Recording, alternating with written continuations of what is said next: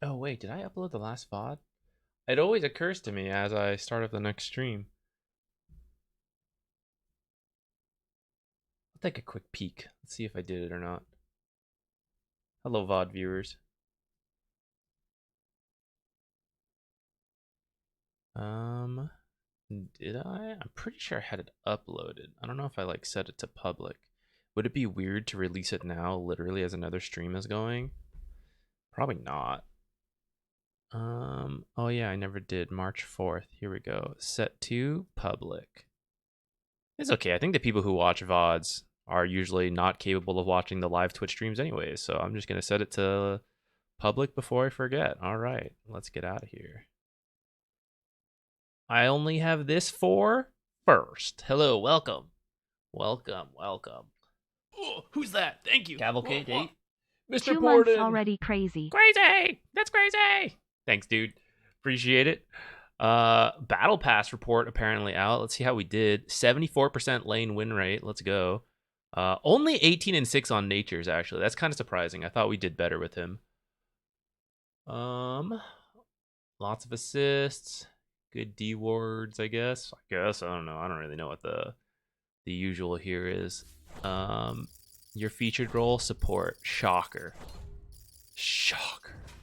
I guess soft support's talking about. 10 and 5 on Nature's soft support. 5 and 3 on Terrorblade. Let's go. Oh, we do a lot of building damage on the 4s we play. Overall performance, negative. Oh no. Ever since we left EU, just stagnated again. Highlights, much higher Radiant win rate. I wonder why that is. I mean, I know Radiant historically has a better win rate, but sometimes it flips to Dire for a little bit, but apparently not for me. I wonder if it has to do with the heroes we play at all.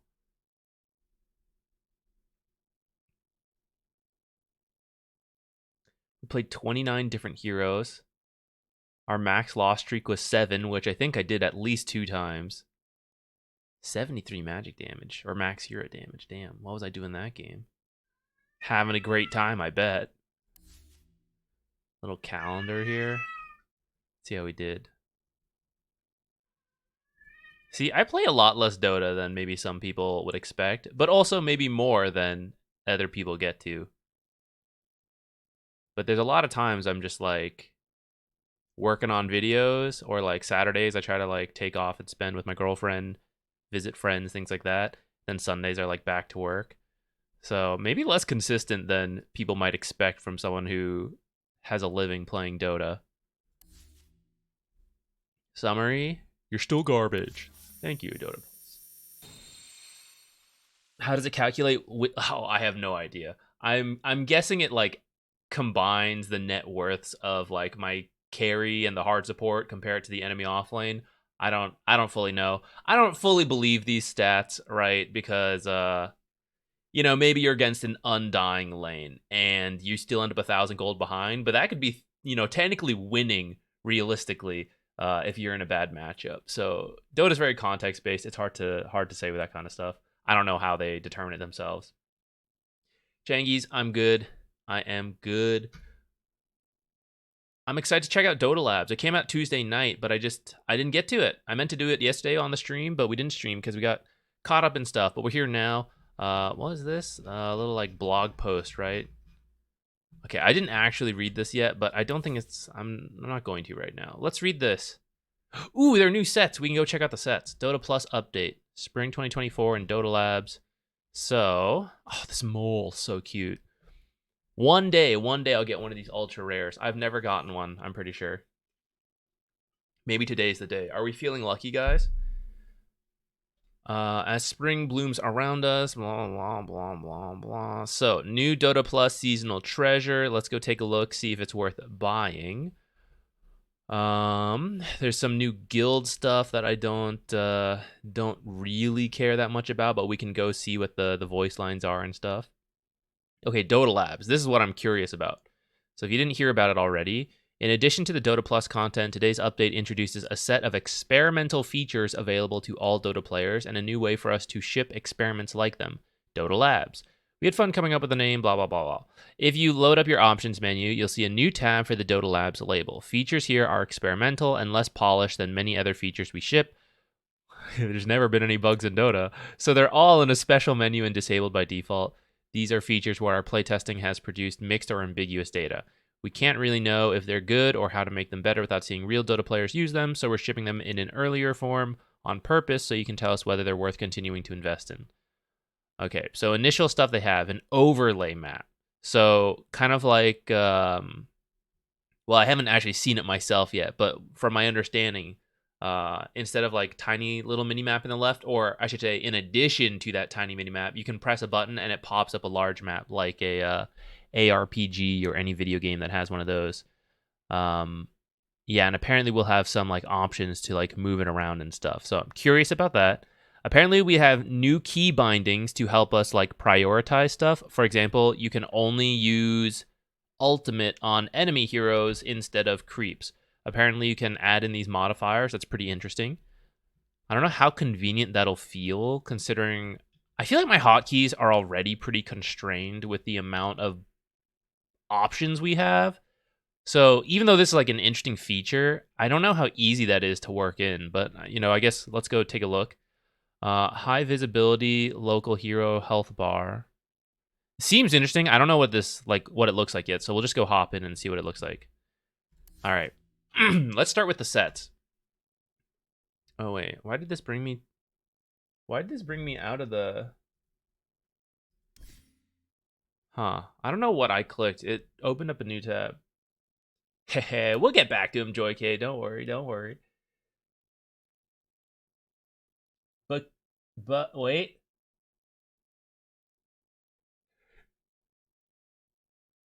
I'm piecing together this username. Hello. Bakik kid. Bakik? I'm sorry for butchering your username. I'm not sure how these consonants go together, but hello. Welcome. Rune Sage, what's up? Let's see what these sets are. 12,000. How many are there? 1, 2, 3, 4, 5, 6, 7, 8. We have enough money to like get all of them if we really want. All right, Disruptor. Skeleton mount. That's pretty cool. Got a nice little headdress there. Fun weapon. I can't remember what our current Disruptor set looks like, so let's see if we like really want it or not. Does it change any effects? Doesn't look like it. You got a cool loading screen? Pretty cool. Okay, Dark Willow. Okay, like an armor set. A little bit of a like emo armor set. I kind of like this lantern, but I think I have a fancy lantern item, so I don't know if I would replace it. But pretty okay. Spectre. I feel like she has more of a face in this set than usual. Weapon's pretty interesting. I don't know how practical this kind of weapon would be in reality. Like, is this for cutting or for stabbing? Okay, so like Spectre swings her blade like this, right? So it starts by cutting, okay, like I'm down for that. Cut, cut, cut. And then suddenly it's like stabbing, stabbing, stabbing, stabbing. So like you're supposed to be slicing the enemy, but what if you're like cutting parts, the back end like gets stuck in the enemy? I don't know about the practicality of this. And you try to stab someone, this way, if it's a blade, you can like forcefully cut, not that that's how you use it, but like this time, like 7 points of contact. It's going to be very strange. I don't know about that. I'm not sure if I'm appreciating the realities of this weapon. Chaos Knight, it feels like he has such a flat head here. All right. This horse metal, like, I don't even know what to call it, but like the metal outline of the horse and then the fire inside. That's pretty cool. Doom, he's got a beard. Bearded Doom. What is this weapon? It's like a giant club, but it's on fire, and it's also like supposed to be a sword. I'm not sure. Bearded Doom. Earth Spirit. What do you got? Fun weapon. He's got a little tail. He's like a little. He's a tortoise. Oh, he is literally a black tortoise. He's a turtle. Oh, he's a tortoise. They're different. Underlord. This is like a more bare set, I feel like, compared to many of his other ones. He has a lot of like heavy armors, flashy stuff. He's like naked. He's out and about, just living his life here. He's got a little crab claw. I like that. Little crab claw. He's evolving into crabs. Eventually, every hero will have a crab set. It's evolution at its finest. What is this? Nyx, and I feel like he really has a face here, actually. Usually I don't really see the face of Nyx, but doesn't this look like an actual face there? And he's kind of like a mechanical set. Star Hive Inhibitor. Interesting. All right, this is the coolest part. The little drill boys. What are my odds? So if we buy, how many did I say? 8? If I buy 8, we're at 1 out of 92. How many do I have to buy before realistically? I guess down. I bet by like 20 sets we have a decent odds of getting it by then. Is he that cool? Is he that cool?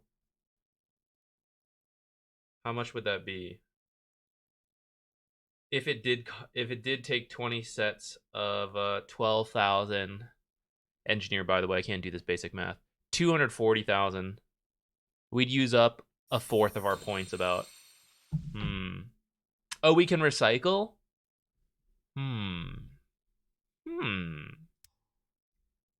Oh, he's got a loading screen. Sir Molstach. Iron drill. That's cute.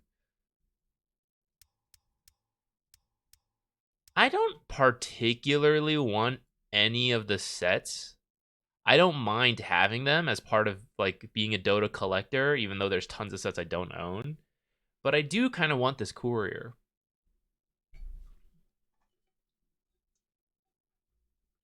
Streamer luck? 1 out of 20,000?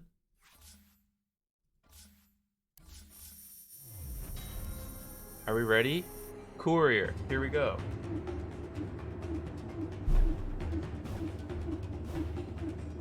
It's still there. This game's a scam! Nyx? Alright, we might actually use the Nyx set too.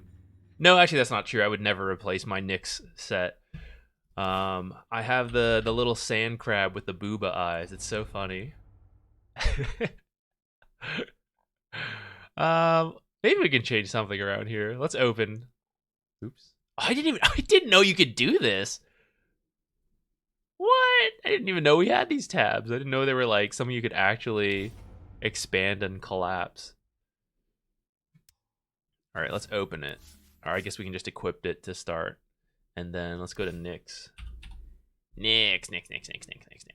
Okay, first of all, the face kind of weirded me out compared to the usual. We gotta keep this set. But this head looks really bizarre with the rest. So, weapons. Yeah,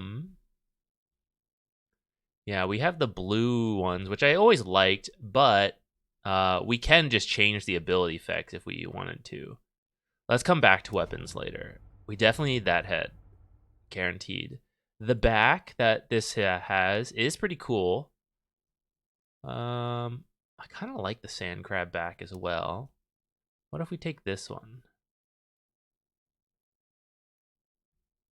It's such a size difference. Look, this Nyx is much sneakier than this Nyx. For an assassin, one of these makes a lot more sense. Miscellaneous. What is this? The boot. Batoot. Maybe I'll leave that one in. So then weapons. What? This one? What if I do this one? Some kind of abomination. Crystal back and arms. Sand crab face. And then mechanical back.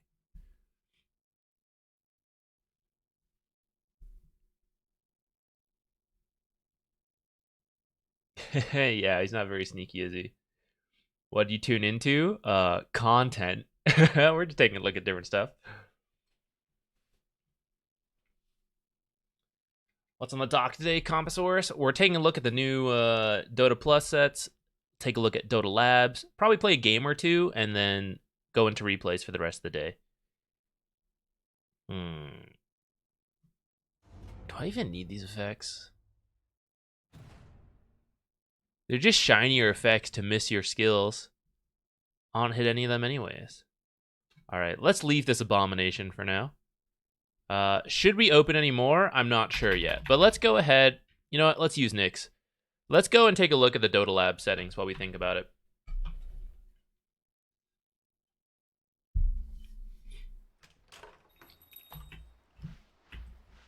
Hey, where's my head?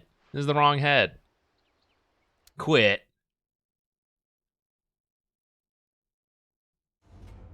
I must not have pressed equipped. There we go.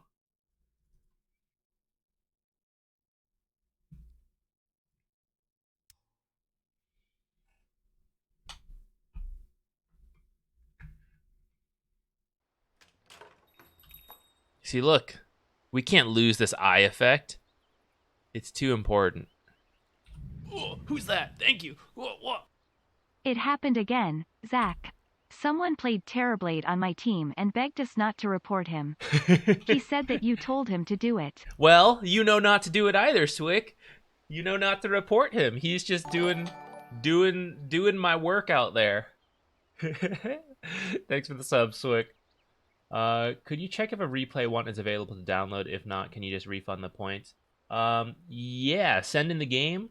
Do you have one actively in NPR? Because I don't have it in there.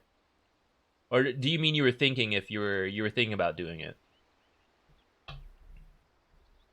Let's open this Dota Lab settings. Where is it? It said somewhere under options, right? Down here?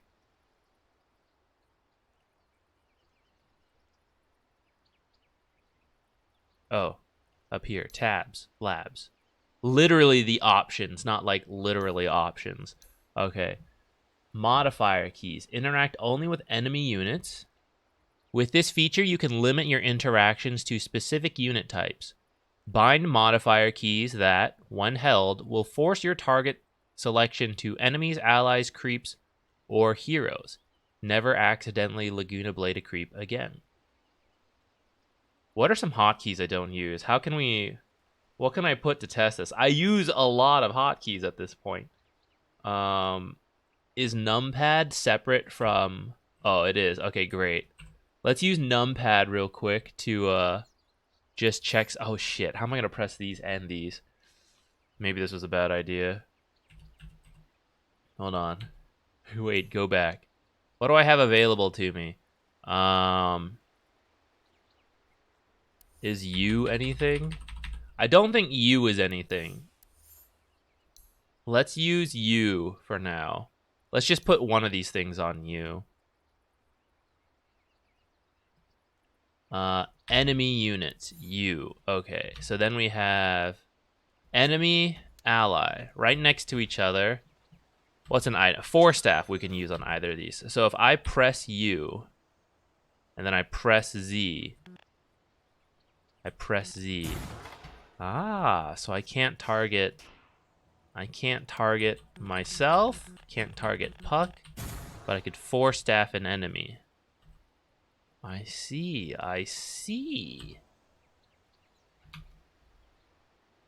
Okay, let me check if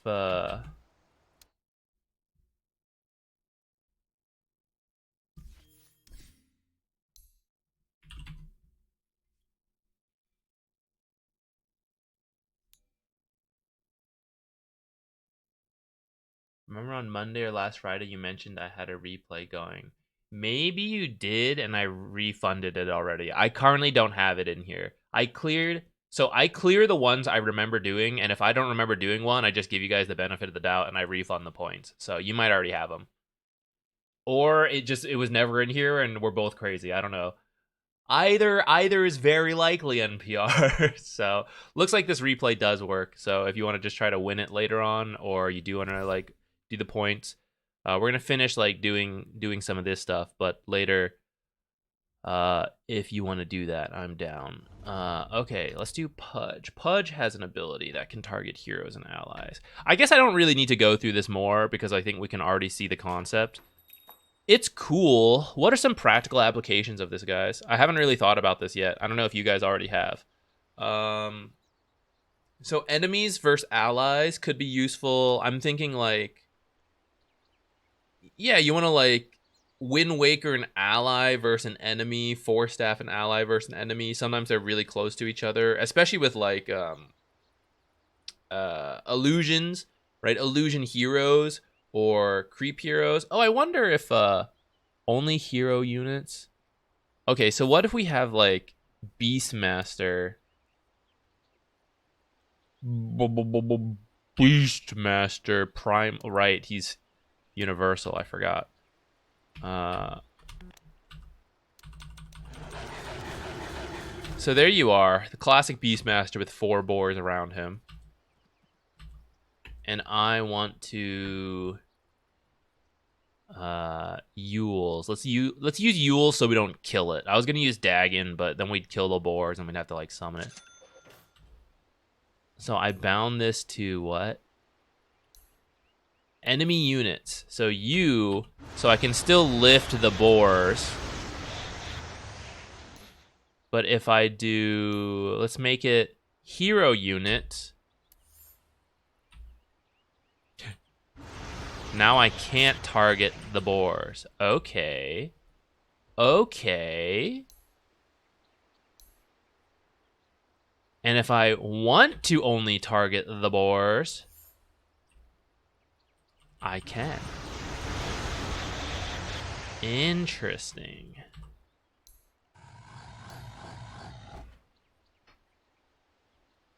What's the most useful application of this?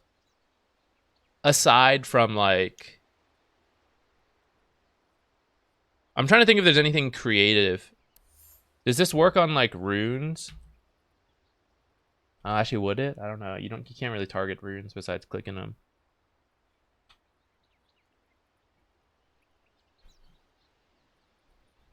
You can actually last hit versus. Oh, okay. There is an idea. You're right, Porky. Yeah, sometimes the heroes are like too big. Look at this guy. Monster.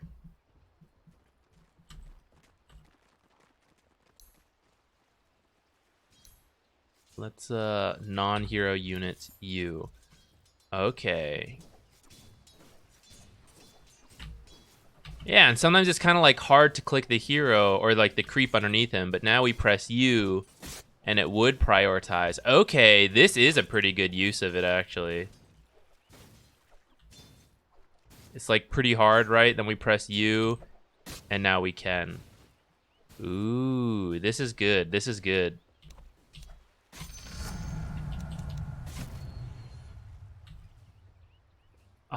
What hotkey would I bind this to? There's no space here. This is kind of a niche application too, but it's not that niche at high level Dota, but at the same time it kind of is. It's for like the first few minutes of laning stage. Mouse keys, I use them all. I don't have a free mouse key open on mine. Some people have more buttons on their mice, so it could work, but I don't. Let's come back to this. Let's keep brainstorming more ideas. Health bars. Enable high visibility local health bar. Sometimes in the chaos of Dota, yes, it can be hard to keep track of your hero. This option significantly changes the styling and readability of only your hero's nameplate. Does this help, or does it introduce even more visual chaos? Ah, I see. I got like a little white bar. I feel like a white bar is not that different. I mean, it is, but it isn't. I feel like it'd be even more noticeable. Let me change the color. Give me the option. In fact, just give me the option to change my health and mana to colors I want.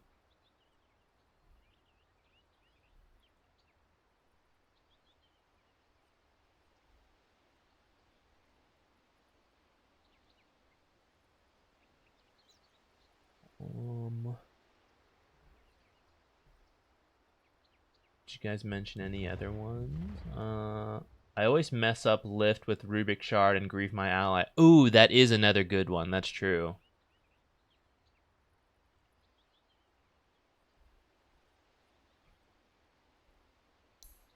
I'm going to leave this setting on. I actually don't know if it's that helpful yet, but Let's take a look at this one. Let's make it U as well for now. I'll have to think through what hotkeys are actually available. Okay, wait. Let's go into an actual map. Let's load in the like a custom game. Out of date. What the?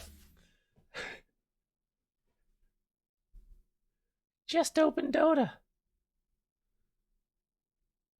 Sounds like it's time to get a Logitech G600. I have the Logitech G502 Silver Edition Hero.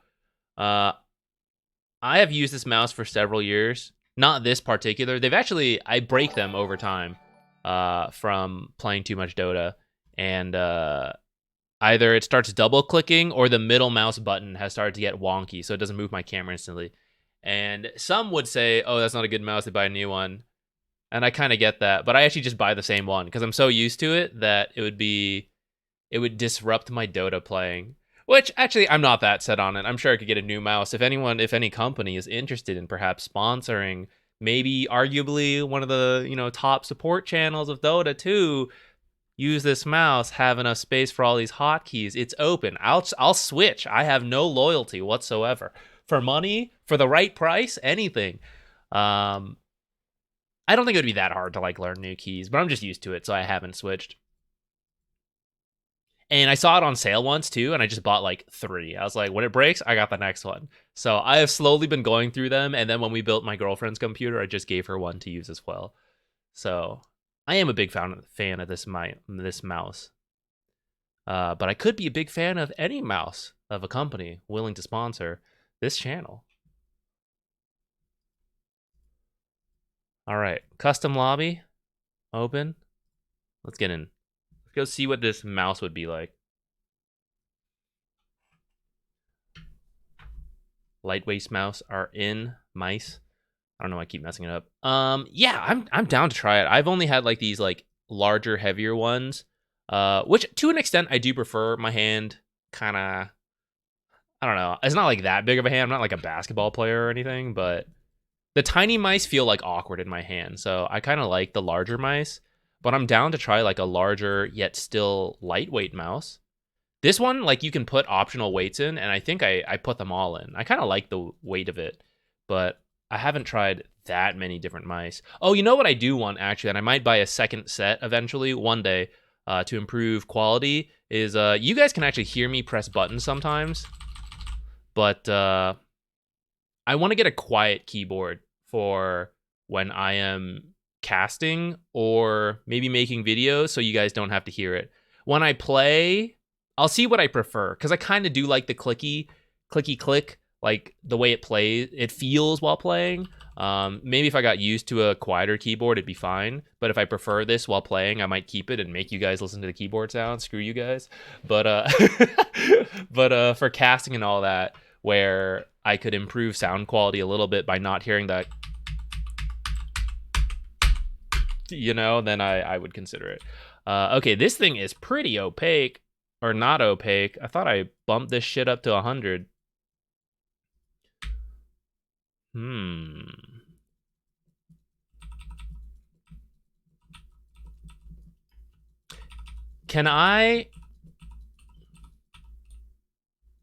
What can I bind this to? I kind of like this. Can I click on it? No, I still have to click over here, actually. But this just lets me see the map. I never really... Damn, look at these high-definition stairs up here, guys. Look at this shit. You can't see any of that on this map down here.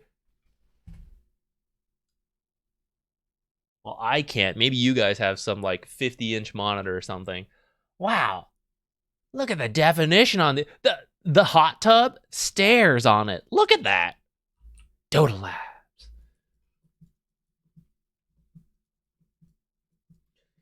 Went from MMO mice to lightweight. It's been a big changer for FPS games. I could see it being helpful for FPS games. I think if you play MMOs, and I'm undecided on a game like Dota, which is requiring so many hotkeys lately. Like maybe you do need enough buttons, but FPS you don't really need that many. So the lightweight simple mouse, like you only. In fact, if I did play more FPSs, I wouldn't want to press too many buttons on a mouse. I would just prefer like right hand is only aim. Do not think about having to press any other button. The left hand will do all of that.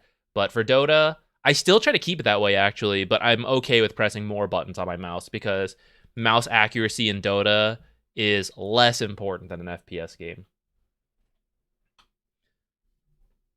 Maybe that's not true. I don't know. That's my impression of it. What do you guys think? Imagine a setting to resize or get to choose if you can click on it or not. Yeah, that'd be pretty cool. I would kind of... So, like, imagine I'm an Invoker player. Then I can just constantly do this to, like... It'd be faster, I suppose. Like... Well, I guess if you're used to it, it's not a big deal to, like, mouse down here, click, mouse back here. But, like, that's the whole difference, right? Moving my mouse like this. So if I could just, like... Here I am, super high-level Invoker player in the mid lane, you know, spamming my buttons and then, like... Yeah, I'm pressing the wrong one. Invoker player, LMAO. You know, you, like, press this, and then you can, like, instantly click here and then instantly Sunstrike here. That would save some mouse movements. I could see that being kind of useful. I think I kind of would like being able to click around here. I'd love being able to see health bars, but I guess that's too broken. Oh, wait! Wait, whoa, guys, look at this. It shows the health bars of the towers. That's not on the normal minimap. Wait, that's kind of cool. I mean, I don't know how practically useful that is, but...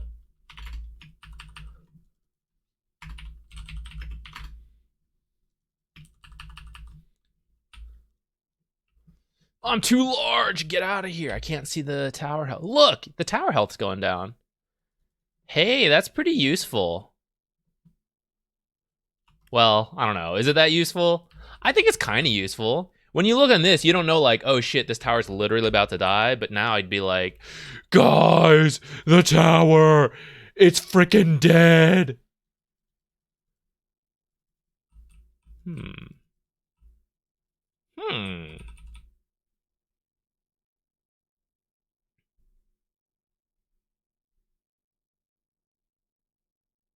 I want to remove this. If I don't need the faint logo of Roche up here. It's just confusing to me. Like, at a quick glance, I just want to see, like, it's dark red. Like, there's a red icon here. It's there. I get for new players, it's like, oh, he could be on either side, so these are the two locations, but, like, you don't need it. Like, when a tower dies, you don't put, like, a faint tower there and be like, this is where the tower used to be. Roshan's not here. Just remove this. We only need the icon here. I speak as an extremely experienced Dota player, so maybe that's unfair to new players. I don't know. That's my own personal gripe about it. I, like, take a quick glance and I'm like, where is it? And I know I should know based on timing and all that, but I don't know.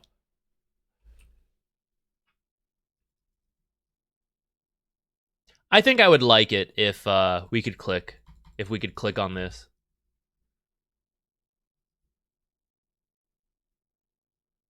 What if it's less opaque?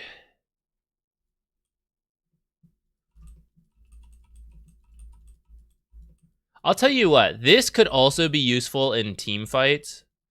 Because sometimes, like, an active fight is going on somewhere. Let's say we're, like, fighting around here. And it's important to know if the guy, like, mid or carry, enemy carry, was originally down here. You can sometimes see them, like, turn to teleport. And it's kind of important to know where carries are moving in these fights.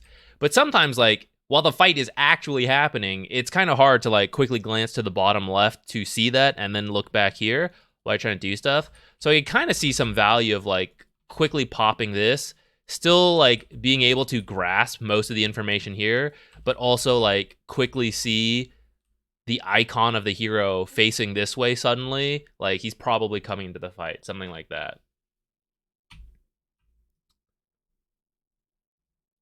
Was this 38%? I mean, I can... How opaque would I want this? I'm kind of into this setting. I'll try it. I'll try it for the games we're about to play. I don't know if I'll like it long term or not, but... Okay, what do I have available to me? Oh, God. Can I, like, add it to space? This would drive you guys crazy, actually. You guys would stop watching the channel. Space is my alt modifier. Can I still Can it be my alt modifier while oh, it's not even doing it actually. It doesn't like it. It didn't let me override the space alt modifier. I'd kind of like it just to do both. Um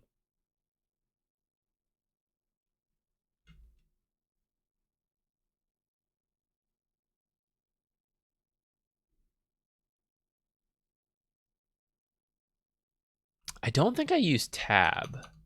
Oh, just kidding. Tab's my teleport, right. Okay, definitely don't want to put it on tab then. Caps lock? I could accidentally caps lock chat my team.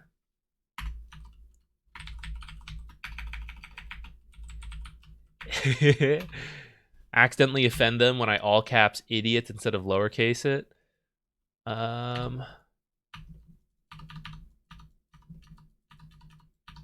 That might be kind of okay. What else? What else do I have available to me? I don't really use. Well, lately we've been playing more micro heroes, so I might actually start using some of these hotkeys again. I haven't needed to use them because I just like I only played support, but lately we've been playing more corals as well as learning like Chen and Enchantress.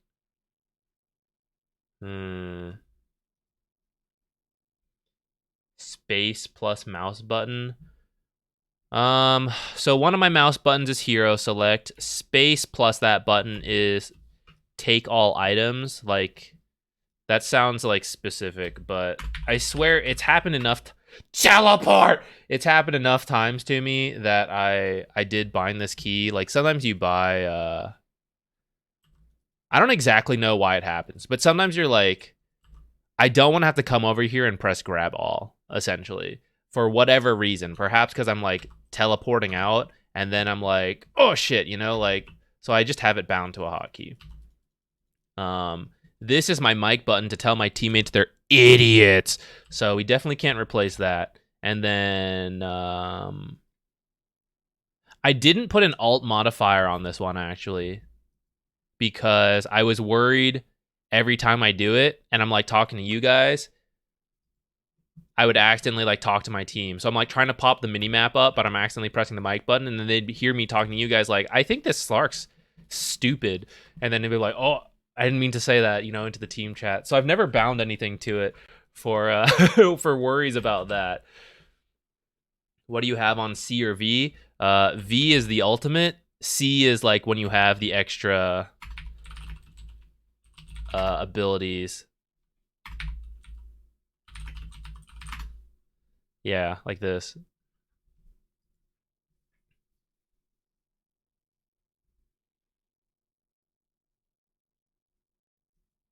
What if the voice is space plus mouse? Well, the issue is I'm worried about having a hotkey on it because. So let's say it's just. Right now it's just mouse 4, whatever you want to call it, right? So I'm talking to my team. But then I need to, like, check the minimap, like, stuff like this. So I press space, or I need to, like, self-cast something. I'm worried it'll cut out the mic. And as I'm telling him, it's like, guys, all we need to do to win is this one basic thing. And then I cut myself off by like alt 4 staffing. That's kind of like my fear about having it. What if I did, can I like alt middle mouse? No, that's probably a bad idea. Actually, I take it back. Ooh, what if, well, I kind of have it bound to stuff. Oh, it doesn't even work. I was gonna like every time we want to see it, we just like spam the mouse wheel a little bit, but it doesn't seem to be okay, put that back. Doesn't seem to like that idea. Let's see, what are these? Quick buy, quick things. What's this one? Get back, open shop.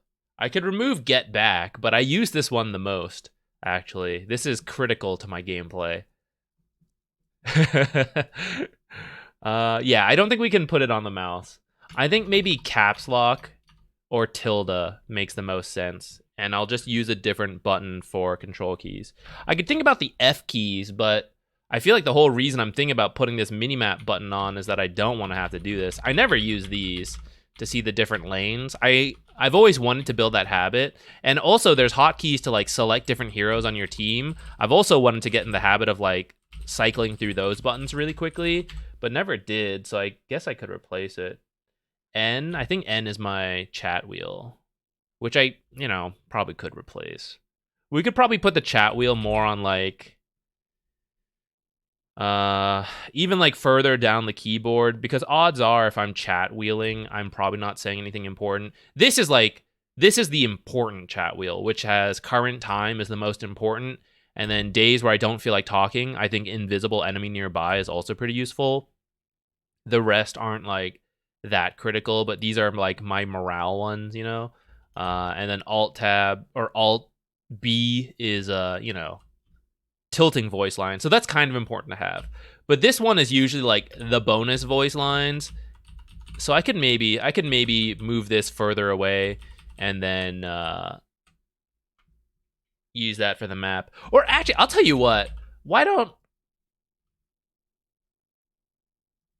map for M, just like any other game if we're adding it in. I don't think I use M for anything. I don't use the move command.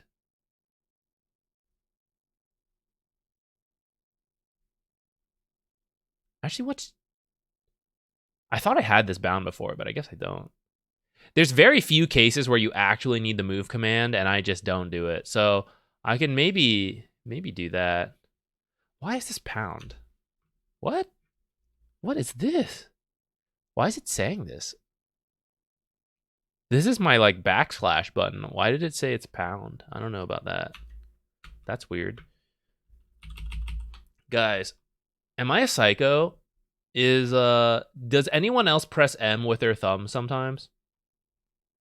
I find when I've been playing single player games, like I started to do this and I didn't realize I did it until I was thinking about it. Does anyone else press M with their thumb, or do you guys use your index finger?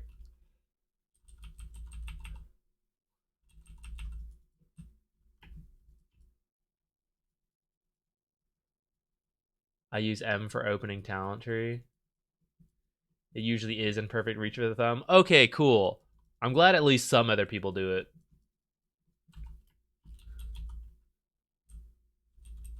I might be up for this, actually. M.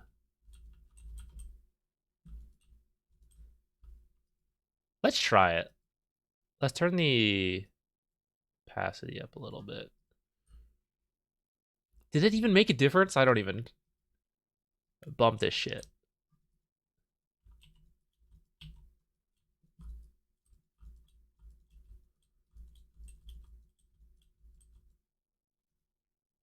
Maybe a little lower.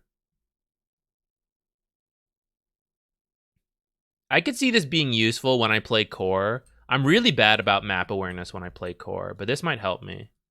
I wonder if I should make the hero icons a little smaller, though, if I'm going to do this, because I feel like it's going to overlap a lot. Let's, yeah,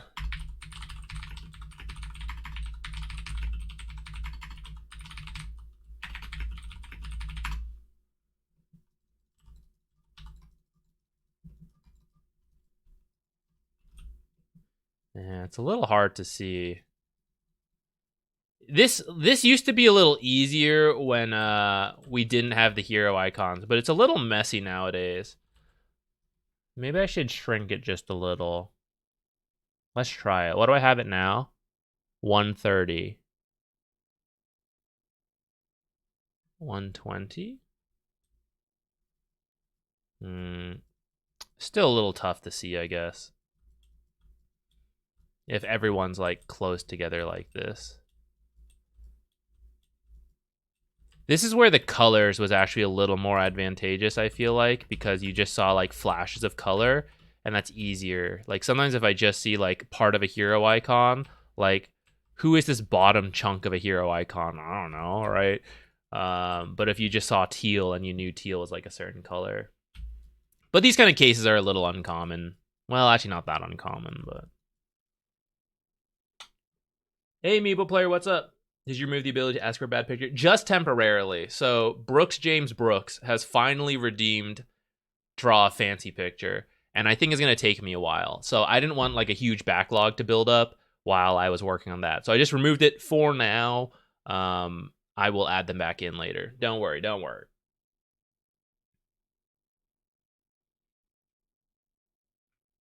Why would you press M with index finger? What is this, brew door? I don't know. I just never, I didn't know how common it was or not.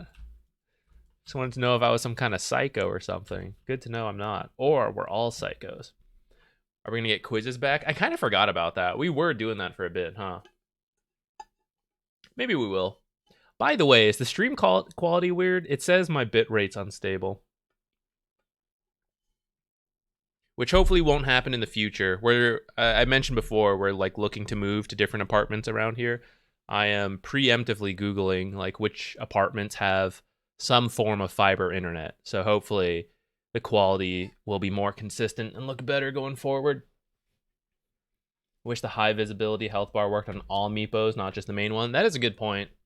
I guess it does matter. Or maybe you need a setting like one for the main Meepo and then another high vis, but not to be confused with main Meepo. I don't know. I don't play Meepo, so I don't know if that's important or not. But I kind of like the high vis. I wish there were a couple more options for it. Like I feel it's like it is not high visibility enough. I'd kind of enjoy if it was like a little bit more. What can we bind this to? I think interacts only with non-hero units is actually kind of useful for the last hitting. But where does that go? Because we have to hold it while issuing attack commands. So I need to be able to press A and potentially S, like pump fake stop stuff.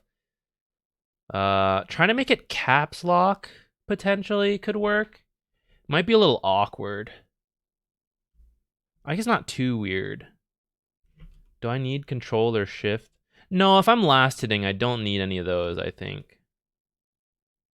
So maybe I could like pinky press caps lock.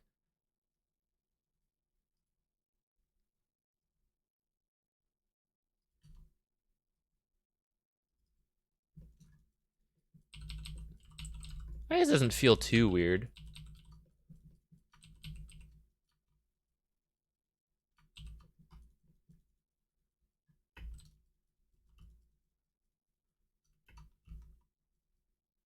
Hold on. I have too much. Does the reset command work in... No. It's not practical last hitting. I'm gonna set it to caps lock for now. We can try this. Feels okay, I guess, to do. I'm gonna have to like shift my hand up a little.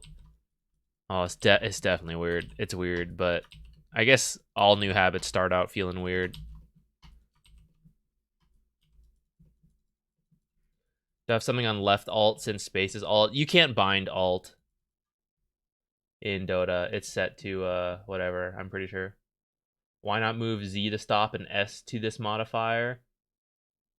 I mean, I could, but at that point, we're rebinding like hotkeys I'm pretty familiar with for something that is like fairly uncommon. Like the amount of times I have to use this item slot is probably higher than the amount of times I need to prioritize enemy units because someone with a large model is standing on top of them. That's like a pretty high level thing to do. And not a lot of people do it.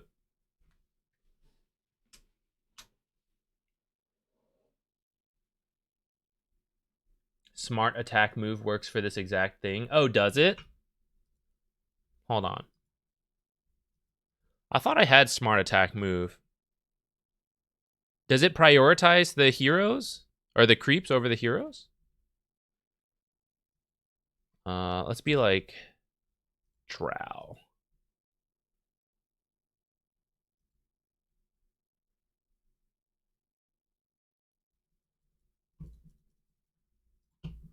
Yeah, we were using Primal Beast as our Chonk hero example.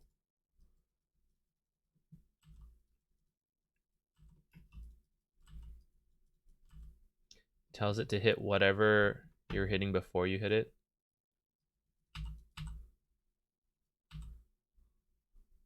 So I would have trouble hitting this, but now with our new command, we can do it. Dota Labs, thanks. But now let's try to see this. So do I have smart attack?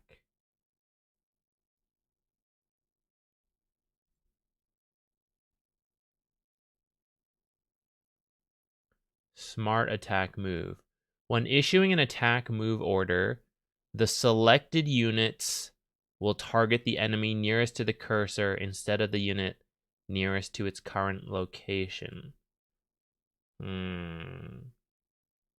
Well, that's the reason I didn't like this setting, actually, though. It's because I'm used to having the attack command hit whatever is closest to me, so I actually prefer that. Although a smart attack move does make sense for, like... Well, let's turn it on just to, like, see it in action here. So now when I, like, A-click over here, it's prioritizing the range creep. As long as I can tell, like, what side... Like, if I press here...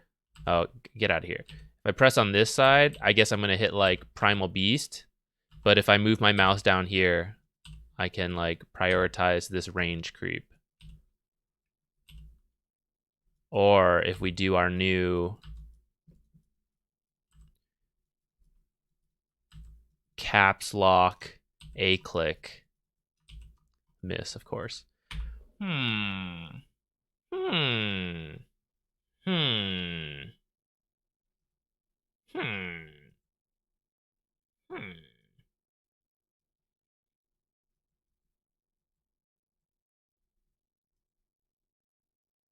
I like this? I might like this more if I was a core player. I feel like I don't run into this situation enough as a support player. And I like the way it currently is, which that attacks whatever's closest to me. Which I suppose if I turned it on, I could just get used to this, where I just have to make sure my mouse is closest to whatever's nearest to me. The reason I don't like it, for the record, so that you understand, like, my logic, is, like, when you play Summons Heroes, and I am, like, Nature's Prophet, and I summon a bunch of treants, I want to be able to A-click down the lane, and I want them to attack anything they run into, but if Smart Attack Move is on, and there is something near my mouse, then they will run past creeps to go hit whatever is near my mouse, which is why I don't usually use this setting, as far as I know.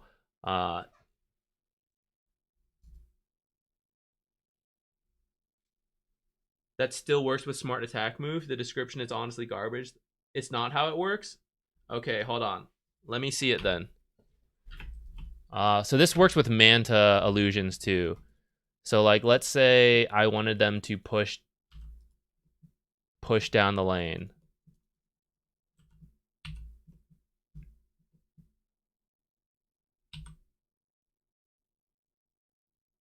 Oh. Well, that doesn't make sense with Smart Attack Move, honestly, though. You're right, it doesn't make sense with the description. I swear I tested this before, but I guess maybe I was too close. So if I'm too close to a unit, it would do what I said, I guess, where they don't hit the things. But as long as I'm, like, far enough away from a unit, they would still move down the lane. You aren't able to see it properly because you have quick attack on?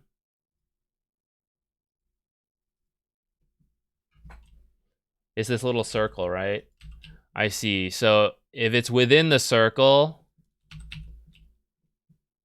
Oops.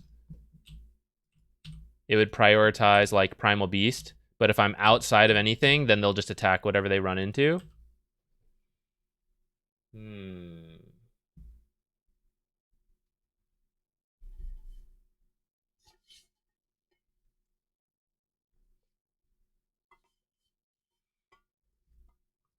CS with the circle? Sure. I think I like quick attack, though.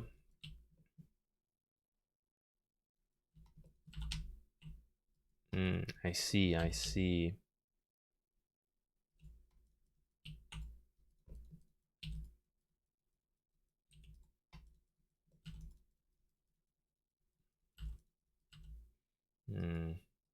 Hold on. What the hell is heart built out of?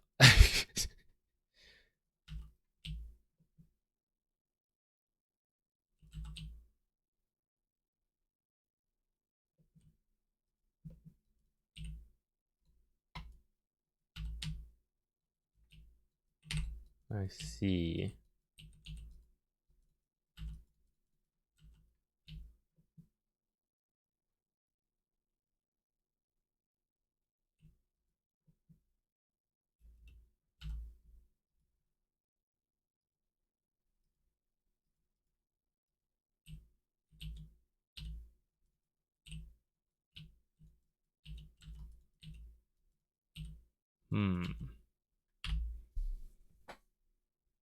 I actually think like I feel like it should still function that way. In the same way hotkeys actually have like activate on down versus up.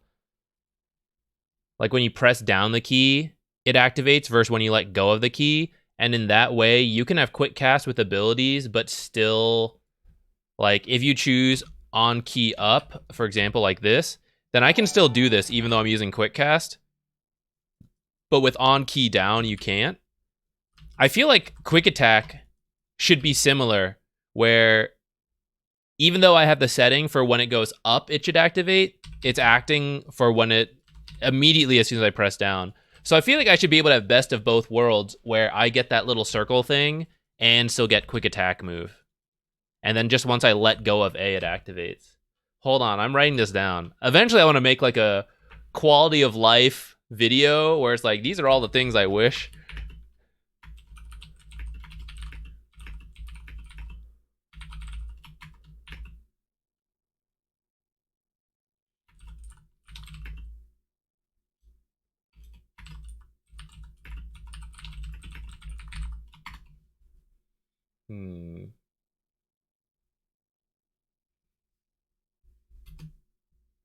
Okay. Can you say that again? Which part? The quick key up versus down?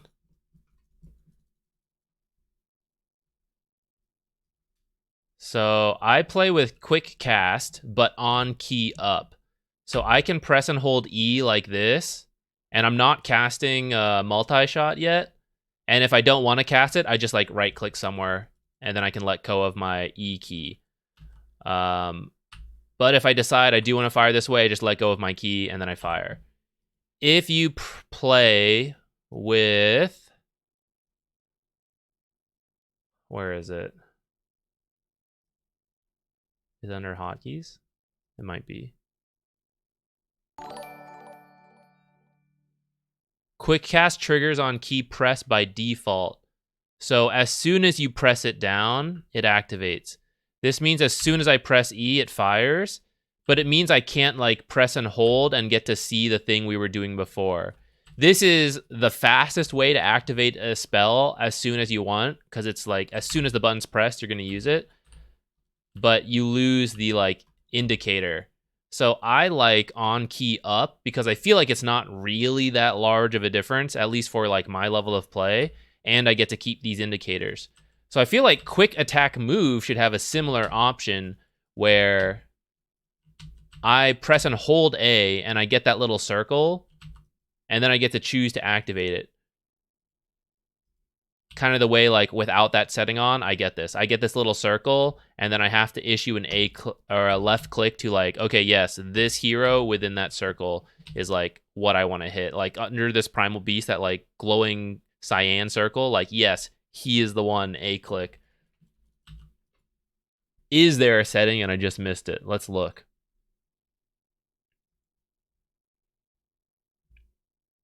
Wait, first, where'd that setting go again? I'm going to turn this on so I don't forget my own settings. Can you double tap to use items on yourself if you have quick cast? If you do, well, yes, and then you can also do smart cast. Where are these settings?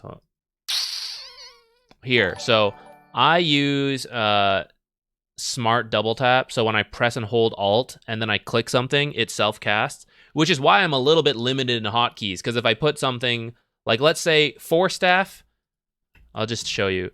So Force Staff is on D. I always put it on D pretty much. So I can press D to activate it on people, or I can press and hold Alt and then self-cast like this. I can't double tap because I have this thing on. If I turn this off... Wait, how come it's not working? Wait, let me think this through. This is the problem with the hotkeys. I kind of forget all of the different rules. Is it that... maybe it's because I need to be on regular cast.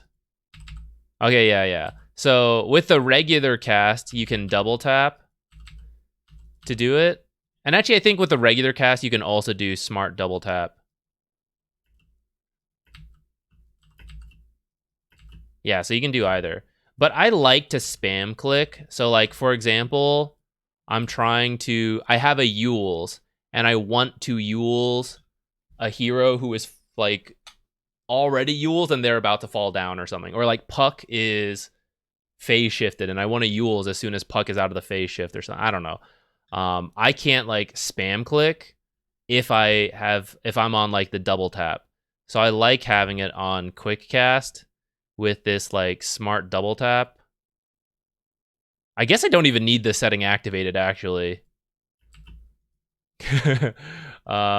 I'll leave it on just for old times, I guess. But this way I can like have the Yules going. Or like I can have Yules and I can like spam click to Yule someone and I'm not like self-Yulesing in the meantime.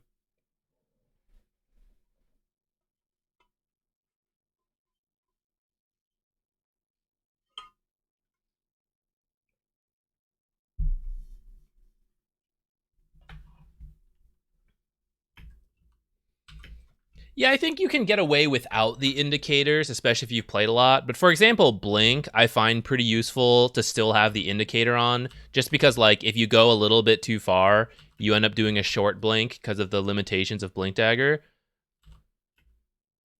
I feel like that really should be in the main tooltip and not in the alt tooltip, but whatever. So like when you do this, like then you know like when you're going to get like the max range blink. Which, of course, if you play enough, you can just learn by feel, but I like having the insurance, I guess. See, I still screwed up. The indicator is still messed up, right? But you get the idea. I still enjoy having it, especially as you like play different heroes and try new heroes. I find it useful to have the indicator. Like when we started playing Terrorblade. Wait, can I see it as a bot? Oh, I can. Okay. Like, I didn't know his freaking reflection range, you know? I don't play Terrorblade. So I find it useful to have the indicator just so I know, like, oh, yes, this is how far, like, I can cast it. So if I want to, like, go up here, like, this is how far my hero is going to have to walk up before they can cast it. So I find that useful, but, yeah, if you play, like, the same heroes consistently, you don't really need it. I like it though. And I would love to have it on the attack command, because then I might explore more with like this smart attack move. Let us see.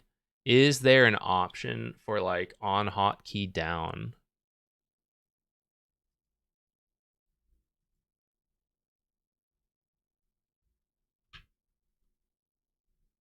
Road to Viridian City is a great song. Make it louder. Great song. Once, I think I've done it twice. I have reset all my hotkeys.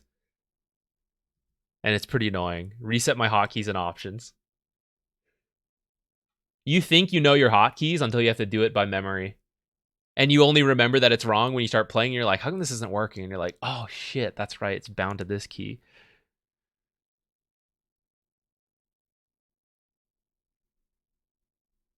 Differentiate ally health bars. Did that do anything?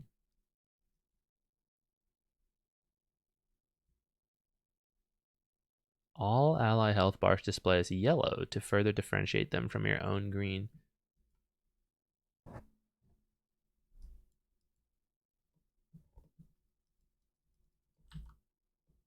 Is this yellow to you guys? Am I actually colorblind?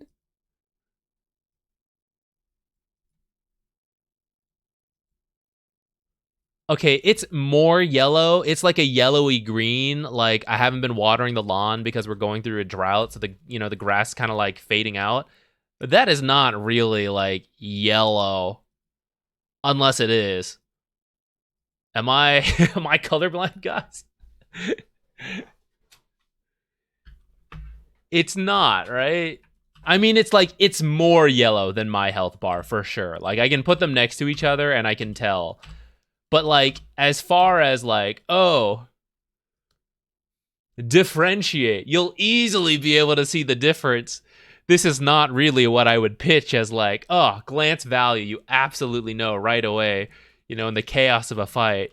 This is my green health bar versus the allies slightly yellowy green health bar. Actually, it changes when I like select them, but it could be more yellow, guys. It could be more yellow. I'm writing that down. This is not yellow enough.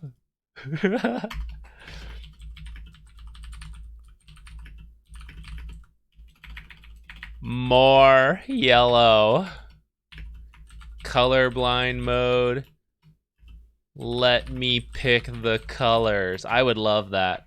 I like the red and blue on the minimap, but I would be fine with having green health bars for myself. I literally only play with colorblind mode on, one, out of consideration of the colorblind now that we're a content channel, whatever. But two, screw the colorblind. I like the blue versus red on the map more than the green versus whatever. I'm gonna leave colorblind mode off though. It's been a while since I played with it, so I want to play some games without it on to see how it like affects me. I think barriers are the main thing that I think are actually different. Yeah, see, we never see red barriers on colorblind mode. It's a white barrier, which is not like that big of a deal, but I remember being confused when the patch note was like, "Oh yeah, it'll be this color for like physical." And I was like, "I never see a red barrier. It's always a white barrier." It's because we have colorblind mode on and I forgot. I forgot about that.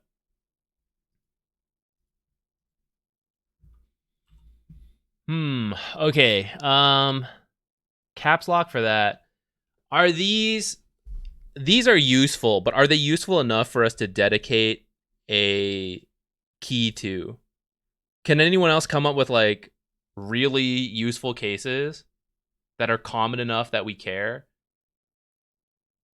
I mean, certainly there are times I want to prioritize an ally hero versus an enemy hero, but I don't know if it's enough that I would bind another hotkey for when I feel already limited by my hotkeys, unless there really is a great use.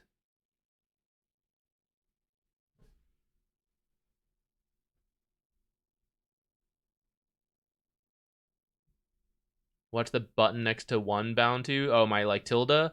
I use it for control groups, which lately I haven't really needed because I used to play more core heroes, and so I would use more of these control groups. But nowadays, not so much. But lately, we've been getting into it again. So I could rebind it, but I maybe also don't need to. The other issue is that I press tilde with my ring finger, and it's also the reason, like, for this Dota Labs stuff to work, I would have to press and hold whatever button we bind, and then press whatever ability or item I want to use.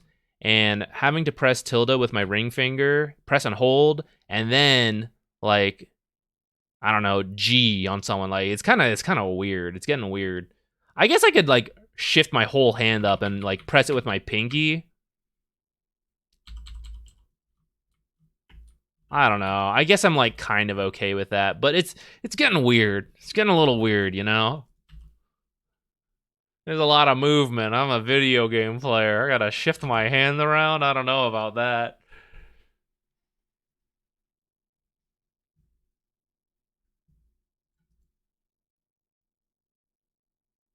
I don't know. I can't think of too many amazing uses for it, so I'm gonna leave it as is.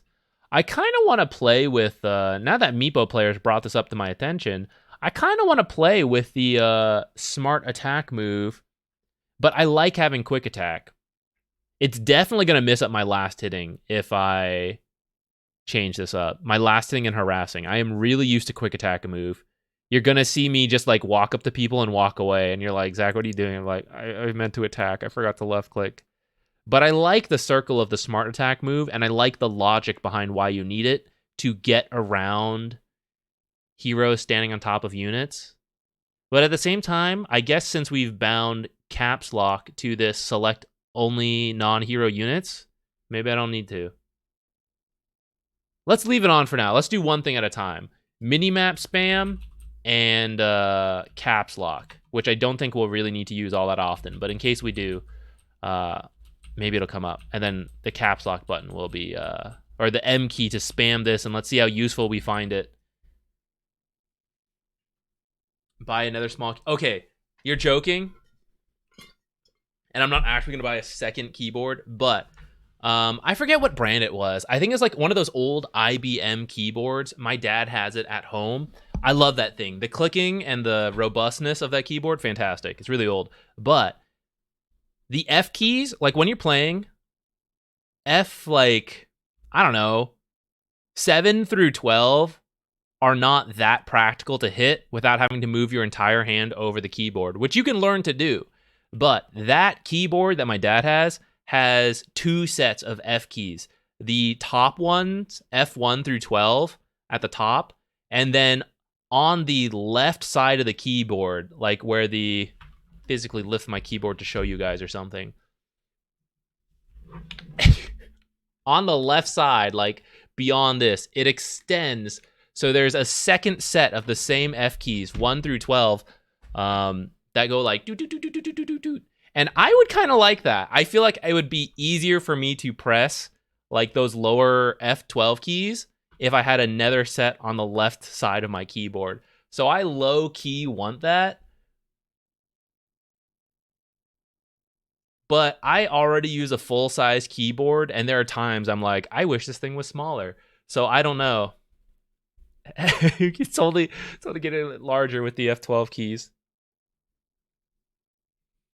Okay, I think we're... let's go play a Dota game.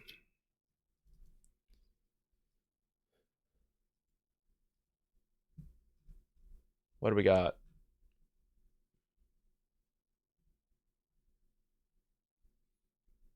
Encourage me to use smokes. I don't think I ever remember to when I take it. I mean, it should just be part of good play, but sometimes you gotta like get into it before you're like actively using smokes a lot. Or like I constantly forget. Like it's one of the things in my own play that drop a lot when I'm not in ultra tryhard mode. Organizing my team to smoke consistently is one of the first things that drops. That and like Roche timers, power runes, stuff like that. I know myself. I know what I'm bad at. We don't pick stun heroes. We're a garbage support player. We don't pick stuns. Let's, I guess, D-wards. Hey, Airmail, what's up? Is there room in the guild? Let's see. I think no, not yet. Yeah. Usually I come ask you guys here on Twitch, whoever wants to join. But actually, people are pretty active in the Discord, and they're not always able to join in on the stream. So recently, I did kick some people who hadn't played in a while, and then I added people from the Discord. So next time we get into a kicking phase, I'll come back here to Twitch. We did joke, if any of you want to start it, the secondary Z Quicks guild, Z Quacks, Z Quixotics Duck Buddies. If anyone wants to make that secondary guild, feel free. But yeah, I don't really have a good way to like let everyone who wants to be in the guild be in the guild. Besides actively kicking and bringing in people, but I feel kind of bad about that, you know? I know there's people who haven't been in a while. But the thing is like, I kind of get it taking breaks. So currently, I kick anyone who hasn't played in a year, which I know already sounds like a lot. So maybe we could shorten that to like even 6 months. But I don't know. Is the guild such an important deal that someone takes a break for 6 months and they've been kicked? You know, even if they've been like, they can't play, but they like to watch videos. I don't know. It feels weird. To kick people for that, but maybe it is, you know, maybe we're at that point where there's enough people who want to do it that it should just be people who are consistently playing. Okay, I think we're good. Let's play. Can we make a secondary Z Quicks Twitch guild of only the people on the Twitch streams? Ooh, we could fight. We could do the Twitch guild versus the Discord guild. That would be funny. They should make bigger guild limits. I mean, I'm down for it, but I may not have the issue yet, but eventually you would have the issue, right? A content creator or popular figure, they would easily blow whatever the limit is until you set it to like thousands and thousands or unlimited kind of thing. And then it's pretty much impossible to compete. Like, how could a smaller guild of like, well, essentially, if you do not have the same number of people, you essentially can't compete. Which I don't know who takes the guilds that seriously, but at the same time, like making a guild of 50 people and you want to compete for the leaderboard is far more reasonable than like our TZ meme guild, where it's like no one really cares about the guild, but like 50,000 people are in it. Then they are just like number one by default, just on size, and they don't have to do guild games, they don't have to do challenges like specifically. It's just like we're simply the most like one of the most popular players, and people want to be in the meme guild. So I don't know. They don't do much with the guilds though, so like it maybe doesn't really matter. Write that down. Damn, you're right. You're right. Guild space. Guild space. Oh.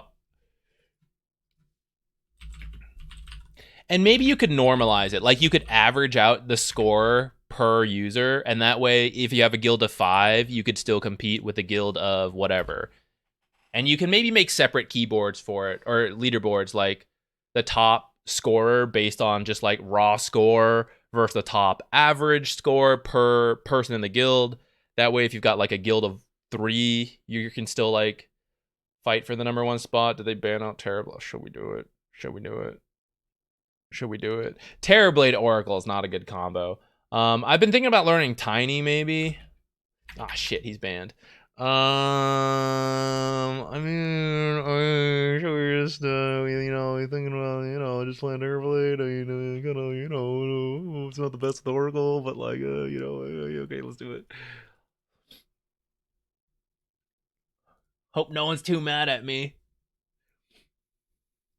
Yeah, I know, we're seeing it more in pro play, so maybe it's becoming slowly more normalized. But currently, I'm seeing a lack of stuns on my team. We got a Zeus mid lane. I hope we get some stuns. Pango. So this is what I'm talking about, guys. So this time, I did not first pick, so I'm more to blame. But Oracle first picked. Oracle has no real crowd control. And then I picked a second non-crowd control support. So that's a bit on me. But then the part that then goes to the core is like, then they also picked like Zeus and then whatever, which I'm not going to flame too hard on because like, we did it too. So, but like it could be an issue we're about to run into, especially looking at this.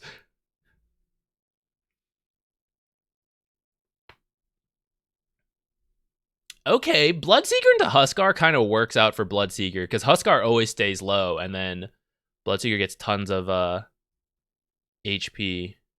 Or not HP, but zoomy speed. You know what I mean. What am I against? Slark and then either Clockwork or Shadow Shaman. Probably the Shadow Shaman. Well, actually, I don't know. What do I want to build? The annoying thing is Slark can dispel our reflection, but it's harder for him to spam out. Like, in a way, we're actually getting damage on him if we force him to use Q. So it's like, it's sort of okay. Compared to other heroes like Abaddon, who you force to dispel, and he's like, okay, like, whatever. I'm gonna do this. And think about what else I want to build.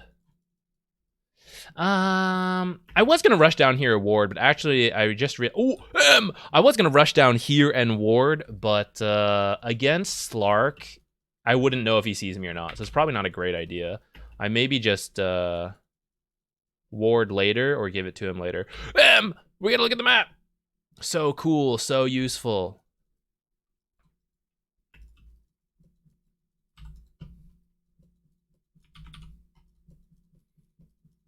That was a crazy spot to stand. Yeah. If Zeus hadn't attacked, we could sneak up on him, but it was probably just an accidental, like, being nearby attacks automatically, so no big deal, whatever. I wasn't paying attention to where he warded.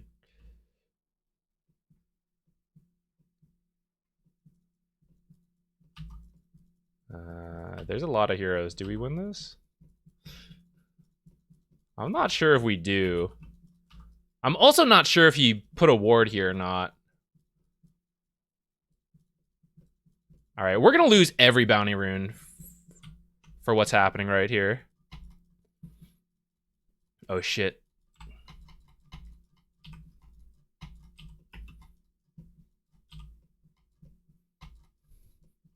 Okay, but apparently we're going to kill every hero. Reflection, amazing spell.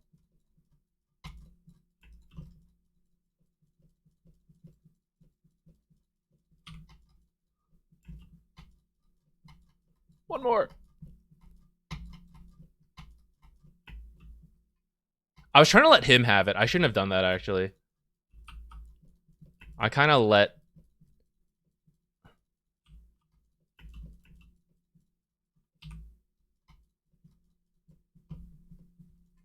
Axe get away. I think I maybe could have killed him if I just ran it.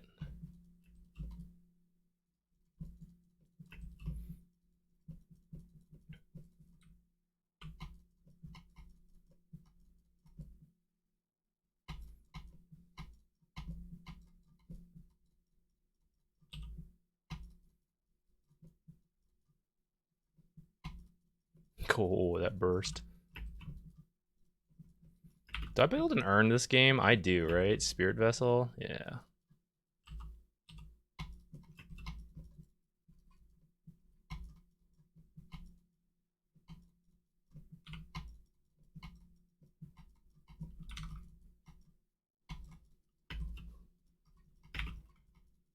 Aw, damn.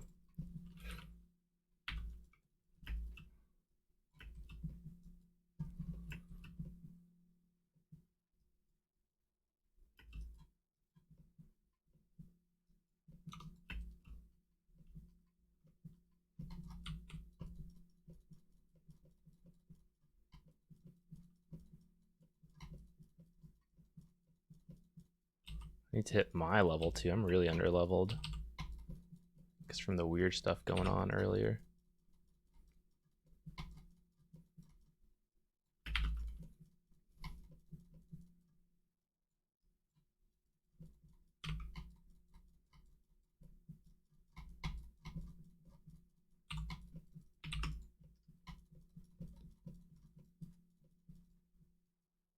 I really can't deal with this green shit, guys. I gotta turn colorblind mode back off. It's too weird. Reflection, and then I can go with meta.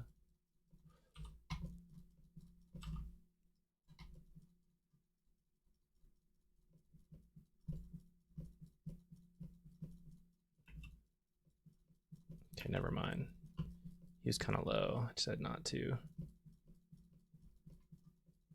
I should have been... I was a little thrown off by the colors, guys. I should have been more prepared.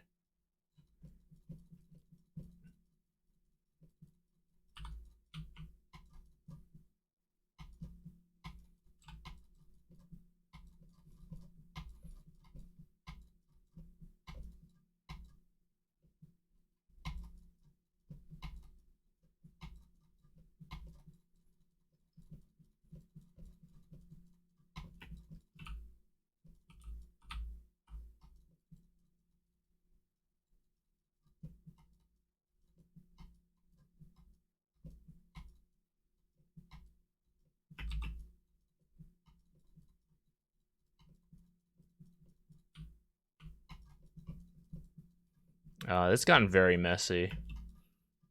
This lane. It's not the ideal way I would have played this.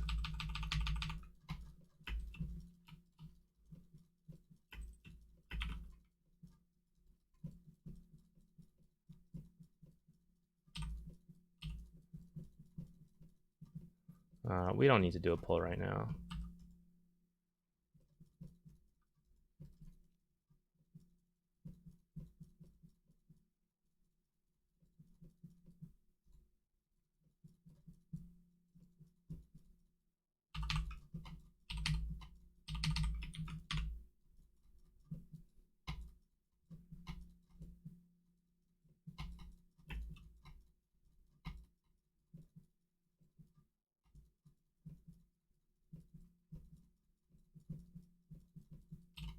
Yeah, I think I messed up. I think it could have been better.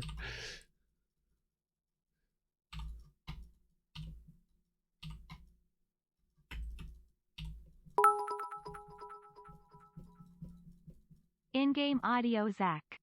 Oh, it's messed up? Thank you. Neutral my ass. Ah, shit.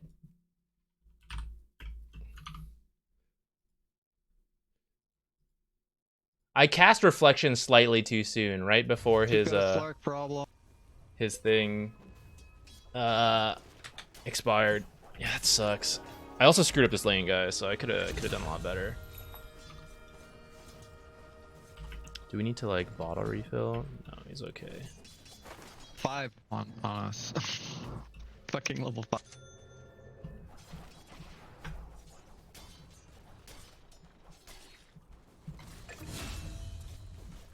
Top's going well.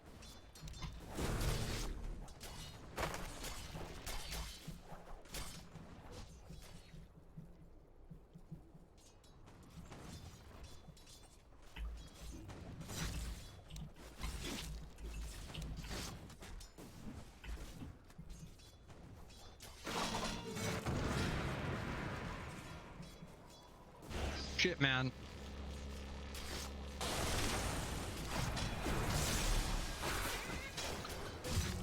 It's all a ploy to get an earn charge. Stop. Alright. Yeah, we're screwing up that bottom lane really heavily. First game of the day problems, maybe, but... I guess we tried too many settings at once. We had the like color change and all that. It was throwing me off. Small things like that add up, I guess. It sounds silly, but it really does throw me off. No excuses now. We'll just have to adjust.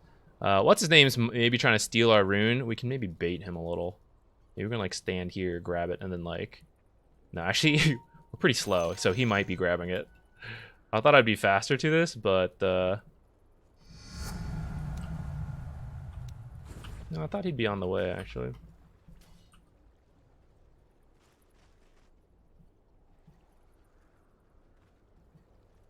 Getting dope quite a bit. Keep your eye on it, Oracle.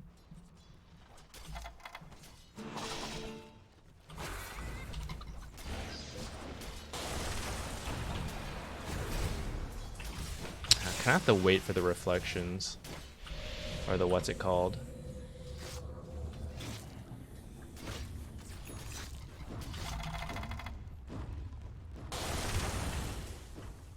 Hey, we have to leave bottom line and go other way. We're just feeding.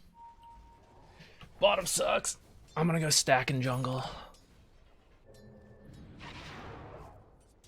Bait him? I don't know if we can kill him.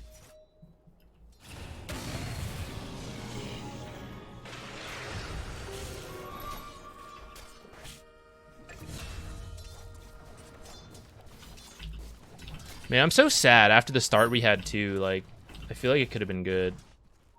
And I feel like I really screwed up the first, not having this camp blocked, then Get him to jump on you. Get him to jump on you. some famous last words, guys.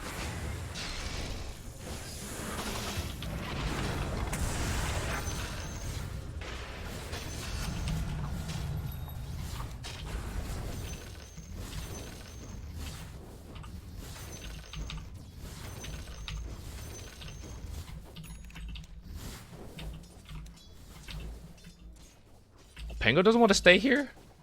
Thought he would want to stay here for the XP.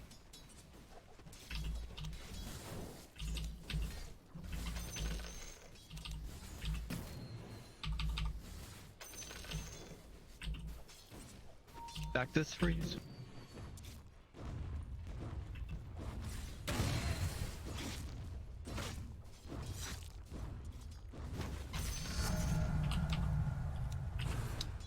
Guys, after all that, I hit 6 at 9 minutes.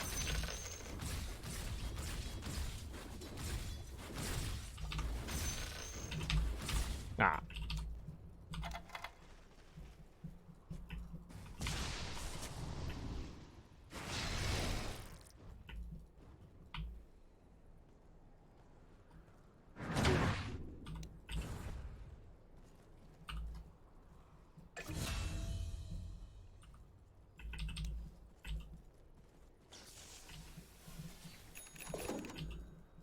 Oh, I should have stacked this. That's my bad. Okay, whatever. 10-minute rune. Let's get this. Shield rune top.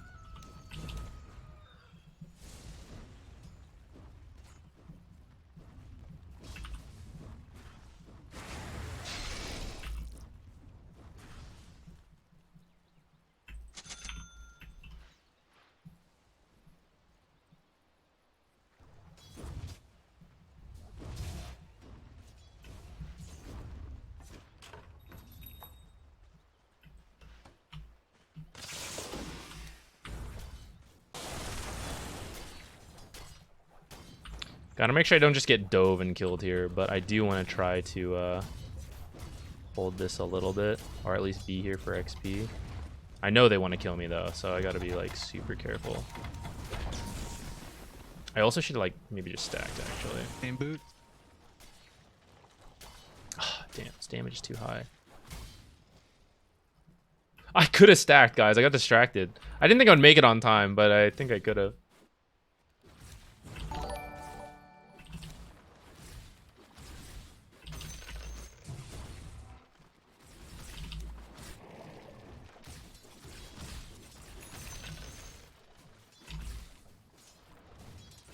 You can farm bottom if you want, I think. I was gonna just farm and shove it out, but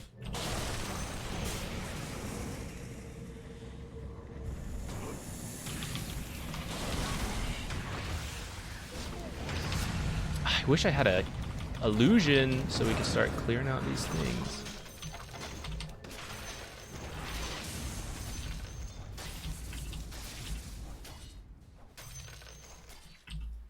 I think like half my net worth is farming the what's it called? Snakes.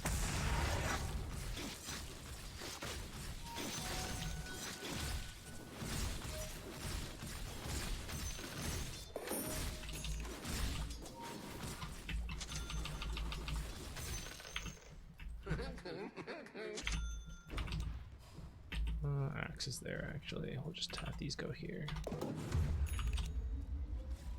Items and boots. A spear vessel on the way.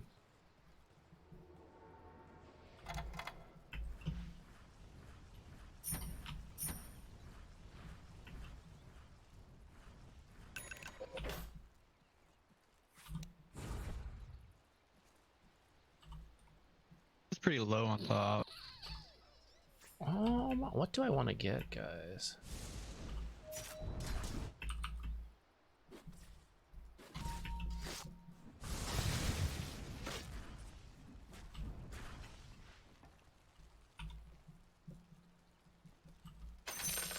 I feel like a cult bracelet might be good.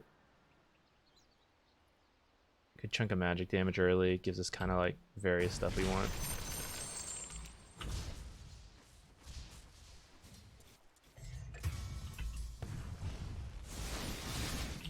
I think Huskar TV'd bottom. Let's push mid.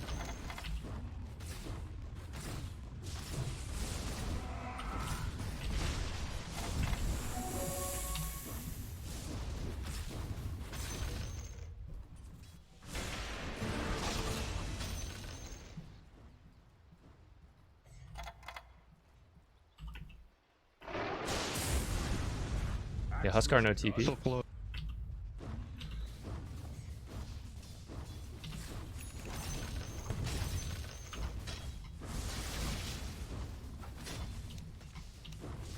Maybe we should have popped the meta for this. In top. It would have been easier to kill the wards if I had meta, and I could have maybe taken tower.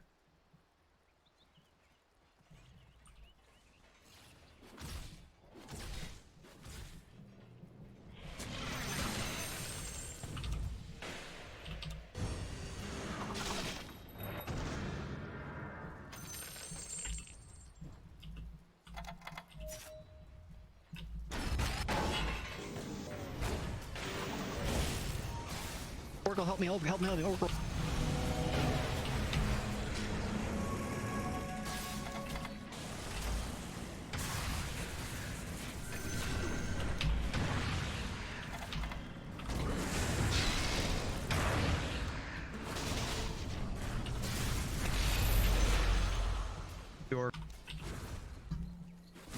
Did we save him? Is he dead? Oh, he lived. Nice.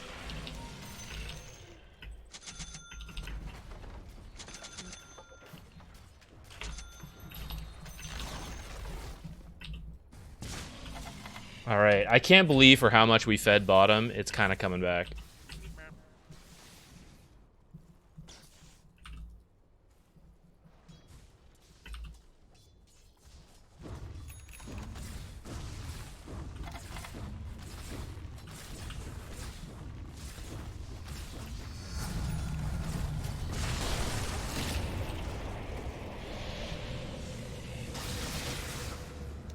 Don't think I can hit him in this. I'm actually not sure, though. Maybe I should have tested it just to try.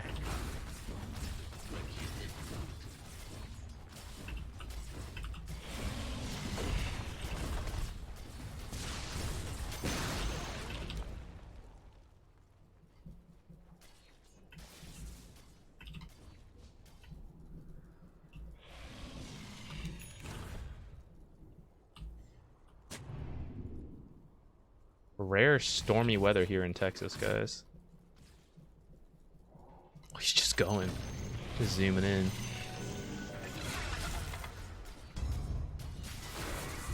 Oh, shit.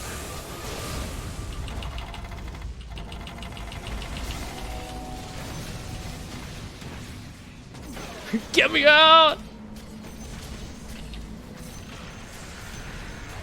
You guys are my heroes, thank you.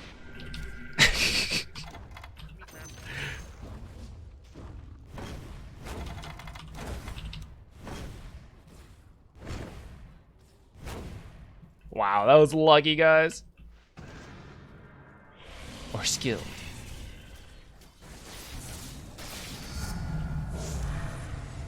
Damn, I was thinking of putting a sentry here, but I thought Zeus had walked by, so I was just debating that. I was like, is it worth going to go check this? Dang.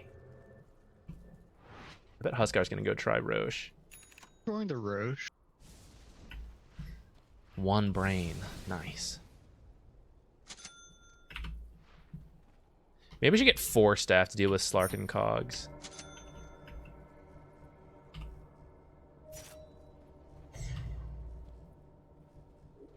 I'm gonna... This is gonna be painful on the mana.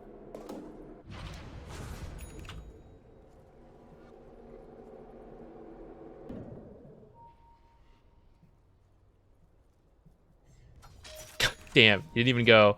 You're just waiting for BKB. Alright. They smoked? They smoked. They don't have everyone, though. I don't know what they're doing. I don't think they can. What are they doing? What's going on?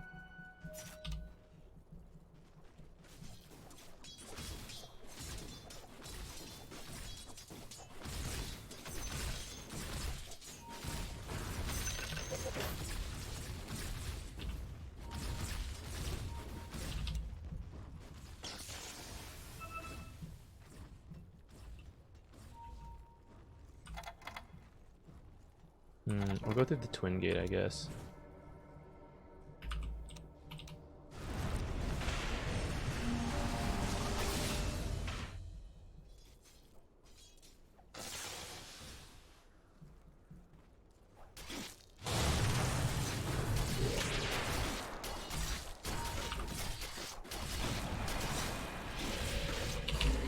Ah, shit, I don't have the mana to get away. Ah, guys, I made a illusion, moved that. I was like, gonna sunder that illusion. Gonna live after pounce. Gonna be able to TP out. I got no mana.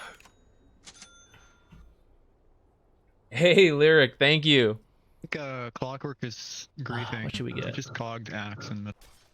Thank you for, yeah, anyone's got Amazon Prime, you got the Prime subs part of it. Thank you. Thank you for choosing to spend it here. I appreciate it. What should we build? I still can't decide if Philosopher's Stone on Terrorblade's worth it or not. I feel like you get so much out of stats and like farming that surely that's like the correct choice over Philosophers, you know? But at the same time, maybe not.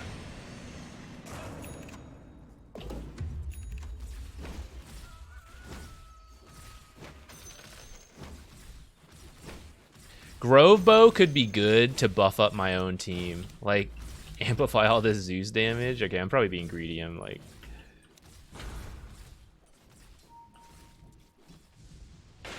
Specialist Array is what? 6 damage? This one is some magic. I'm gonna get... I mean, that guy's like griefing as well, I think. So I'm gonna go for this.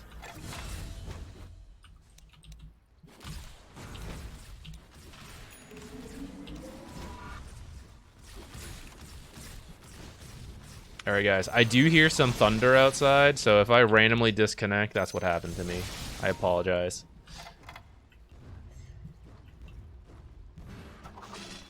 I apologize for the Texas power system.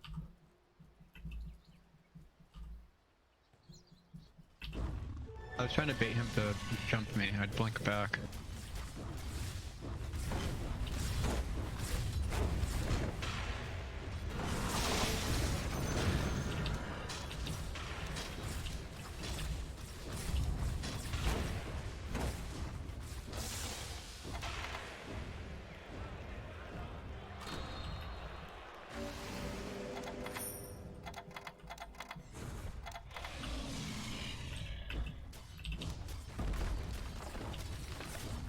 Do you have a UPS for your setup? Sorry, what do you mean?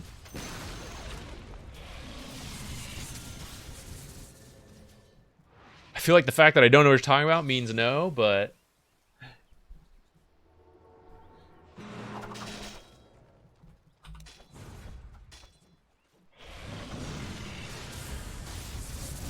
Slark's up there. What in the heck? I think I used meta once this game, guys.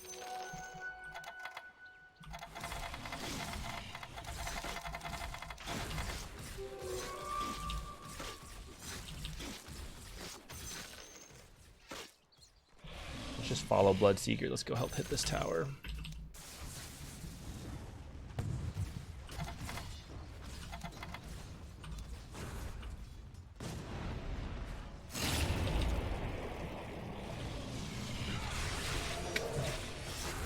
What in the...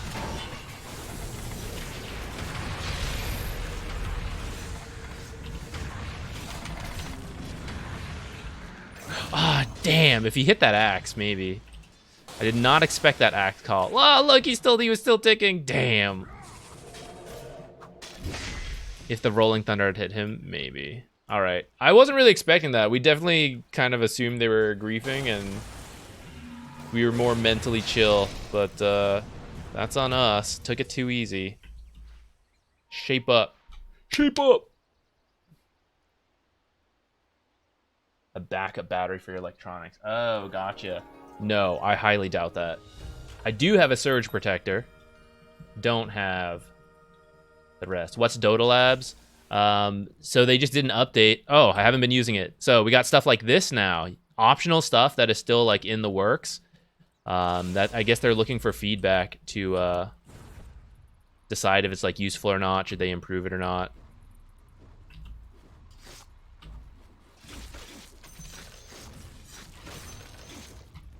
I could have lasted that way better.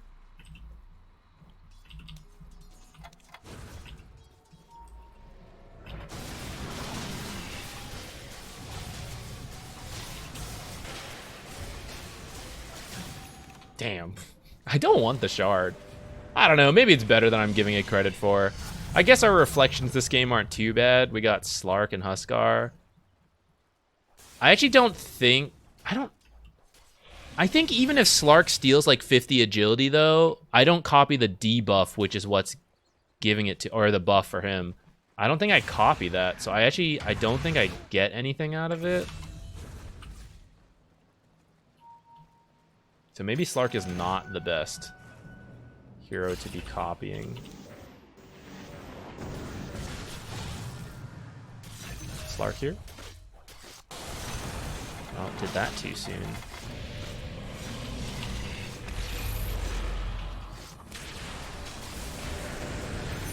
Thank you. Okay, we have a 4-staff now, so we won't die to Slark like that anymore.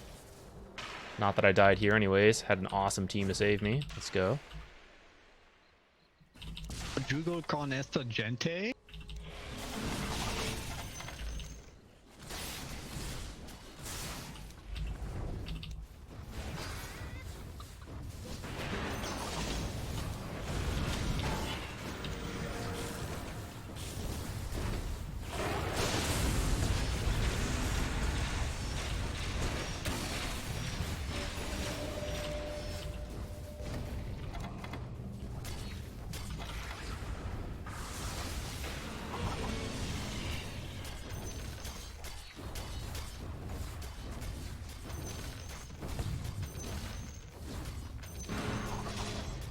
Minimap!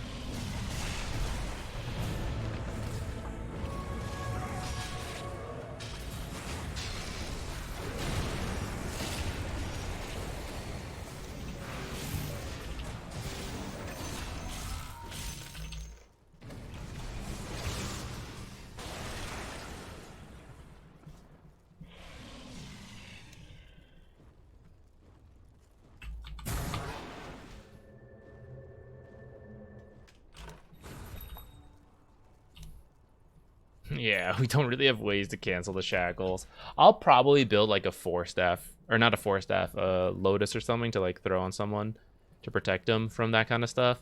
Maybe Orchid could be cool.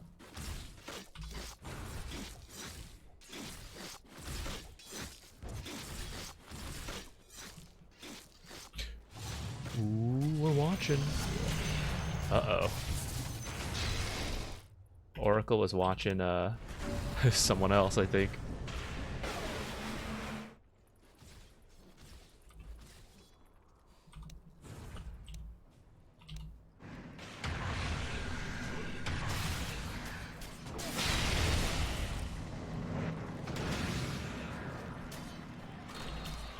Let's go do Roche.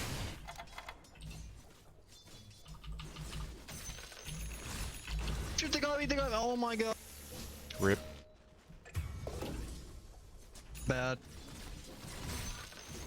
Bad. Well, that's warded for sure. Clark just saw me with night vision.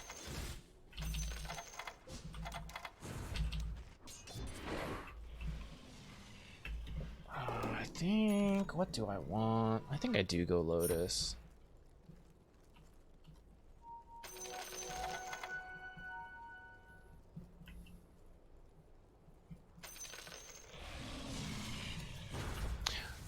I've been carrying these sentries forever. I don't know, the game's so weird. Like, it hasn't felt like I've actually needed to deward areas. I say that, but it's still like a competitive game, so I really gotta like pull it together on that front.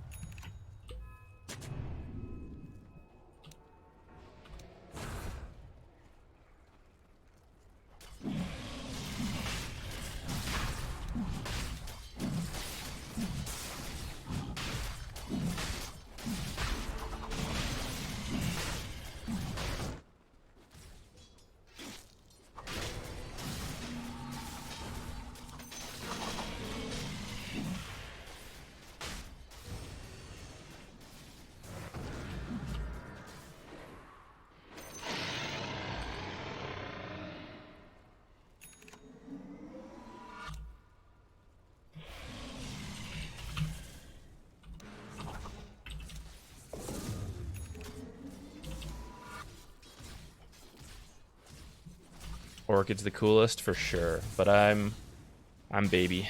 I'm gonna get Lotus, throw it on the Bloodseeker. Zutax might be really good if you put it on Shadow Shaman. He won't be able to grip anybody. Ooh, also very true.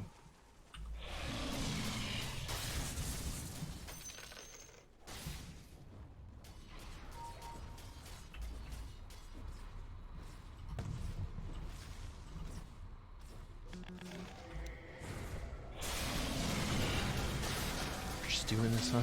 Scary.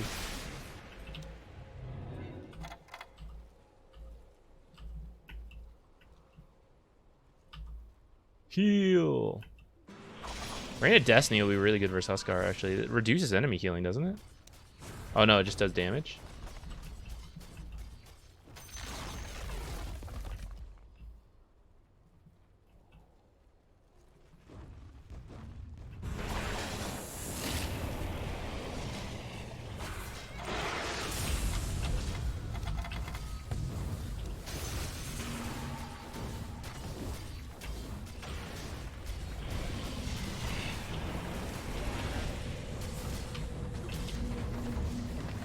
I was trying to force staff him there. I don't know what I did wrong.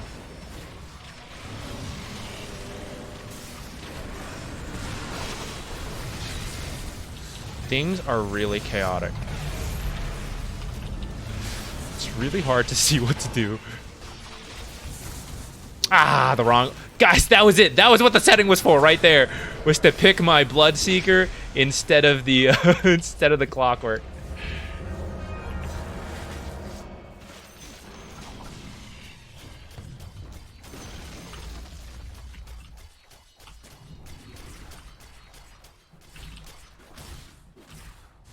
That was what it was.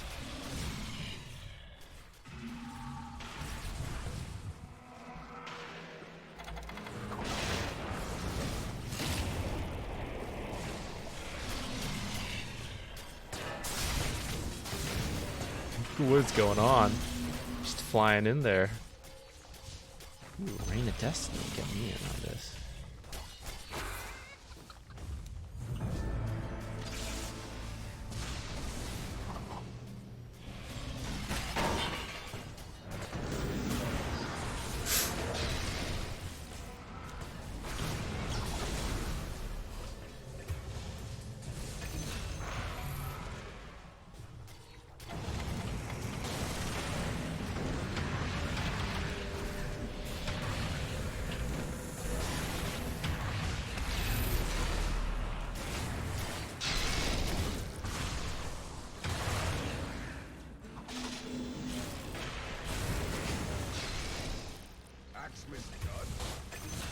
Thrown on the high ground a little bit. Slark died though, so kind of okay.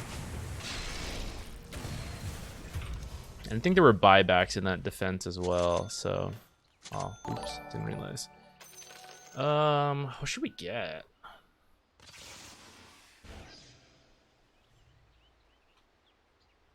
Maybe Psychic Headband's actually the best here. Push, like, Clock away when he gets to us. Stuff like that. I don't think this is that good for support Terrorblade.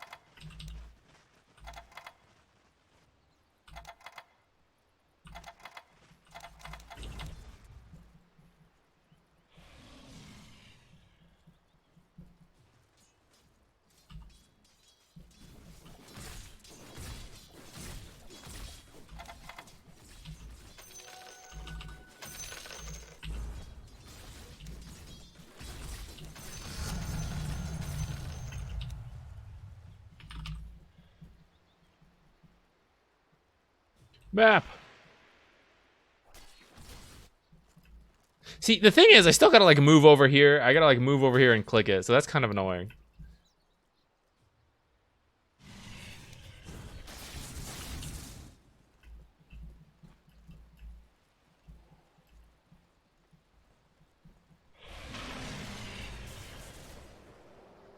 Map.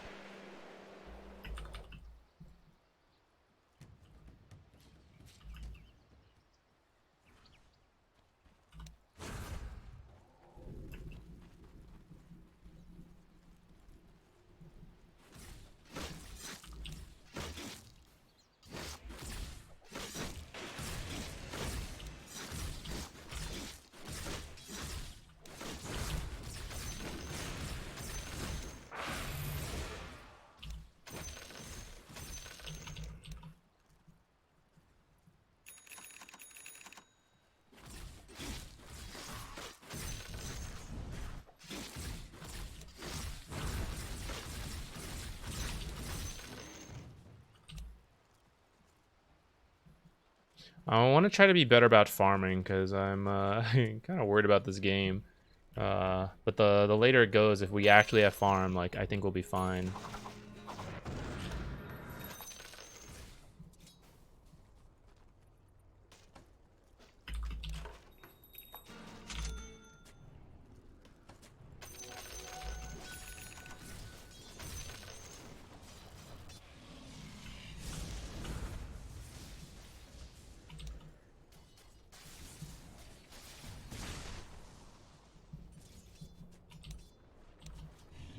I don't know why I feel the need to go and check. I already issued all those commands through the minimap. I just like redid it, looking through it.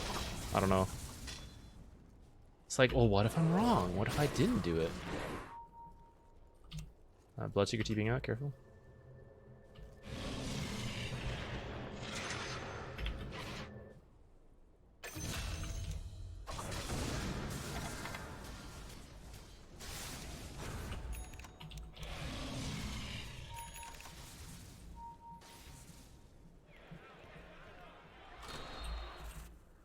I'm pressing M and I'm still looking at the little mini map, guys. What's the point? Old habits die hard.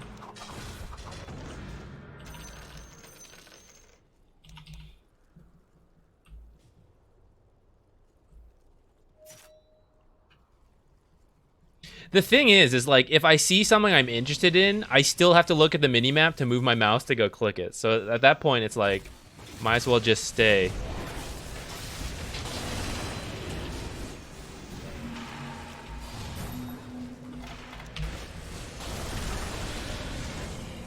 You cannot reflect through that, I've learned. Ooh, nice roll. Oh, why are you fighting jungle creeps?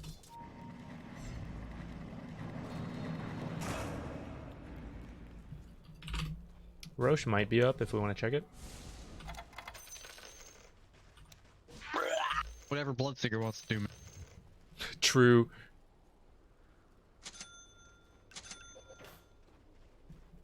I'm just gonna buy it out. I'm pretty close to buyback. I should be able to get it.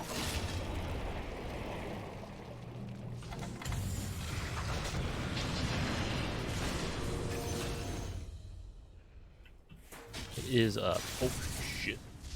Do not want to be in there. Rolling Thunder, no Rolling Thunder.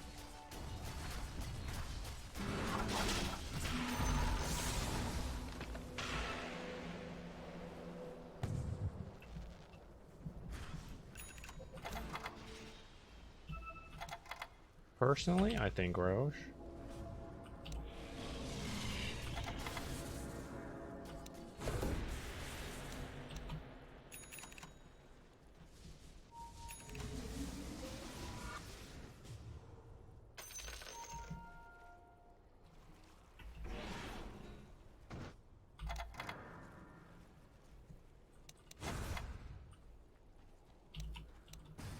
I don't know, this Pokemon playlist is doing it for me.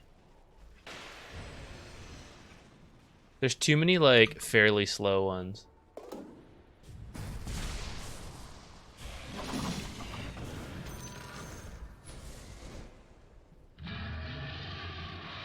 Pretty sure the only way we lose at this point... Well, I won't say this, actually. One of the ways we lose is through a very bad Roche. So I'm just gonna, like, be here to zone check all of that. I was pretty slow on that. I'll subtract 3 seconds. No, you can't click anything on here, but I would love it if you could. It also shows tower health, which I think is pretty useful, and it's not on the...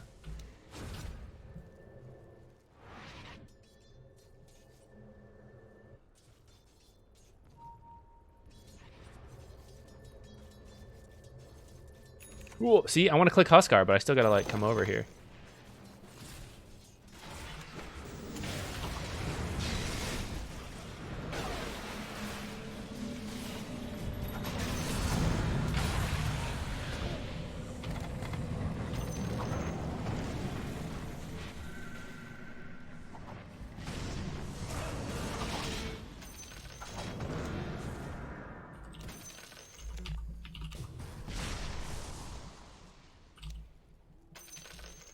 What on earth?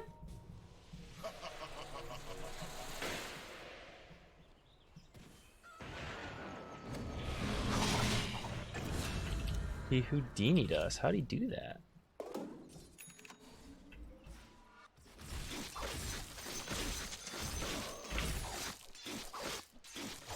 I think I might take a telescope. If no one else on my team has one, it's like pretty good.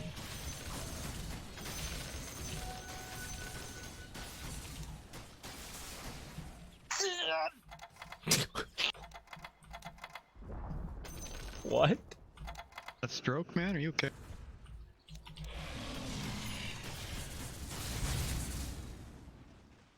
I meant to buy a teleport. Hopefully that doesn't bite us in the ass coming up here.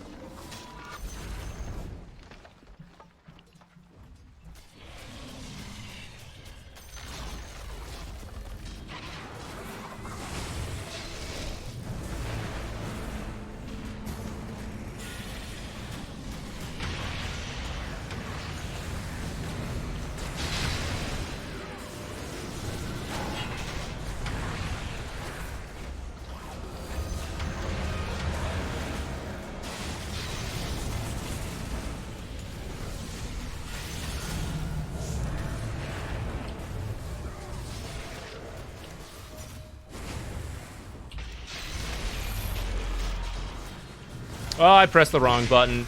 Ah! I messed up, guys.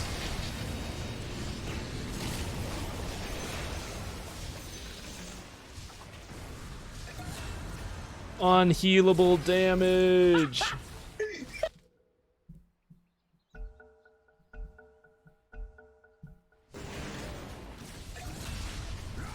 I feel like we're missing something fun. You know? We're missing something good. That guy's having a great time. All right, this was a really messy, sloppy game. I don't really deserve the win, but we'll take it. Sometimes you don't deserve the loss. You don't deserve the win. It's okay. Appreciate my team not tilting out. 1 from the Terrorblade, 2 from us feeding in that bottom lane.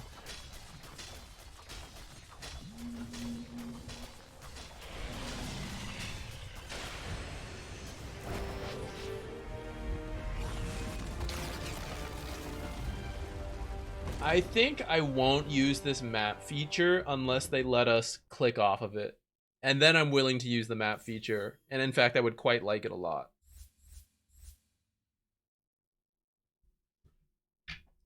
Let's write this down.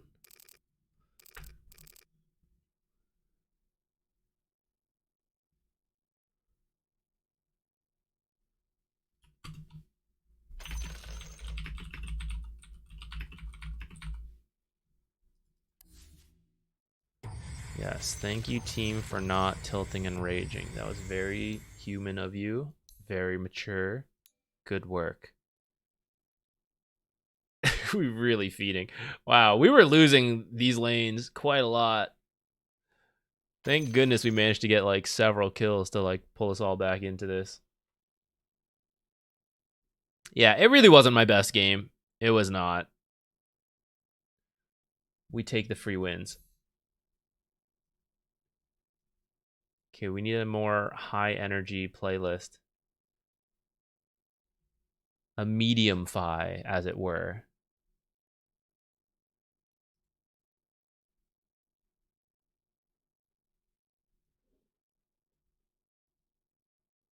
We'll just play some of the random songs I have on my own stuff. Let's buy another treasure. What are our odds now? Significantly better. 1 out of 3,653. That's practically guaranteed.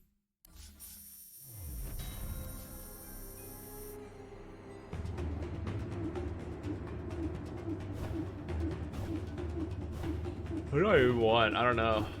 Rigged! We got the Spectre with the questionable weapon.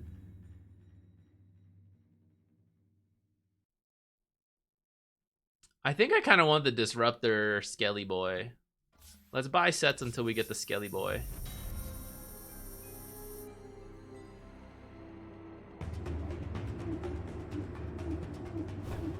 Do we have any other quality of life changes we would like? What could be good? Dark Willow. Also a support, but not quite the one we're going for. What are our odds now? 485. That's doable. I've had better odds than that in RuneScape. We can do this.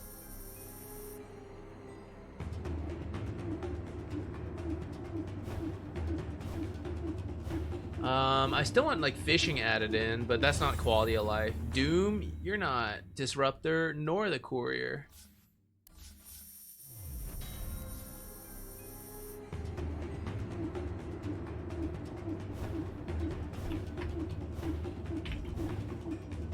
Okay, we got the Disruptor set. We did not get the Courier. I think, do I care about any of these? This horse is kind of cool, but I think the horse I have is fine.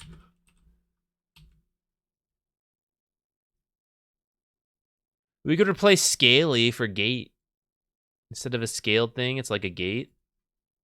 You know what I'm talking about? Like this like gate looking design. Turtle Earth Spirit. Naked Underlord. I don't really feel like I need any of these. Although the Crab Claw. The Crab Claw. Maybe.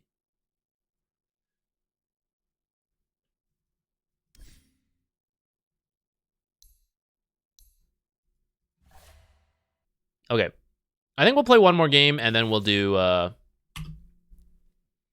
replays. You want to see the heroes my enemies and teams play in the last 20 games? Just add it in. Well, I mean, if it's an official feature, then certainly people wouldn't need to go to others. I kind of wouldn't mind.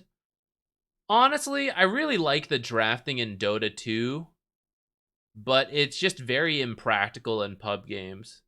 Adding that kind of information kind of helps with the draft a little bit, that you don't just get cheesed. But I know the hero spammers will complain like, oh, my hero's always being banned. And I kind of get that. But also, like, surely you could play 2 heroes, you know? Because a ban's not even fully guaranteed. The ban happens, and it's like, there's a chance the hero's banned.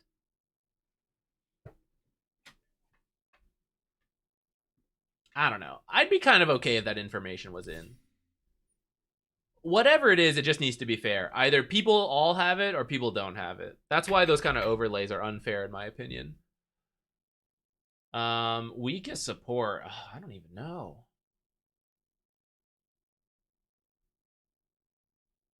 Outside of like the bizarre supports, right? Like sniper support. I'm not going to include those. Let's use Role Assistant to look at supports. Well, I guess I still can in the draft phase. What are we? Hard support. Okay, I don't think we're playing. I think I'll play Leshrac, actually.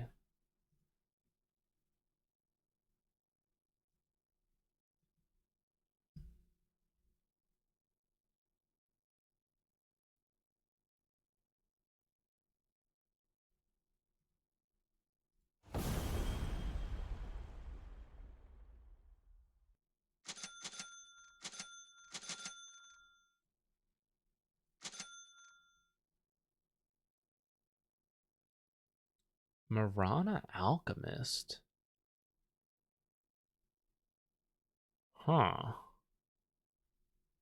I don't know where Alc's going. Okay, weakest support. I don't even know.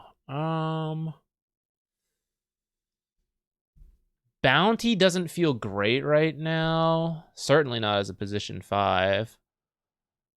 No one's really playing Silencer at the highest level. It's probably still fine in pubs. Skyrath feels kind of weak. Who else? haven't been seeing much Bane. I don't think he's weak per se. I think there's just too much like random damage right now, and it's making Nightmare hard to use.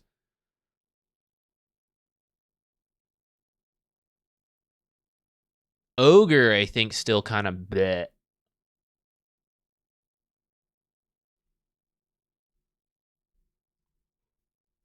Oh, we got a meepo. I don't know who we're laning into, you guys. Could anyone inform me? Is it a Pudge? Is this Pudge 4? Pudge 5?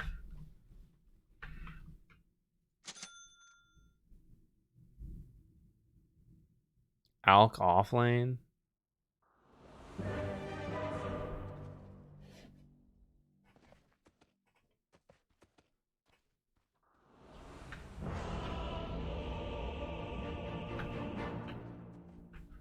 I don't know if I need the stick. Part of me kind of wants to get more stats for just like right-clicking him down as a ranged hero, but I think I will get a do something like this, and we'll get more tangos.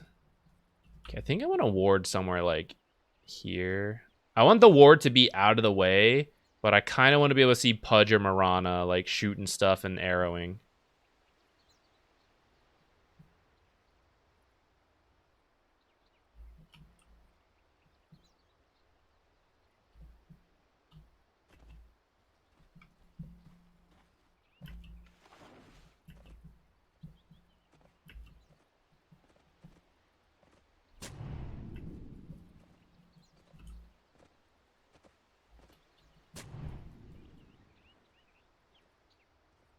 Later, can you just like cut random trees here so we can see like Mirana arrows and Pudge hooks? Is he muted? No. One of those two is going to be top, probably. Yeah, cut these trees too.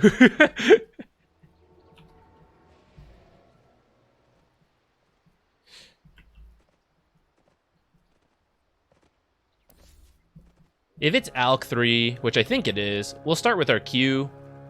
Try to mess up some of his last hits. I'm very scared of Pudge right now. I don't know where he is. Alright, I was too scared to go for that without knowing where Pudge was. I wish I had contested it more, but never mind.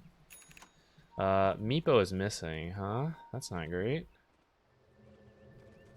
Oh, he's here. Huh. Interesting. Also, a little disappointing. I thought I was going to get to be mid a little bit, get some fast XP, but I suppose having my mid laner here is actually better than that, so. Okay, we're late to lane. I got kind of thrown off from that. I should have just TP'd.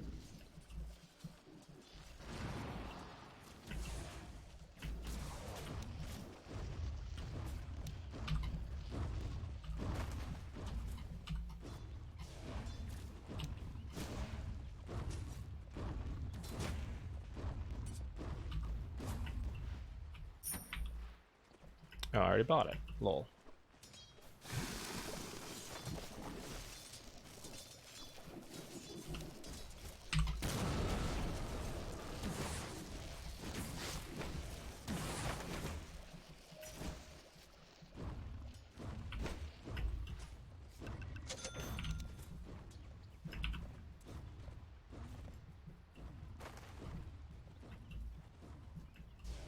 Ha ha ha ha. Fools.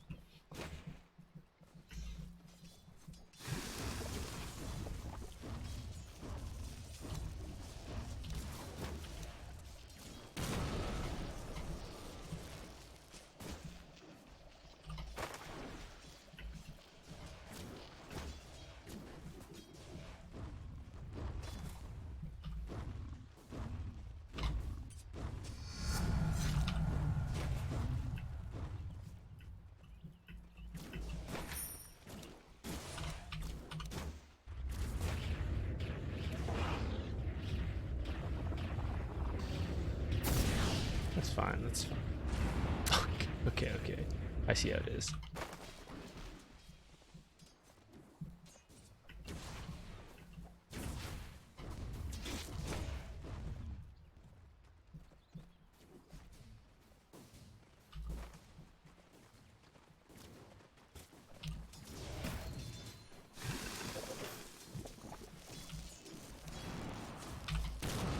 Oops.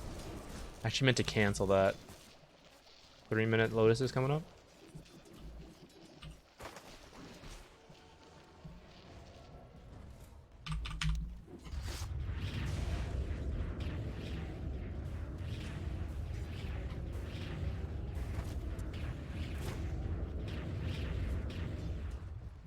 Okay.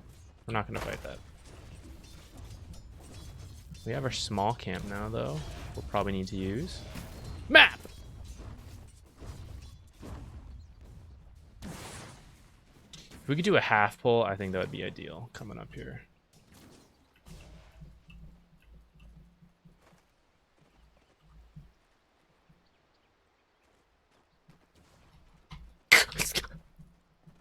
If we could do any kind of pull, that would be a little better than whatever I just did.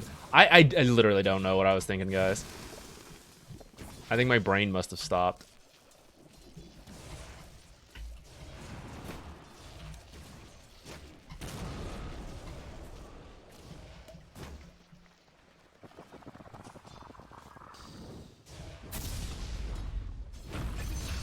Woo!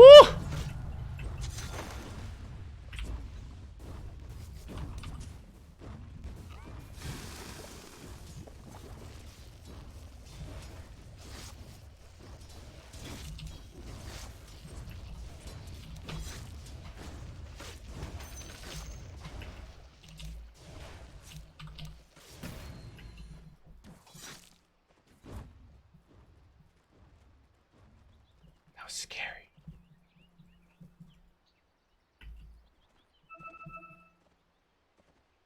And to think if I had just done a half pull, all of that could have been avoided.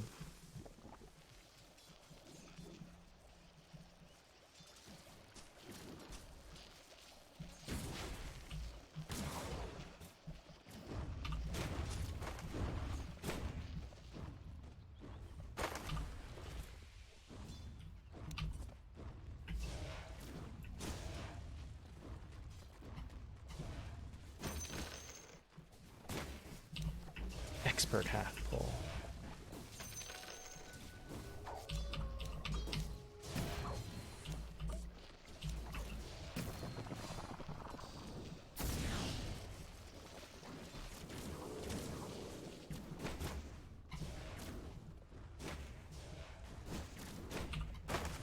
I shouldn't have used that one. I should have given it to her.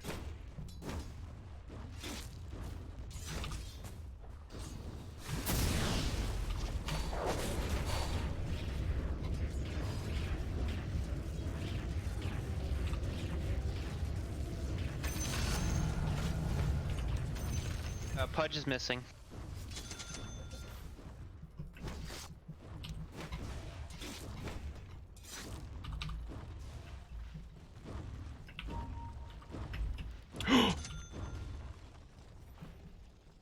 Pudge still missing. Oh, who's that? Thank you. What?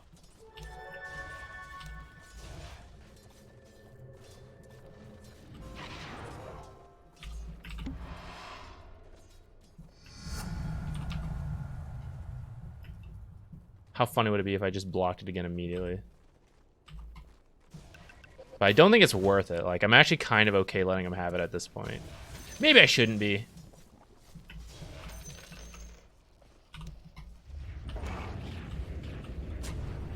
Yeah, maybe I'm not.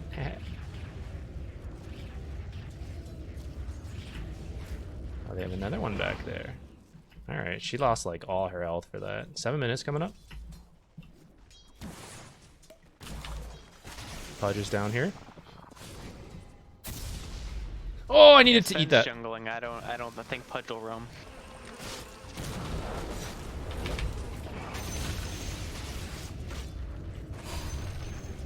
I needed to eat that arrow for her. That was on me.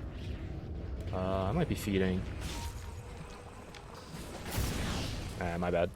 That was dumb. I was like, oh, he doesn't have hook, I think, for a little longer, but he actually just walked on top and rotted. So that was some questionable decision making.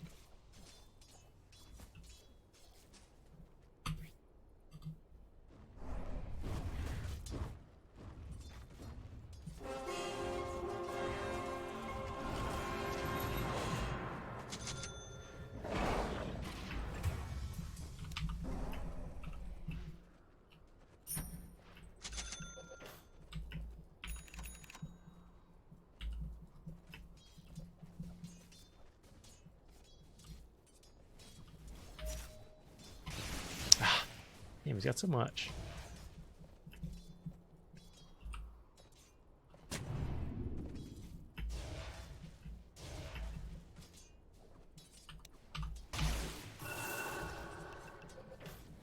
Uphill miss, huh?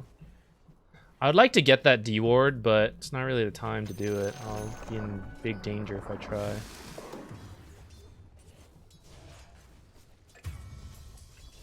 Oh, maybe I do need to go.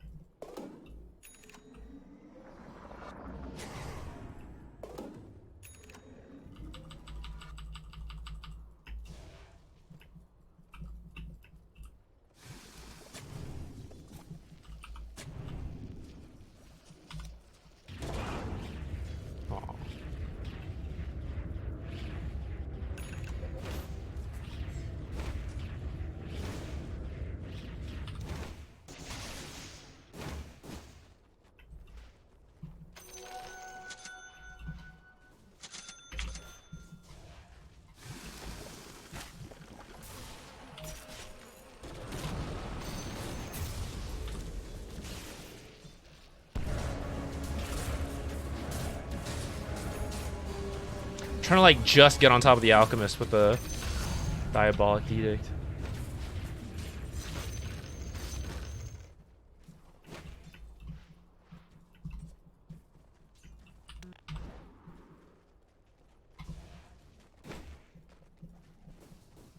What's wrong with this creep? He's trying to get home, but he's stuck. Feel dizzy looking at him.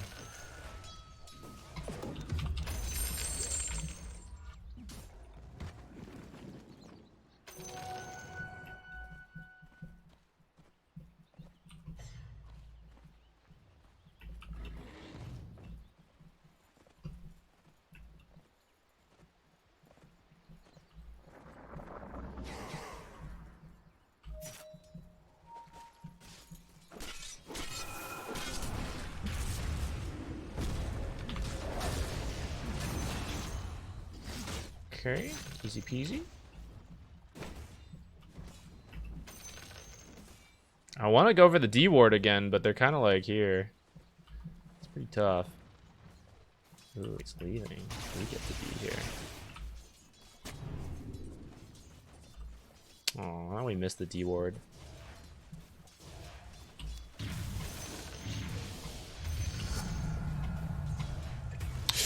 Damage is so low. Ah, shit, I wasn't watching. I didn't use my map!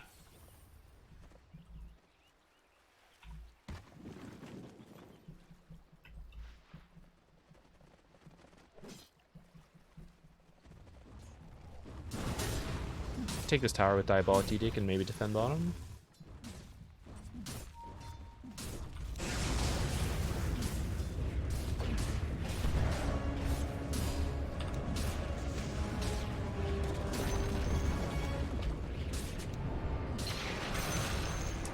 That was scary.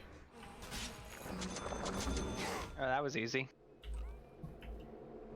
I was very worried about us feeding that away. Or losing that. I didn't expect the invis. I was not prepared.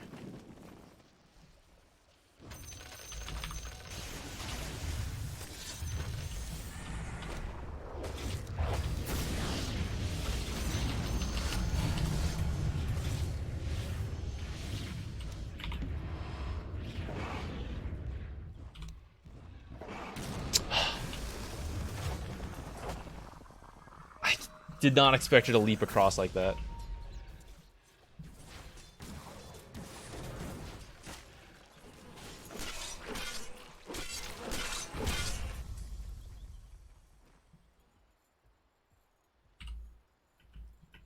We're about to get flamed. No, we're good. Oh, excellent. That's my man. What do we need? I think mech actually is pretty good this game.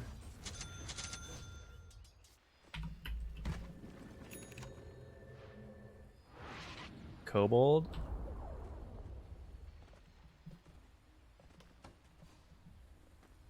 Okay, actually, I don't know if this kobold can make it. He's kind of. Let's see if the kobold can get there.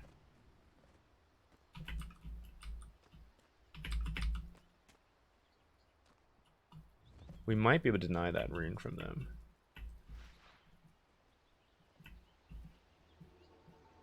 No, look at it. It's like he's barely made it over here. He'll never make it.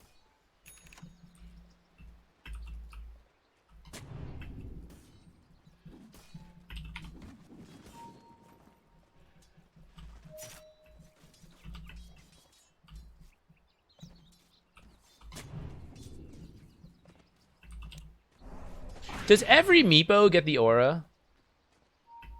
That could be kind of good. I should have just done a power rune instead of trying for the wisdom rune.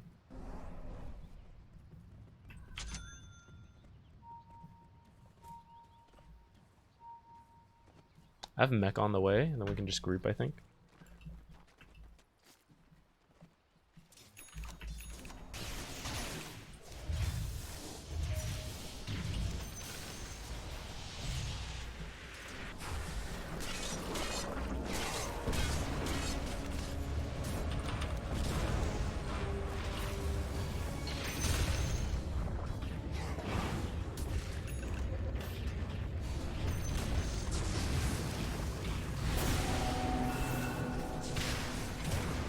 I shouldn't even try, actually. Just run.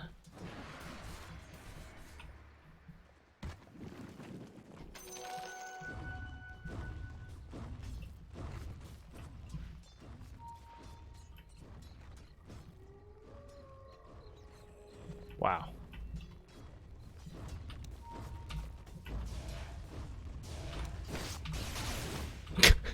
Myself missed that last hit.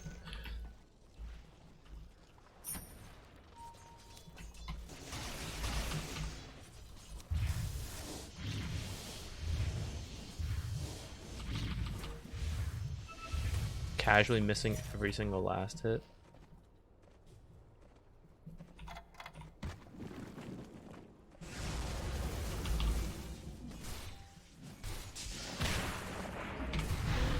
I just did not make it in time. Actually, I maybe could have mech'd a little sooner. I'm not sure. I'd have to go look at the replay. I think I might have been in range for it.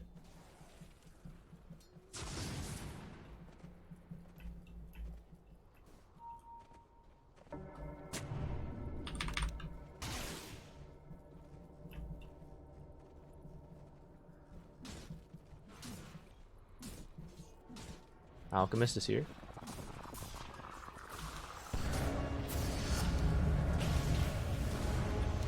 Ate the arrow for her. I might be in trouble though. That's probably worth it.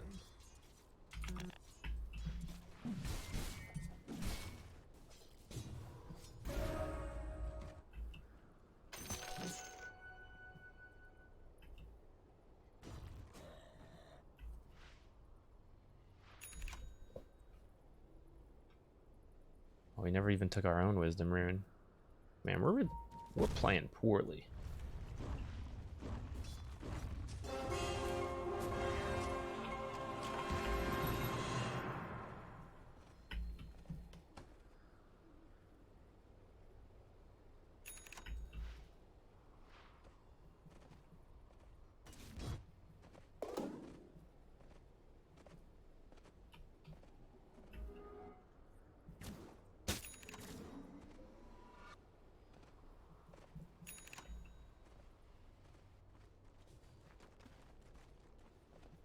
Oh, he does have his blank.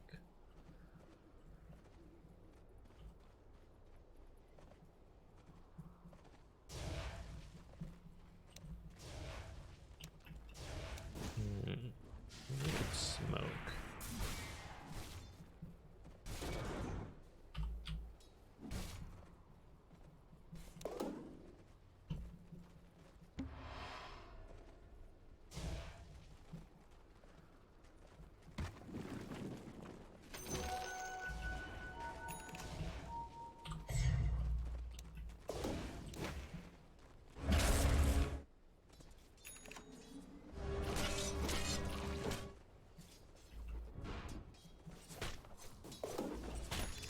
thinking of asking him to come through the twin gate so we could try to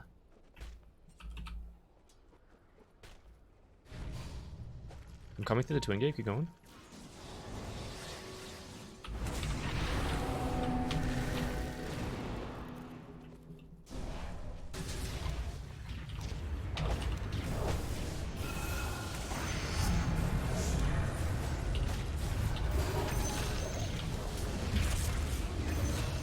Nice. Good shit.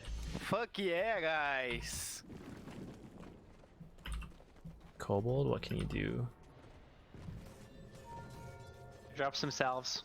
Kobold aura. Oh, nice.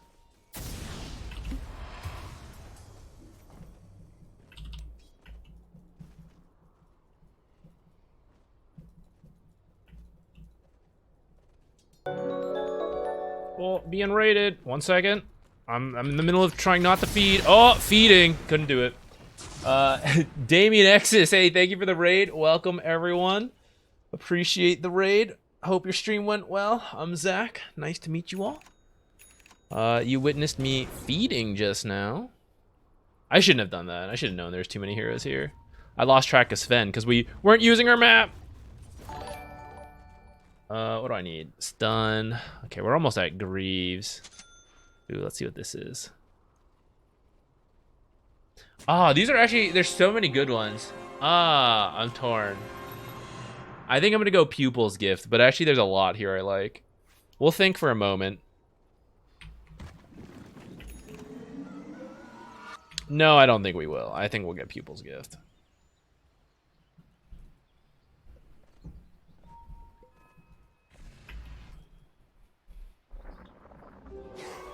$15K MMR player. I believe it.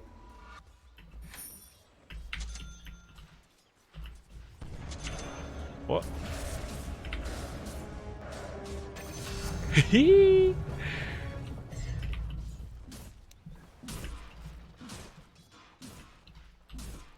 Sven, I think it's going BKB. What should I do? We might get the shard for free.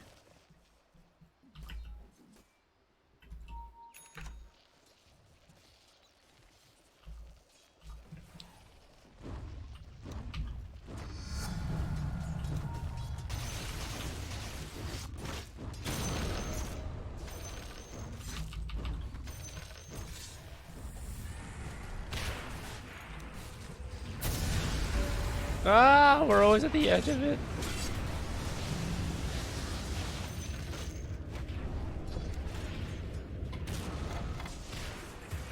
Oh no, this series of events is not great.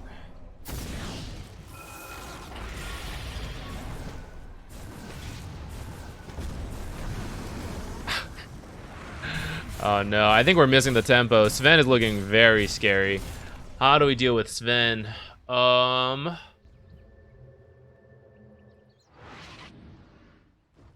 He's probably got a BKB in the works.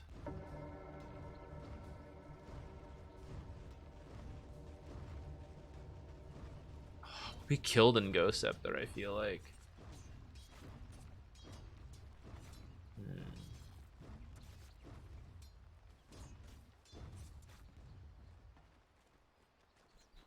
If Dota required a monthly subscription, would you still play? 20's a bit high. But I mean, if it's my job, I guess at this point I'd have to. But not if the game dies, because they do that.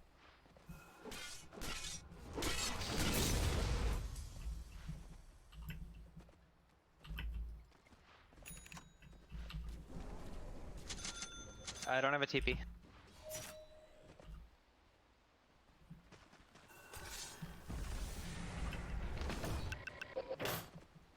Okay, we apparently have 4 observer wards. I didn't notice. That's pretty bad. Let's go drop some.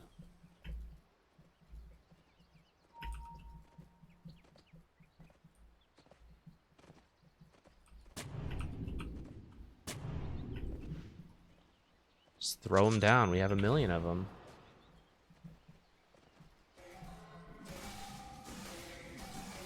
We should be able to finish that fine.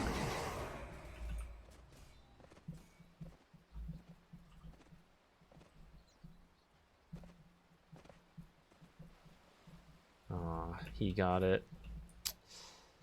I'm debating how good I think mine is this game. There's several melee core, so it's like pretty useful in that sense.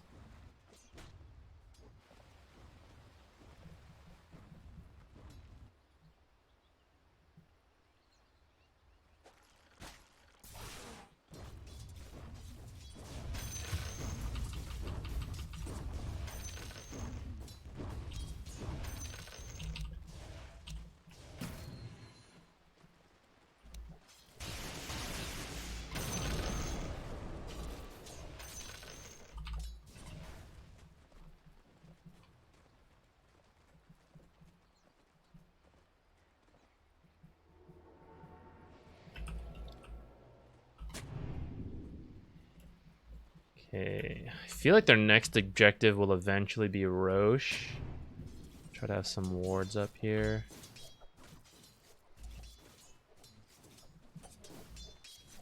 Pretty scared.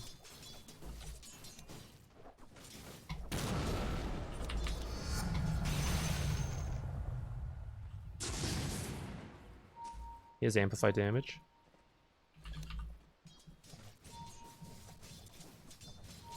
We go. He's a.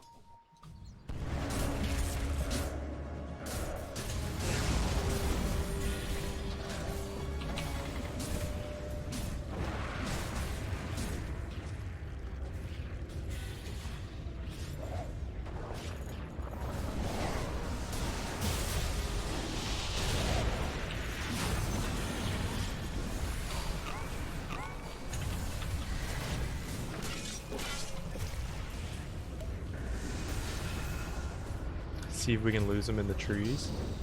Uh-oh.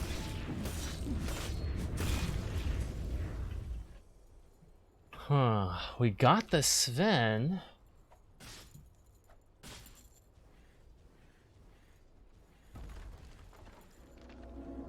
Recently, there's NA players and EU servers anymore. That might be my fault.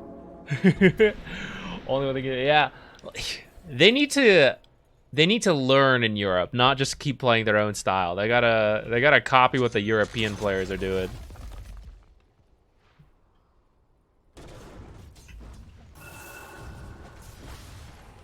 Pudge is destroying us this game. I feel like he's finding so many hooks and stuff.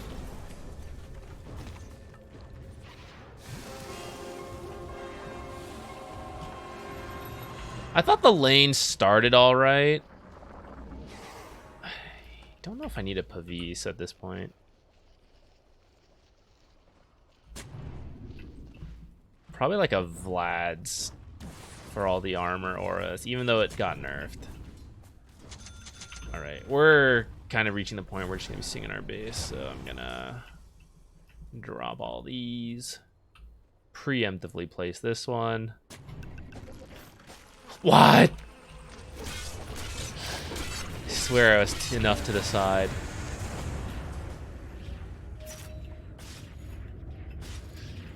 Damn, they already had one there. I guess I'm not that surprised.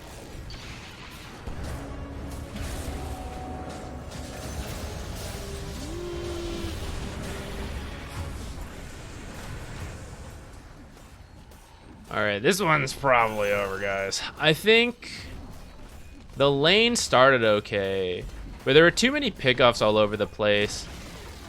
And the early game warding was okay. We really slipped off in that early mid game part. And then just like a couple, I don't know, it just feels like it's a little off everywhere. And that has made everything else really difficult. Like it just snowballed there. Oh well, it happens. Let's see where it goes from here. We can get this D-ward later. They might just be waiting there for us though. I guess in the meantime, I'll get another buckler. Oh, I was gonna do it.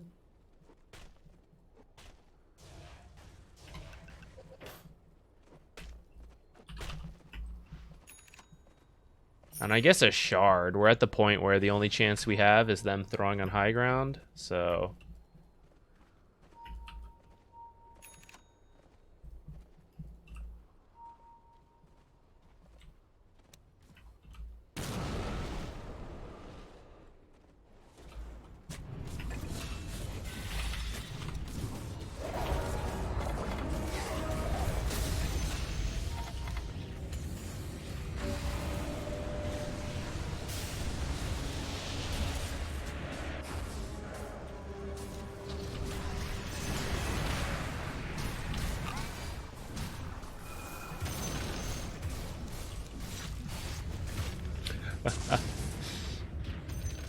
I think those first 2 kills were good. We need to get out after that.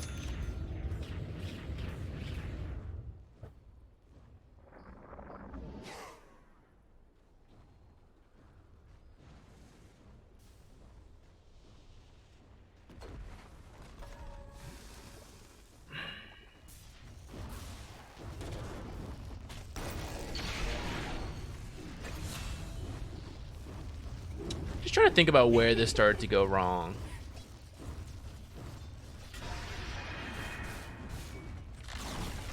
Were they losing top when Nyx came down?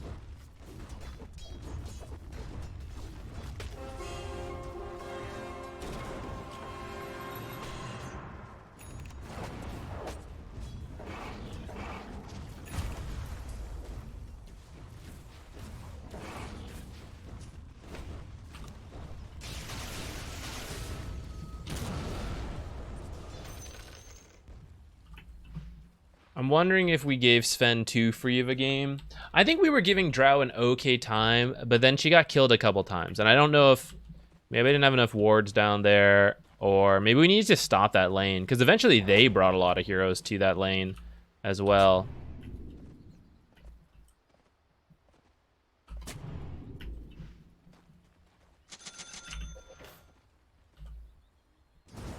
And there was a part where like Meepo wanted me to go mid, and I kind of wanted to, but I do feel like it screwed over Drow. So maybe Drow should have been the one to go mid, and I sit in that bottom lane.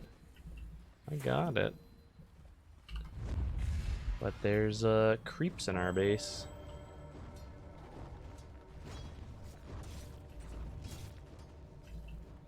Alright.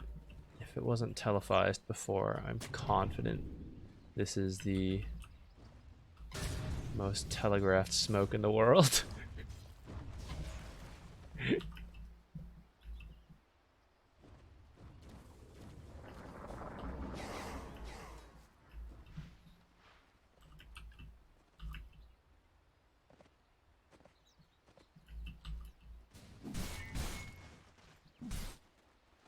Mirana ult.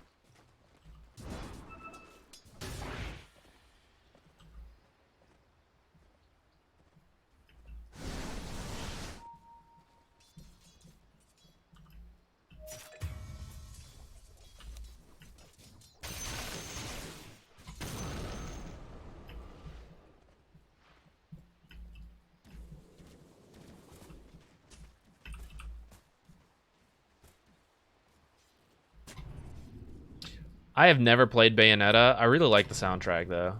No, actually, that's not true. I played the first one a little bit, but I never got that far.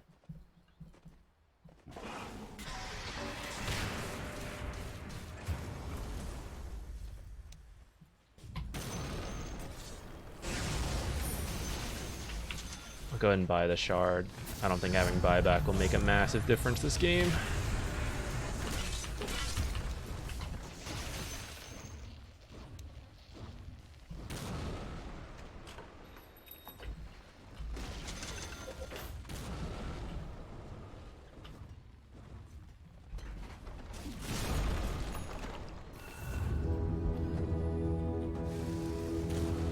They'll definitely come over for the hook soon. Let's sit in the back.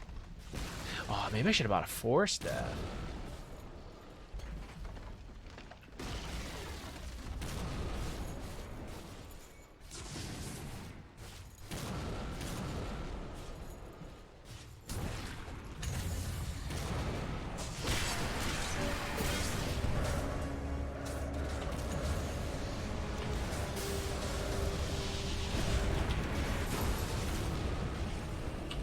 Oh, we can't even get Pudge.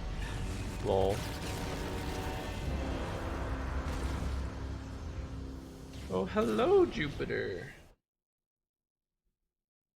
He's here by my feet taking a nap. Good thing I didn't crush him. Let's see how those lanes went. I'm not sure exactly where that fell apart, but I think we just gave up a lot of kills back and forth. And not back and forth, like just to them, really. Okay, so I think it started with I can't remember. Was there even a first blood or anything like that? I don't know. Our initial time in the lane was weird though.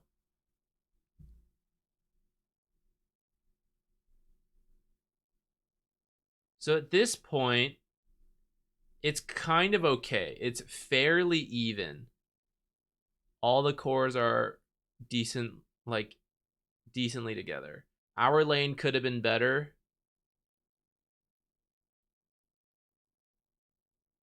But I suppose when we think about the fact that it's an alchemist, we actually were kind of, we would have been ahead of other offlaners. But then shortly after that, I think we gave Sven too much space and there were kills happening bottom and I wasn't accomplishing anything anywhere. Like I was being given space a little bit, but like I didn't do anything with it.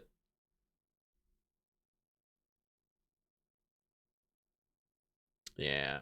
Oh well. Thought Mars had first blood. He might have. I can't remember what happened there. We definitely lost all the we got one bounty rune. The cat, he's not in a position I can really show. He's I have a if they come over to like this left side of my screen or my camera, I can show them pretty easily.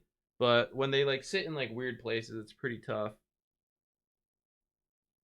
Here, maybe this thing can reach. Hold on. Let me make sure I'm not like rolling over him.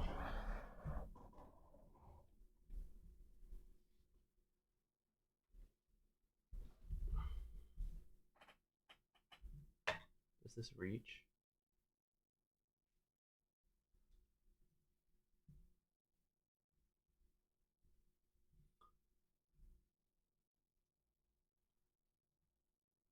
It's so dark, you can't see anything.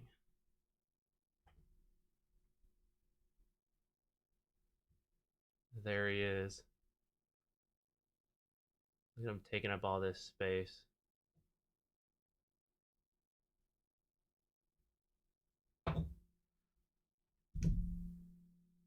If they sit on the side, it's much easier. Actually, this might be kind of zoomed. Hold on. Maybe we can get more of the cat in there. Oops.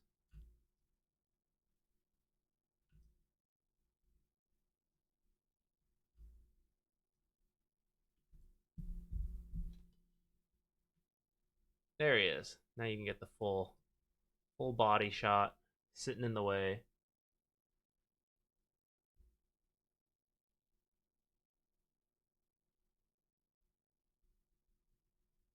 This is Lion King, yeah. This is Be Prepared. I like this song. Lion King itself is not particularly like I think it's like I enjoy it. It's a good movie, but it doesn't have like a particular close place to my heart or anything. I just like the song.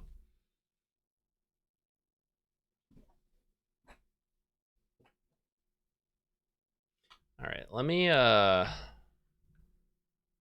don't think we played all that well today, both our games. Not a huge deal.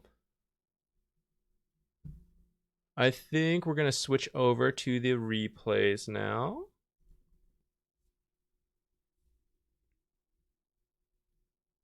Didn't really use the minimap new thing too much, but it's going to take time to get used to that. So I think it's cool, but I want to be able to see, I want to be able to click it. Otherwise, I think it's not worth it.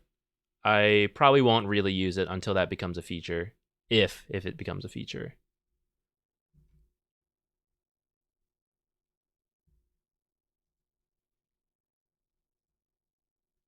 Also, anyone in Guardian, please, please, please give me your games. We may not specifically watch them right now, but I need them for the next How to Get Out of Guardian.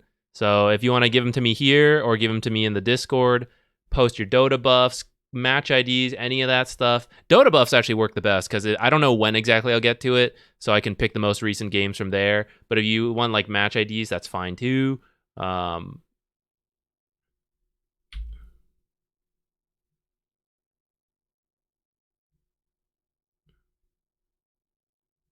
Okay, if you guys want to join in to the raffle, exclamation point replay.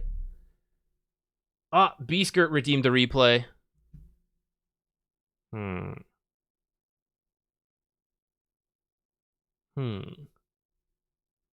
Oh, Boulder's here too. Actually, Boulder, you redeemed the replay last week as well. Do you want that?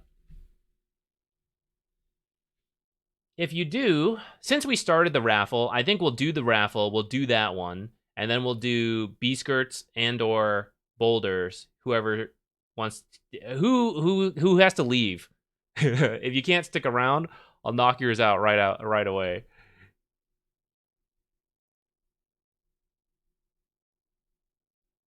You'll be here all day.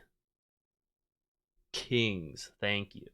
Okay, then we'll do the let's do this raffle, and then we'll do both yours, and we'll do more raffles right after that. All right, we'll keep this raffle short then. Everyone, join in. Anyone who wants. But I say that I'm also gonna step out for a second, so I'll run the ads to get them out of the way so that we don't have them running in the replays, and then I'll be right back. Join the raffle! Exclamation point replay. I'll be back with more water, all that, and then we'll get going.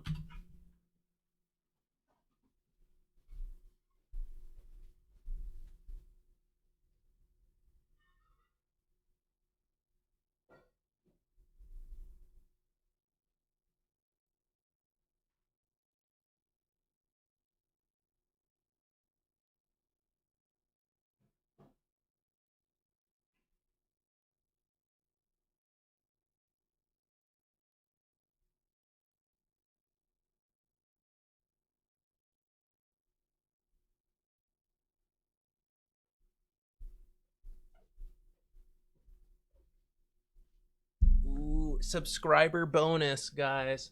Subscriber bonus. Don't move, Hef. Wait. Oh, what? You're not. I don't need the cat cam. What am I doing? You're right here.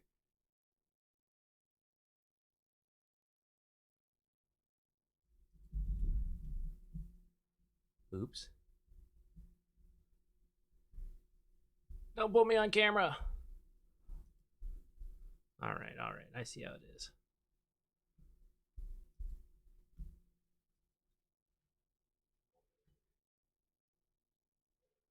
Say hello, Hef.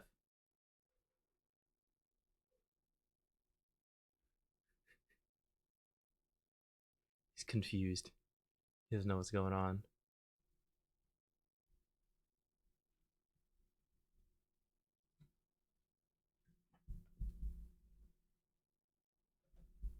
Yeah, no ads, and you get to see cats more often than the people who are watching ads right now. All right, actually, I'll be right back now, though.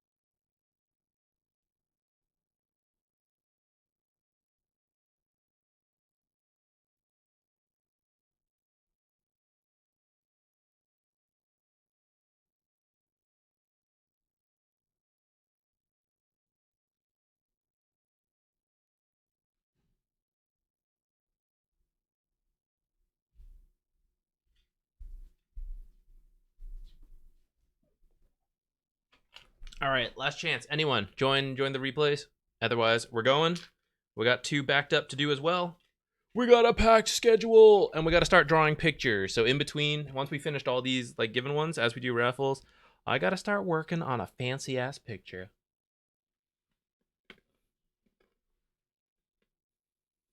Joy K. I'll kick you. I'll ban you. They've done it before. They like to play back there, and they knock stuff out. Move the sub feet cam a bit to the right. Cable's in the way. That's the advantage of subscribing. Everyone who watched ads, they didn't get to see any of that. They missed out. All right, let's go. Let us do this shit. Winner number 1. TTV Saria. Let's do this. How did I get them? So we just adopted them. We wanted a cat. We looked around for a cat. We got Hephaestus first. The sadder part of the story that I'm going to include here, enough time has passed, not as sad. We got one cat, Scrunchy. Scrunchy passed away within a month. Scrunchy was rescued from a hoarding situation and had a disease. So very sad. We probably would have just had one cat for a while. We were thinking about eventually getting a second cat, but we were really sad after that first cat. Got another cat. We got Hephaestus. We were like looking around to see if like, oh, is there a cat we want? We're not sure yet. I saw him at a PetSmart. He was like part of an organization they were showing off at PetSmart, and I was like, this is the one. I want him. So kind of like a first sight, immediately got him. But then he was sad because he grew up with so many other kittens because he was a rescue. So he grew up with a lot of other cats around. So the first day we had him, he was very sad. So we were immediately like, let's get another one. And so then the next week we were looking around, found Jupiter. So now we have Jupiter. Yeah, it was pretty sad, but it is what it is. We had a good last month with the cat. I'm glad we got to adopt it. So yeah. TTV Saria. Oh, can you post a do you need a link? Or not a link, just the last end of like a Dota buff link or whatever is the match ID. Could you just send that? Sorry, I have links blocked. Jay Collins, AU, Australia or gold? Welcome. I guess it wouldn't be gold, otherwise the U would be lowercase. I'm doing well. Thanks for dropping by. Appreciate you taking the time to come check us out, as currently nothing is being shown whatsoever. Sorry you came in for such a sad cat story. No, I appreciate it, but yeah, we're good now. It was very sad at the time, as any pet passing is, but it's also the part of like pet ownership. It's why you're investing in future sadness, and that's why you gotta have fun with them while you have them.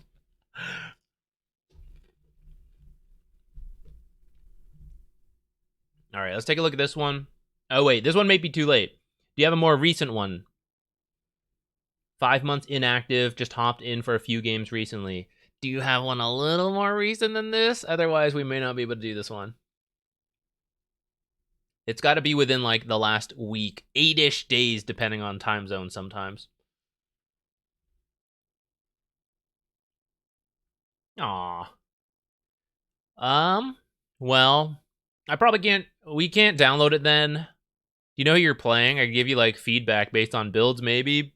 But otherwise, maybe in the future, if you play more games, you can come by. We can do one for you then.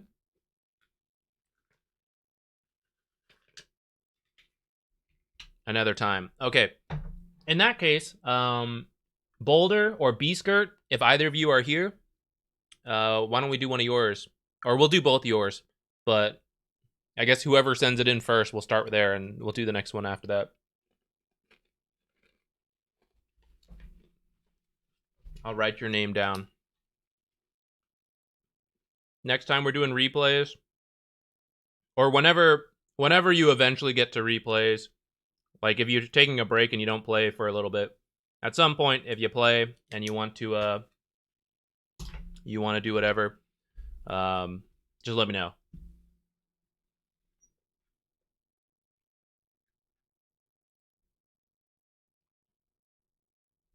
Ooh, looks like boulders first. What is this smart detection? Is it detecting the link? Download. What is this? A ticketed game?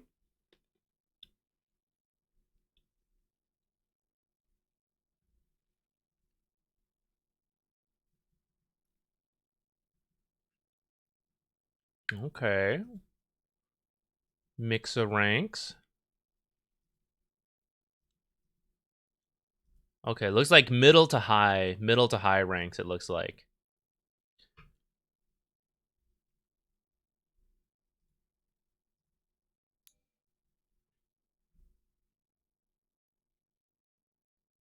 Where's my thing? I'm so slow today. Ancient. Carry. B-Skirt, I'll do yours next. Boulder, any particular thoughts on this? Do you want thoughts on the draft, or you want to just hop into the game? Map movements, team decisions mid-game, I think, are our weakest point. Okay.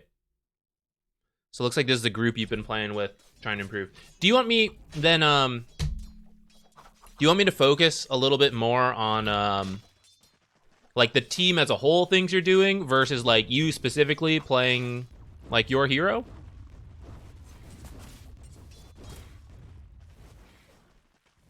Either one. I don't. If you're posting a link, sorry, it's getting censored. Team as a whole? Okay, okay. Well, let's jump to...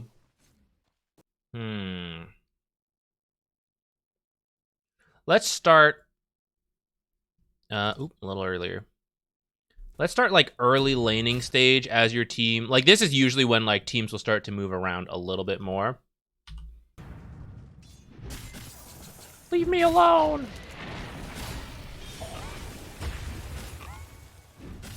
Mango value. Nice. Okay, so you'll be doing that. And looks like your supports are already moving around. Maybe down here a bit. You guys got your wisdom rune. Okay. So yeah, at this point, I think you just, like, shove in the lane. Farm. I thought I heard a cat causing trouble out there. I think it's okay. I think for now, you are just going to farm as safely as you can. So, like, shove the lane out, jungle back here, this stuff. Pango versus Void. I guess he's pretty low. We're not doing anything with him right now. Someone might need to help him with the 8-minute runes, which maybe you guys are going to. And then looks like you guys are trying to cause trouble down here.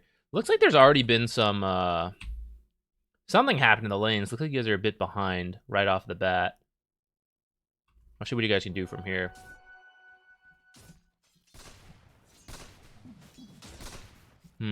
Well, Sniper is kind of a squishy support that can, like, maybe be killed.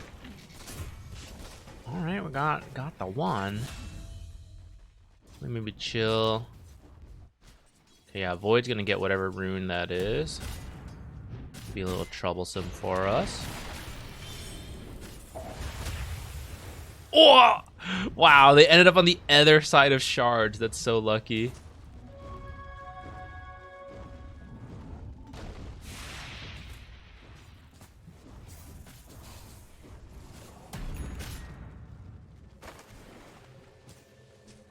Ah! That's so low.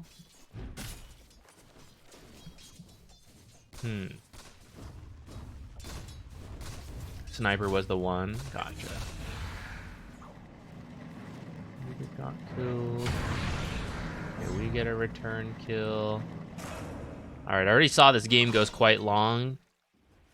I think these lanes are supposed to go a little better for you all, but I won't focus too much on that since it's kind of hard to, like, break down 5 people's laning stages anyways. I do think yeah, we're trying to find, like, kills, which is a little awkward with this group, but it can still work.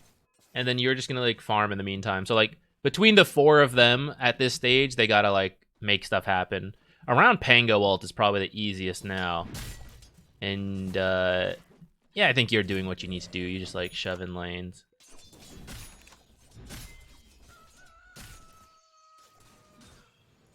To help with these, like some early smokes could be good.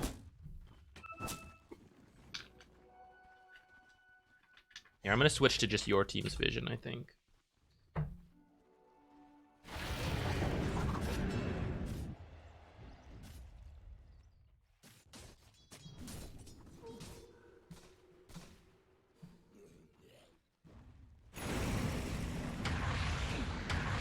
Ooh, ooh.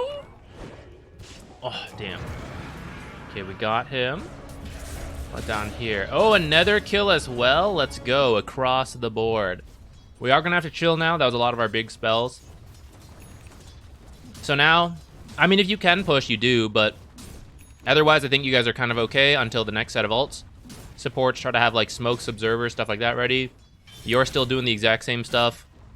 Kind of like farm this out as fast as you can. Just chill, do stuff like farm.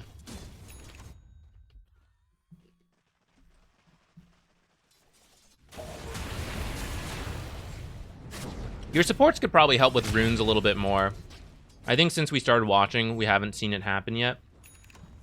But it matters more in these like team games than in like a casual pub. Still good to do in pubs, of course, but in actually coordinated team games, when you're playing with a party, very useful.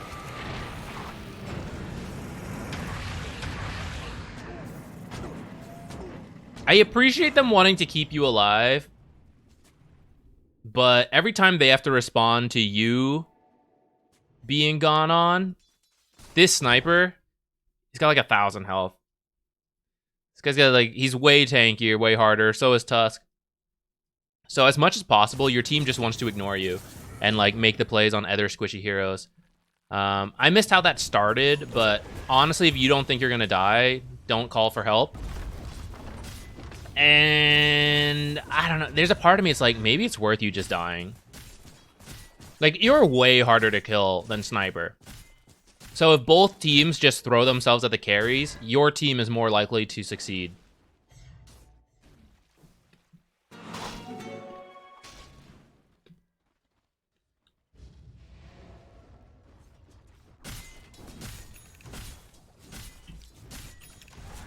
Look at this guy, just being unbothered back here. This tower's got to fall fast because of that. Go, go, go.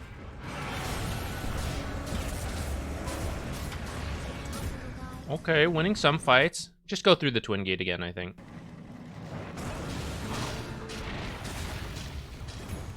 Okay, nice. I didn't think that was going to be worth it. Oh, shit. Kills everywhere. Let's go.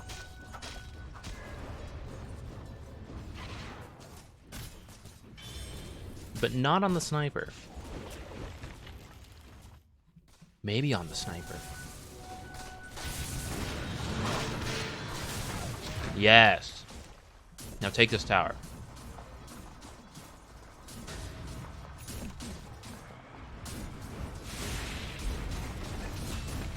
Great. And when you guys want to capitalize on Sniper's dead, let's like push fast. Supports, don't be afraid to just like nuke spells in here. Like, don't wait for the core to farm it. Cores can also nuke their spells, but like if these guys were closer, they could just like blast it.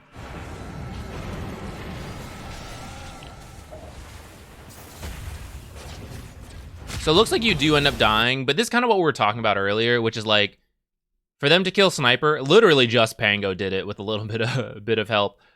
They're bringing 4 heroes here. They're committing so much. And, well, your tower's a little low, but if it was, like, more full health, like, they probably wouldn't even get it. Your team managed to kill Sniper with just a few heroes, and then get this. So your team is coming ahead when both teams go to kill the carries, just because your team is less likely to need to bring so many. I'd be okay if Pango doesn't come up here. Like, this play is over, I think.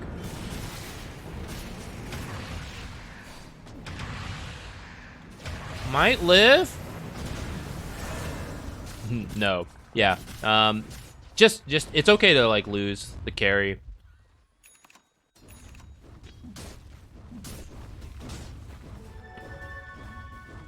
Not all the time, but it happens.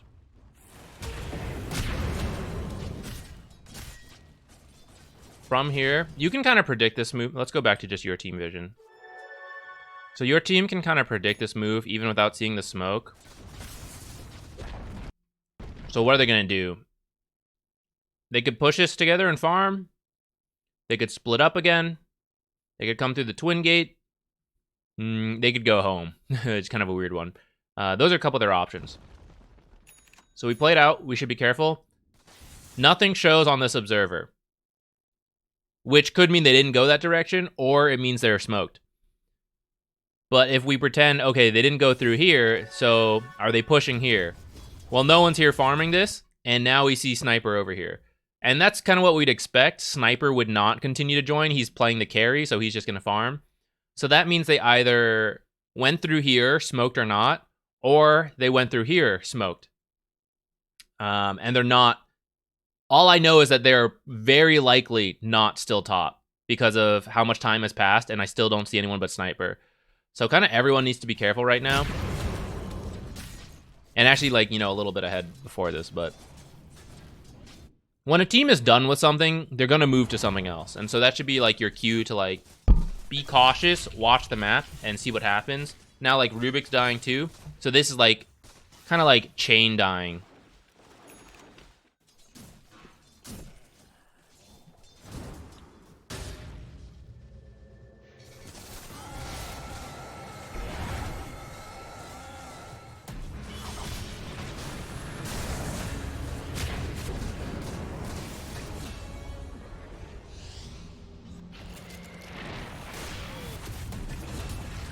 In a lot of these, it's not your team starting stuff. It's the enemy team. So I think you guys are reacting a little bit too much to trying to help out your teammates in the lanes. But sometimes you just need to cut your losses, let one person die, but start your own place somewhere else. Yeah, and it keeps happening. So now we wait. Mars respawn. Try to take initiative back, right? Like, we make the smoke and then go. But currently, you guys just aren't, like, backing off soon enough. So then they, like, finish one play. They see someone, they go, and you guys haven't backed off yet. So now they get another kill. So now we gotta wait for Rubik. Hopefully they don't find another kill in this time. Oh, no! But because this is a reactionary play, that means we just used Arena and roll. We got a Avenge, so not really the best. So now we kind of have to wait for that again. And then have the smokes ready for ourselves. Let's speed up.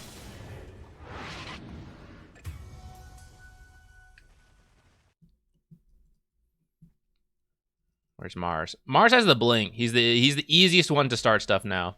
So you guys really want him in the play.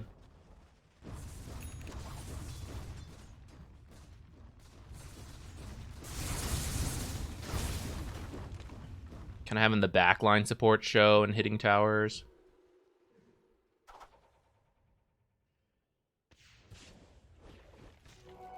You guys have all your stuff, so just doing it again. Oh, we can watch it like this. Ooh, good steal. Oh, huge stuns. No, detection. Ooh. One more? All right, this one worked out, but not because you guys took proactive action. It was like a reactionary response, and you guys happened to like wombo them with like some huge stuns, which was great, but we want a little bit more control for ourselves. So the trend I'm seeing here over the last like 10 minutes is like they are starting things and you guys are reacting. You guys are starting a couple of them, but the vast majority is the enemy team doing things. So I'd highly recommend, like, whatever draft your team has, kind of pick a couple things. Like, hey, Hoodwink 6 is really good to get kills. So now, like, once we have this, I just need, like, here's a couple people I can kill if I just have one stun, like a Mars spear. And then just the two of us should always be near each other. Because, like, these two are not going to kill people on their own. It's usually, like, supports plus 1 core. Sometimes it's both supports, but not usually.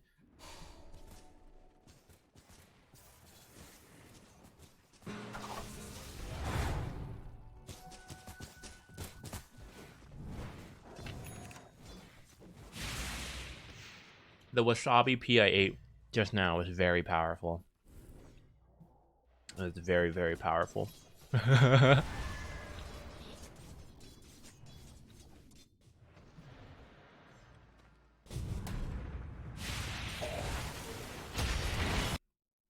Let's go back. So currently, a lot of heroes missing. No one really showing bottom. Saw Centaur here. Saw Avenge. See Tusk. So without knowing where the other heroes are, if we had to take bets, this top area is looking dangerous. So I see you guys pinging Tusk because he's like, oh, he's kind of separate. Which is like kind of true. But because there are heroes, I don't know where they are. Like, they could be in this area.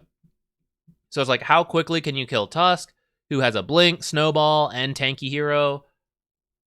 You know, maybe not the best. So I'd say, like, you either need a lot of heroes here to take a 5-on-5 if you think you can, or you're just dodging this movement from the enemy. They're all up here, but you're all going to, like, quickly shove out the other stuff.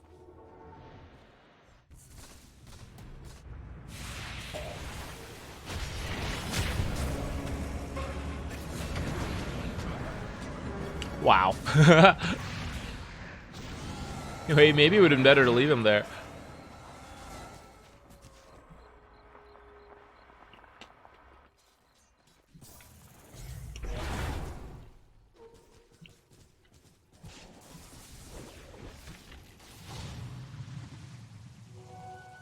You're starting to get pretty strong yourself. Sniper's annoying, but you can actually ignore him a little bit. Like, let's pretend the fight happens here and Sniper's like back here. If the arena happens here, Sniper can't do anything. Sniper has to bring himself into the fight to contribute. So the goal of your team is to either pick off Sniper right off the bat, because you happen to find him, or kill everyone else in arena before Sniper can contribute. Either way will work. But you're getting strong and you're getting to the point where you can like start looking to do that.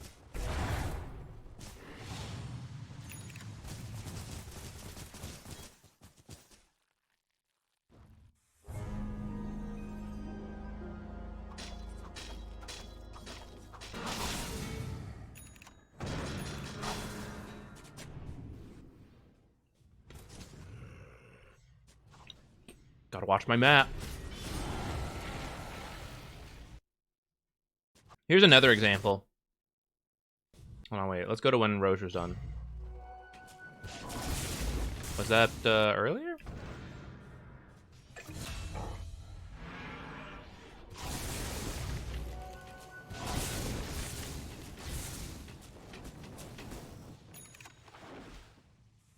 Okay, Roche happens.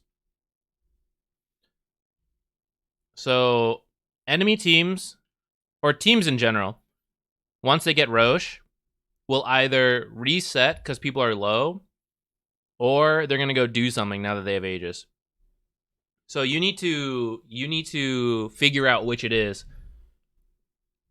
Otherwise, you're at risk. And so when they take it here, the options are push down this lane, go through the twin gate, or maybe try to make some kind of smoke play.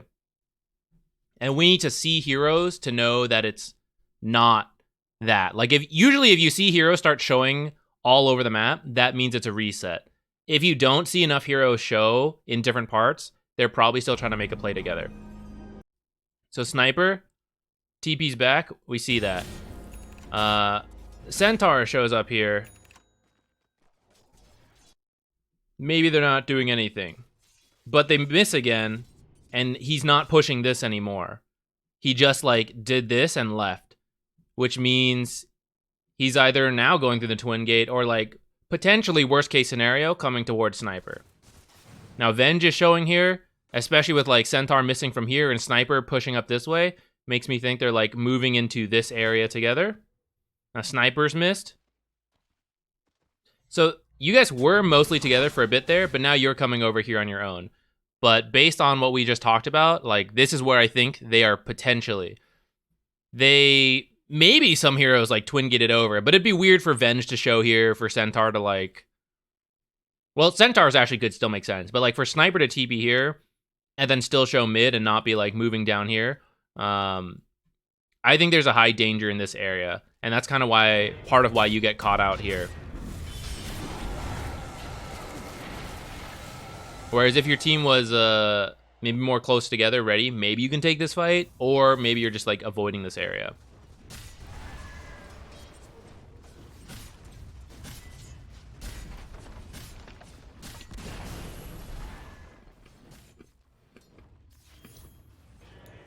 I think we'll switch soon, but let me see where you guys ended pretty back and forth for a while.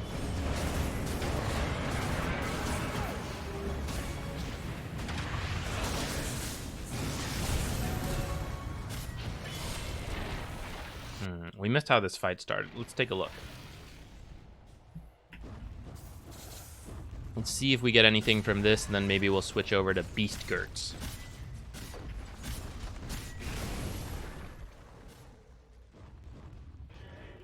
Your team's thinking about smoking, but you're at half mana, which is essentially your life. So it might have been worth it to like come back to the fountain to heal up. And then 50 seconds on Stone Gaze is kind of useful.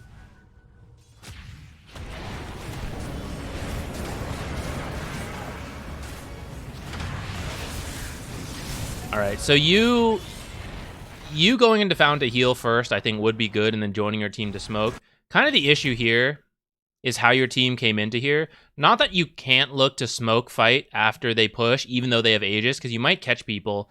But without any vision, it is kind of risky, so we need to be very careful about it. And you come in from the top while everyone else comes in from the bottom. So pretty much however you run into this fight, it's going to be really awkward. If you run into someone here, the main damage dealer is not in the fight. If you find people, you have no one to actually like lock down stuns for you.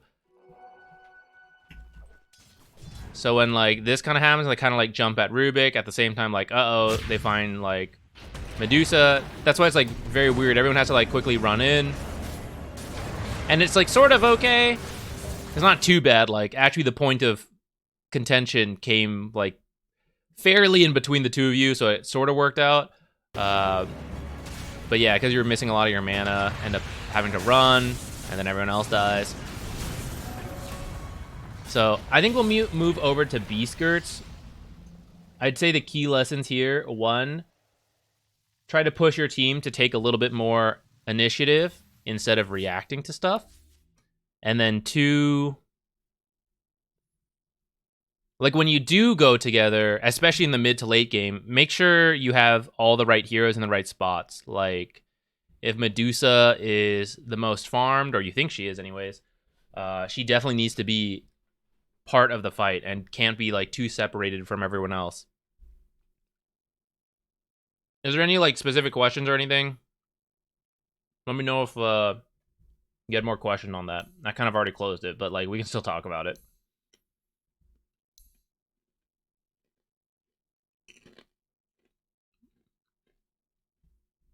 B-Skirt, who are you playing here?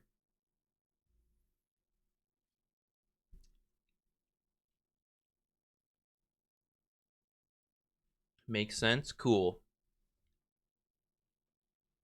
Oh, and try to help with runes, which also goes back to initiative. But I don't think your team helped like Pango get the runes, which could be really good. Really good for pubs or team games. You're the Dragonite. Let's do it.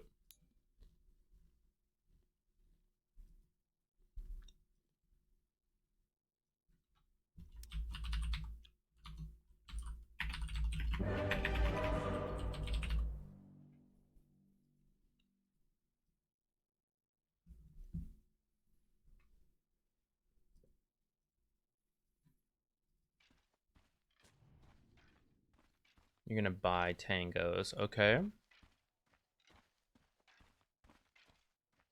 I guess SF carry.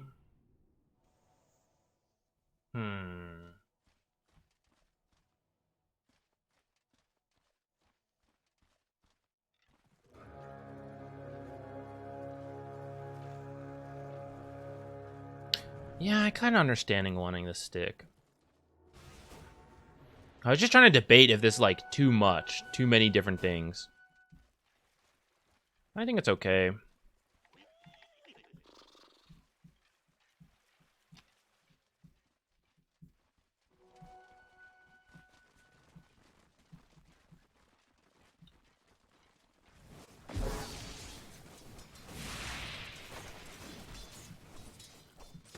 Forget this guy. Forget him.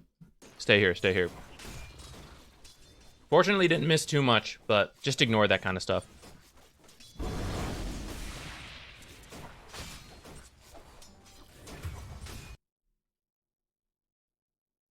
You... outside of, like, some rare situations or people making mistakes, Dragonite level 1 is, like, not very good for getting kills. Maybe if you start W and you have a chain combo, it is sometimes possible.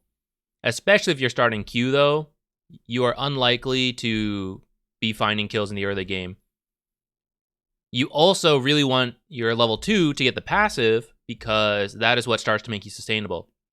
So when you play Dragonite as an offlane, in these first few waves, think really hard about creep equilibrium and just straight up laning, just like out denying people because you have really good base damage and out regenning them with your passive. You like get harassed, but you deny them. Like, I don't care. It's all free to me. Or you trade a little bit, it's equal, but you have better regen and better armor. So it's like you're winning. Chasing for kills is going to like sidetrack you. But if you get to like level 3, you have like 2 points in your passive, you have a bracer or two, you start becoming really difficult to kill, and you can actually just sit in the lane, like last hitting and denying. So you really, in the early levels when you don't have your passive is when you can potentially be punished, and that's why you don't want to get sidetracked, like chasing too much and missing XP. You want to do what you can to like get equilibrium to pull back early, like snipe these last hits right, to pick up that bracer nice and early. Okay, yeah, once you see that, you can do this. And then he did his own pull, it looks like. So yeah, you just like focus on getting these. Yeah, I would just hit this hard camp as much as you can. Farm it, farm it, farm it. Hit it, hit it, hit it, hit it, hit it. You're essentially on a timer waiting for their creeps to come through. So you want to do this as quickly as you can before he can come over and do this. So you just get it killed off. Even if he gets XP because he's like standing over here, the gold is what matters.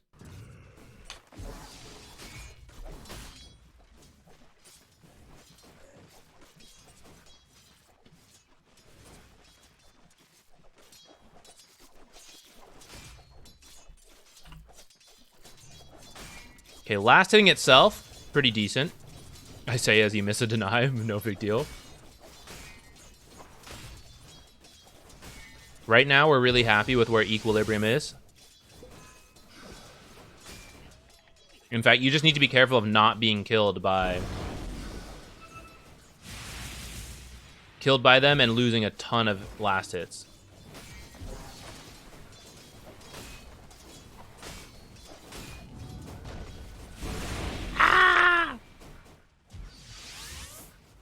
Thankfully, didn't get any raises, which I think is kind of the carry SF way.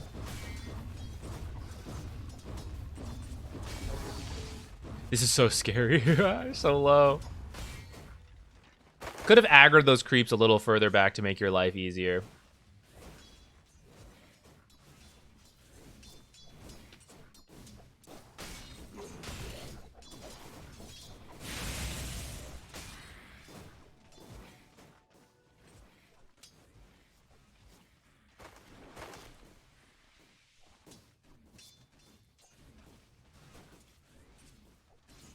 Okay. I'd say right now you're in a pretty good spot. You just need to kind of heal up.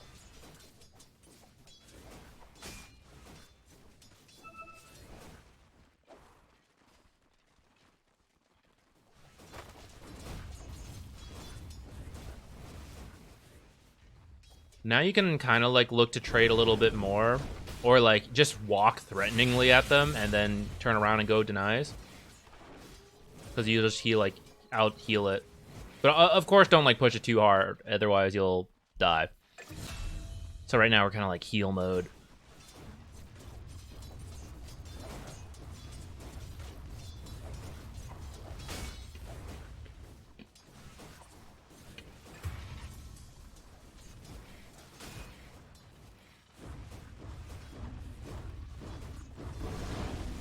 If you're not moving too much or you're scared of dying, you can sometimes skip boots for the other stuff.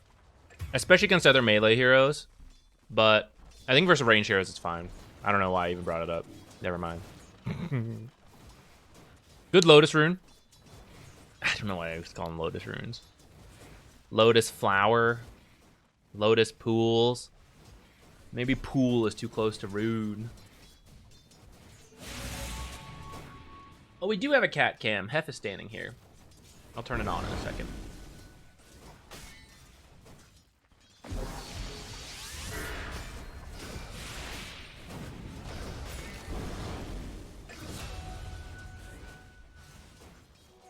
Alright. I was pretty content with the trade. I don't think you actually needed to chase for that kill with the amount of creeps you had near you.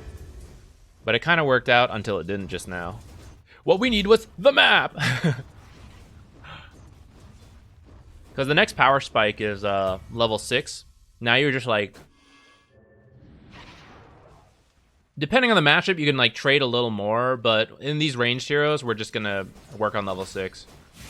And just start shoving in the lane and using ult on tower. I think you're probably okay without the second point in, or the third point in Dragon's Blood. If you're just a little bit more careful about how you're walking in. But I don't hate it either. Especially because it is double ranged.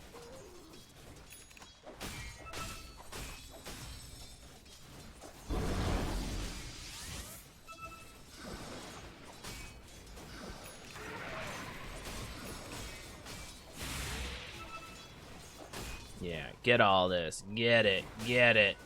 Get it. I actually liked the escape you had. Be careful about running in. That's where we're like losing some extra health. Very close to 6 now. And then we're just gonna start like running in. So this is where you can tell your team to like come up to you. Like any supports or if the mid wants to rotate. Because you can take tower with your ult. If they continue to 2v1 this... then there's not that much you can do, actually. Hope that your team is getting things done, since they should have a man advantage somewhere. And as soon as the support leaves, you just, like, shove it.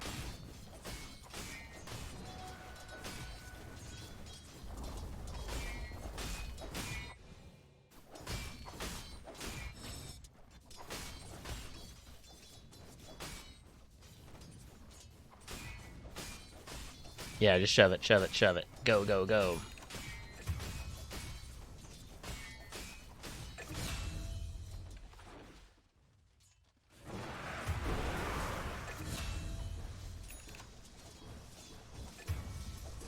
SF with this build does not have a lot of wave clear. So just shoving in the lane as much as you can and then chip the tower. Yeah. Don't worry about poking him. You're very unlikely to get a kill. Offlane DK, if people play with you, you can look for kills. If they're not playing with you, then just work on like farming as best you can and taking the tower by like poking it. And you're gonna draw attention, but you just try to like get out in time and live. I know that sounds like, oh, obviously, you know, but the thing with DK, like as a hero, is it's just he's hard to lane into because of how much regen you have and good damage. So then you're like, well, I don't want to lane, and you leave, but he takes the tower so quickly because of the ult.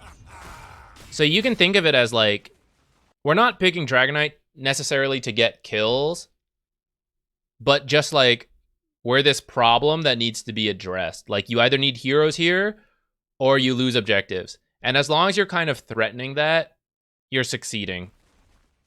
Now you might need kills later, in which case, you know, maybe we're building a blink and stuff sooner. But in this early game, that's more of the focus. So as soon as you think like people are rotating in, you don't necessarily even need your team to like, oh, come help me, come help me. Like, actually, it's fine. Like, if they have to keep bringing 2 to 3 heroes here mid rotations, and they're not getting me, like that's actually pretty good. And then as soon as they walk away, you like just shove it in. You're like, haha, you gotta come deal with me again.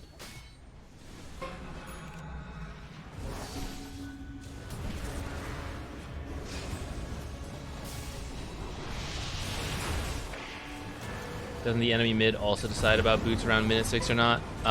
Like whether you want boots or not? Yeah, that can be a good point to consider if you're worried about the mid hero rotating in.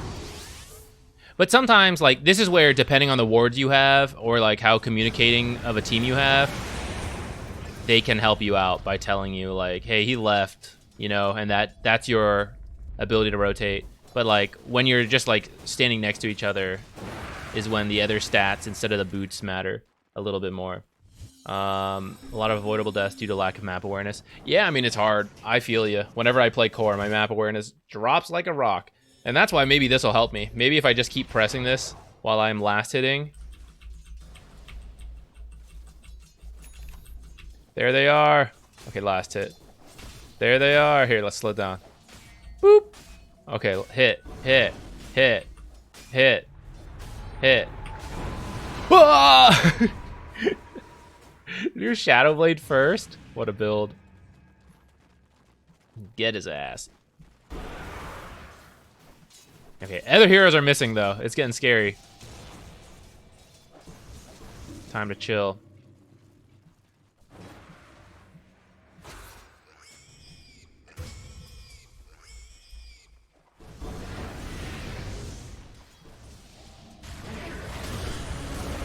No!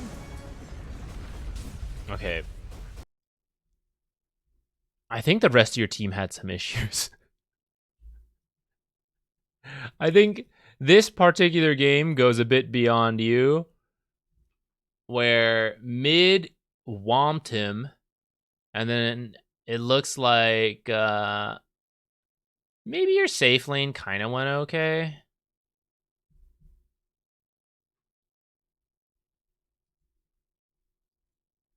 But this is pretty rough. 18 minutes in, it's 9-21.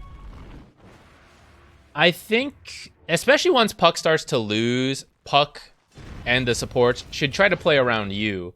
Come rotate in, get a kill, get a tower. That's like Puck's recovery method. It seems like your team kept going either safe lane or mid. I missed which, but it's going into like even/losing lanes with a lot less tower pressure. Like even if they kill Void Spirit mid, you're not going to take a tower as fast as you guys. So I don't know. There's not like only so much you can do about that besides like communicate it to your team. Please come over to my lane.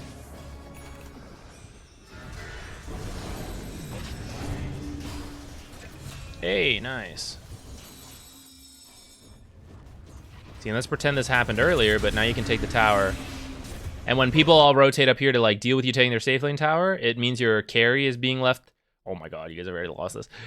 Your carry's being left with a good time, and like your mid can now like leave and rotate here, and maybe their mid has just like TP'd up here, and you just like try your best to dodge it.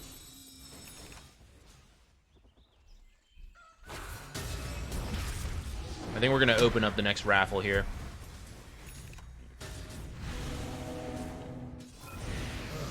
How long does this game go? 36 minutes?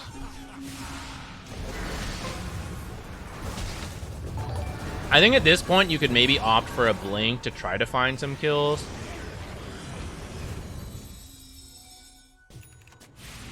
I don't know. I'm like kind of okay with Manta as well. But yeah, I don't know. I think your other lane's lost too hard.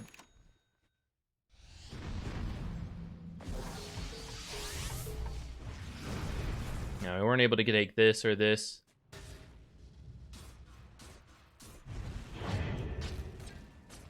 Hey, Sparvel. I'm doing well. How about you? Thank you for watching the YouTube stuff. I appreciate it. I meant to make something for this Friday, but there will not be anything this Friday. But hopefully, Monday we'll get back to more videos again. I'm trying to make more videos than I was before, but still not trying to like force myself to be too strict on like it's gotta be 3 videos a week, because then I feel like I forced out stuff that wasn't that great. Hey Lutheria, how you doing?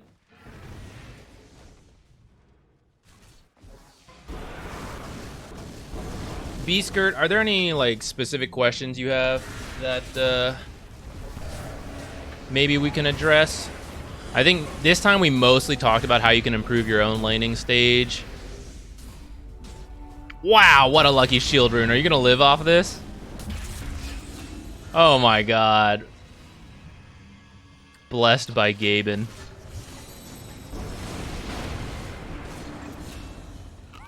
That's incredible.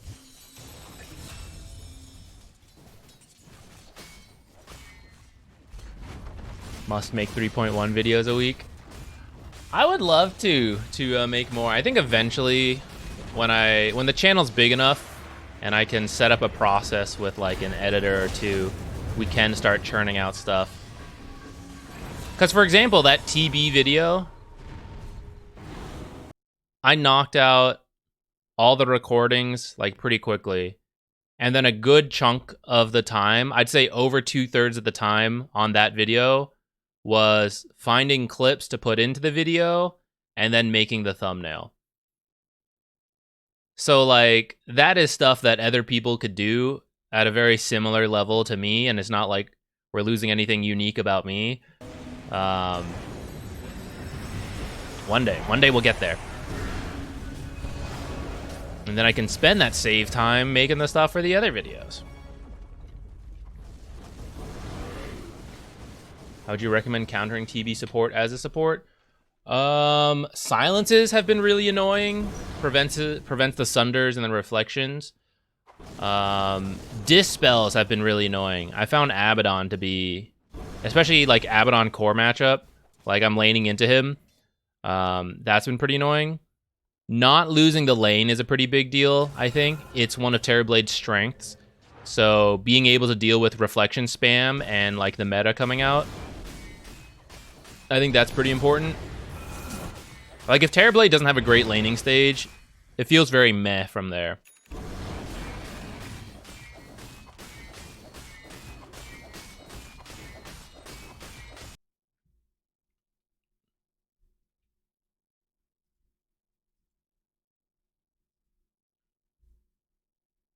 All right, let's open up the next raffle.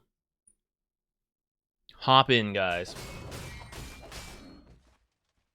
Wait, it says it's been canceled. What the heck? Resume entries. Is it working now?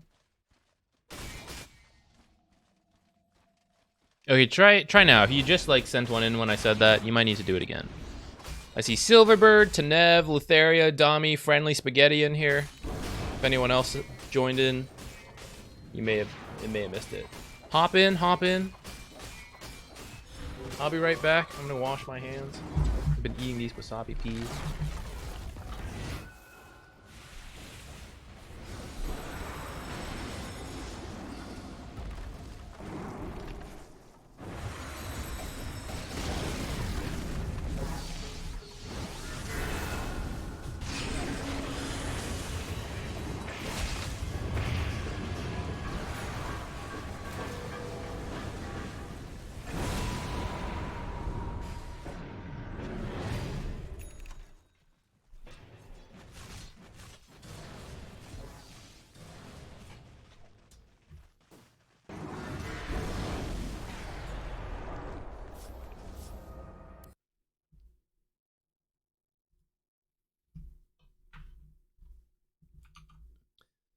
Join in, join in. We gotta start our fancy painting. So the request here is to draw James Brooks' profile, which I screenshotted here. I don't know if I don't know if you're here actually, but I don't know if he also wants like some of this stuff, or maybe we're just drawing like the Power Ranger-esque style of all the heroes. Saw wasabi peas at the grocery store today and was tempted to get some. I love them. They're one of my favorite snacks. Not like always. I guess I go in phases of liking them more or not, but I do enjoy them. I like them. They're kind of expensive nowadays, though.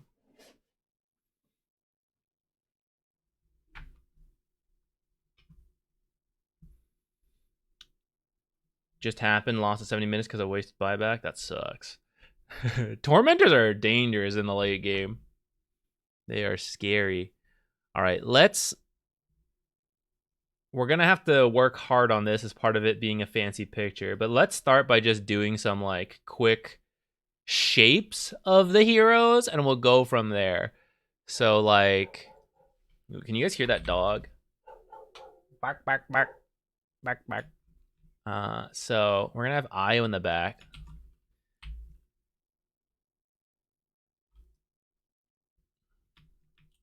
How should I do this? Io will probably be the easiest to draw for us because he's mostly a circle with other geometric shapes. No, actually, the glowing part doesn't need to be that large. We need the...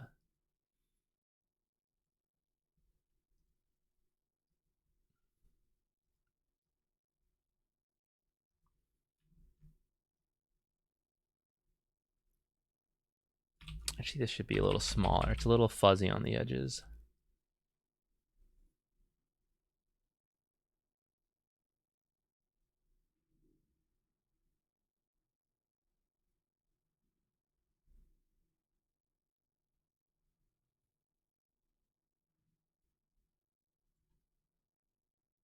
Then he's got his like golden face, right? Yeah, like a little gold face. So let's get this. And then the face is going to be like here. Maybe a little bigger. And then some triangles.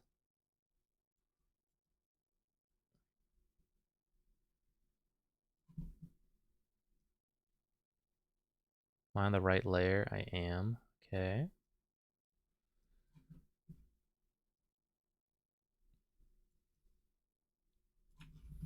Okay. This is going to be our rough spot for Io. I better... we're going to need a lot of layers for this picture. A lot of Io layers.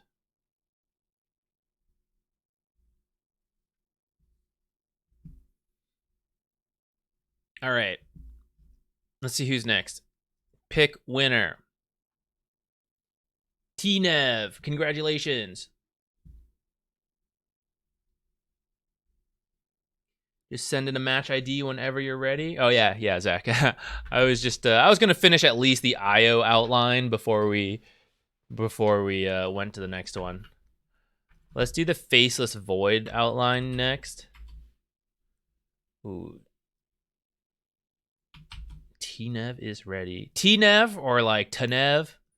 Do you have a preferred pronunciation? Tanev. Playing Lich hard support. Curious about laning against TB. Let's see. Okay. Where are you? Support. Lich. Is there a rough... What is this profile picture? This is cursed. Especially with a Meepo actually here. Cursed. Do you know your rough rank? T-Nev? Got it. Defending against Megas at the end, when to leave. Ooh, that's a tough one. Yeah, that'll be fun to look at. Legend to Ancient. All right, we'll put... I could have just left it at Legend. Legend support. I guess I could put hard support. I think you're hard support.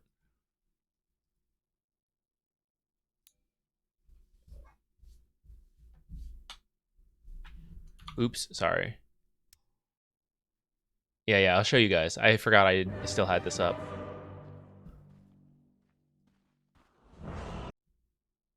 Okay, so like, there's Meepo, right? Then there's There's double the Meepo in here. Cursed profile picture right here. All right, let's get into it. Laning versus TB, and then taking a look at mega creeps at the end. Sounds good to me. Let's close this. What do you got? Fairy Fire and Mango, Clarity in the backpack, and well, I guess if you're laning versus Terrorblade, you're maybe no, it looks like you are down here, but maybe it's Terrorblade 4 with off lane mid Rubik, off lane something, mid Broodmother.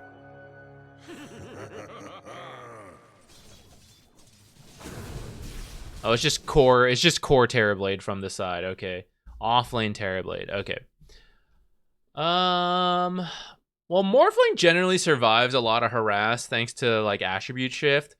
I guess it is pretty annoying with the reflection.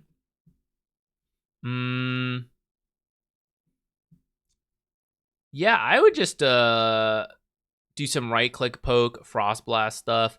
I don't think you're really getting, I wouldn't expect to get a lot of kills here. I'm just kind of like playing for the farm. And, well, it kind of carries on both sides. I guess it's 4 support Jug. Doesn't seem great, but we got a mid Meepo versus mid Brood ultimate cheese battle here. But I guess my current mental approach is that, of course, if we can get kills off mistakes, I'll do it. But kind of playing just for good equilibrium and farm, and then maybe look to play around the Meepo when he gets strong. I would kind of ignore Rubik and just like focus the poke and the blast on Terrorblade. That was fairly good.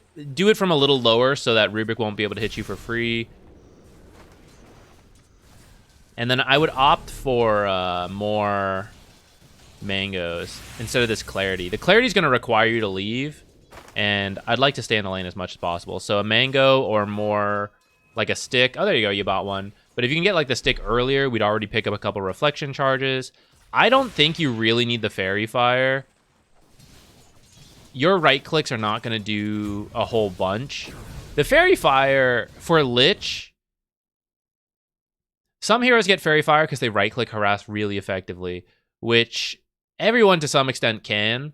But for Lich, who is more mana intensive with really powerful spells, I would prioritize mana, and I would only really get the Fairy Fire if I feel like, one, I think I'm against some double melee lane and I'm going to be able to right click for free a ton, and I don't need the spells, then I would opt for it. Or I think they're going to be like diving on top of me and I need the burst heal to survive that and live long enough to get another round of spells off to hopefully kill them first. This is not like, well, it's hard. I guess it's hard to know who you're going to lane against with this kind of draft. But none of these heroes make me think like, oh, I'm going to be burst. You know, I need to be really tanky and have more burst heal. So I would skip the Fairy Fire, get another mango, or get the stick sooner, skip the clarity. And that would kind of help you like stay in the lane more, I think. Currently going for last hits and denies. I think that's good. I'm not worried that you didn't get everything. The important thing is you were looking for them. So you're coming over to this side again. Ooh, free D ward. Nice. But might be dead. Wow! Turns out the Fairy Fire worked! No! Try to stay a little hidden longer. Oh, we got both? Okay, we take those. I think if you stay hidden a little longer, you will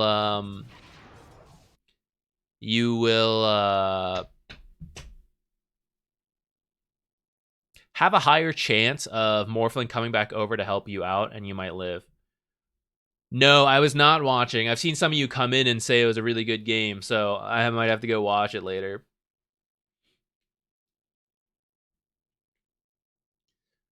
Okay. Next, your items. So we're still really early into the laning stage, 243. So you got some gold there from the kills. These are long-term value items. They're going to pay off the more time passes. Windlace, as a ranged hero, you really only need more move speed once you're going to start moving around. In the lane, especially against like a melee core. When you stand still and auto attack, like it's not gonna matter as much. Ring of Regen like does provide some health, but compare it to like tangos. The tangos are gonna help you much more in the short term.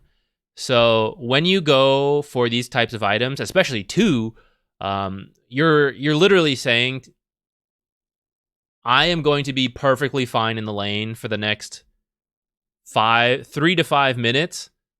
Nothing's gonna stop me from doing anything. I'm not gonna like get close to dying. I'm not gonna have to harass. Like I just get the value, or I have enough like still consumables to make it so that like the next 5 minutes are perfectly fine. But I would say this guy doesn't have any tangos. He's at half health. He's a morphling, I know, but like he has no regen. And as soon as you start getting hit a couple times, you're gonna have no regen. Like you're gonna take 2 fade bolts and like a reflection. You're gonna be at half health, and then like, can I still play the lane? Not really. So at least one of these needs to be more regen. I'd say like tangos, a mango, another sentry, because Rubik knows like he didn't get this. He's gonna try again. So like if we replace the Windlace with tango, mango, sentry, and then you wanted to be greedy and go for the Ring of Regen, I'd kind of be okay with it. But honestly, I'd also replace the Ring of Regen, go for something else. Like I would get like raindrops, maybe wait, TP out, save the gold, buy the raindrops. I think tango, one more mango, a clarity, a blood grenade. You can kind of feel the difference, right? Like we're going to be able to play more aggressively, even though I said you weren't going to get kills earlier, but like we're going to play the lane. And if you manage to pick up a single kill or zone them out from one wave, it's going to make enough of a gold difference that like you were hoping to greed out with these items.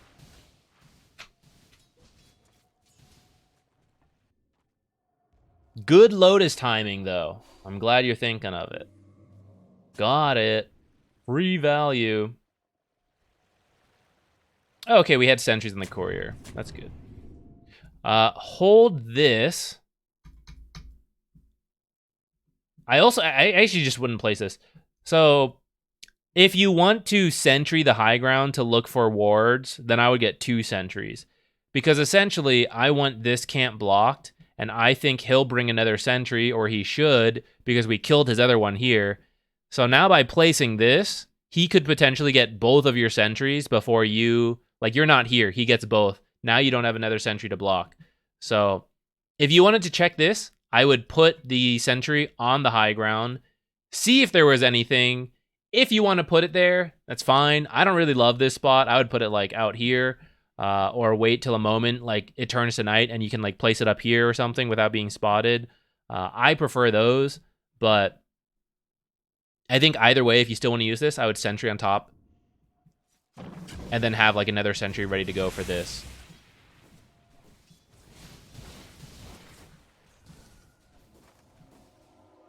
Did a half pull. Swapped with this guy. Nice. Awkward. Okay, we TP down.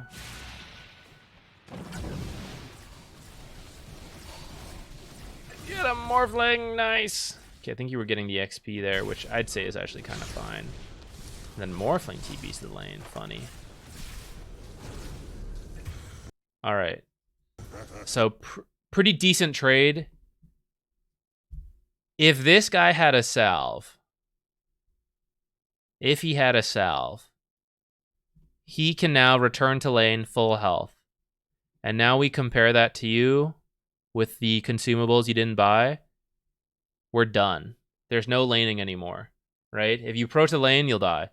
So now you're going to have to go home, and in that 30 seconds, they can, like, first of all, you're going to have to spend money to teleport.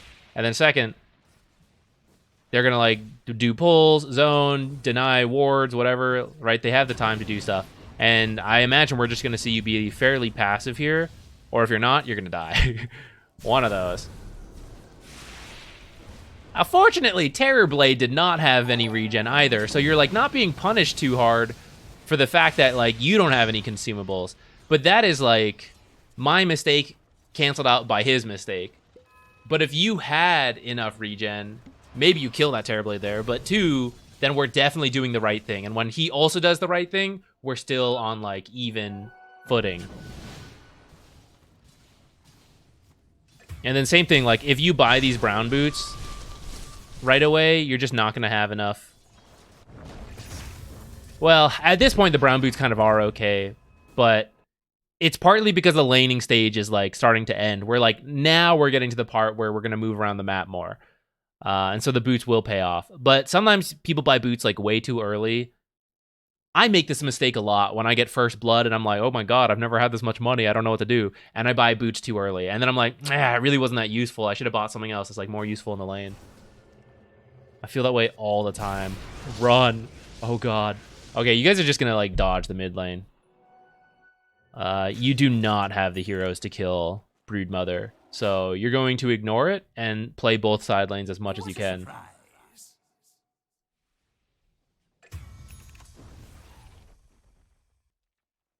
I actually don't mind the smoke, but this game it's maybe not actually necessary because you have a Kunkka off lane and then like a Jug 4 and a Meepo mid. I don't think you'll really need the smoke for any ganks.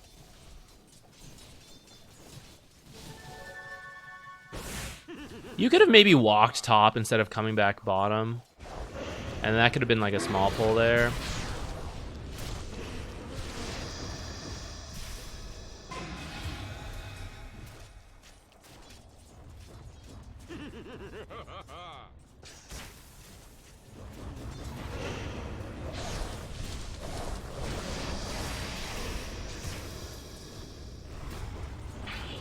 Or next. Eventually your spells are good versus Brood, but you don't have enough levels yet.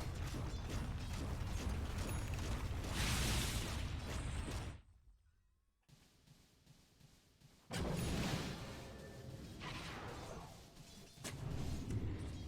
can get boots too early.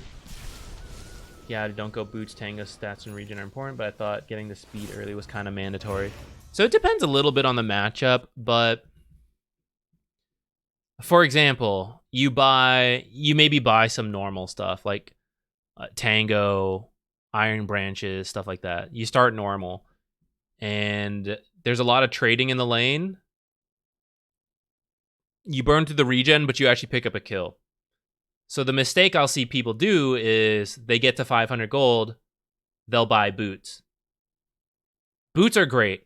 I love having boots, but let's say it's like 2 minutes into the laning stage. You're not roaming around all that much yet.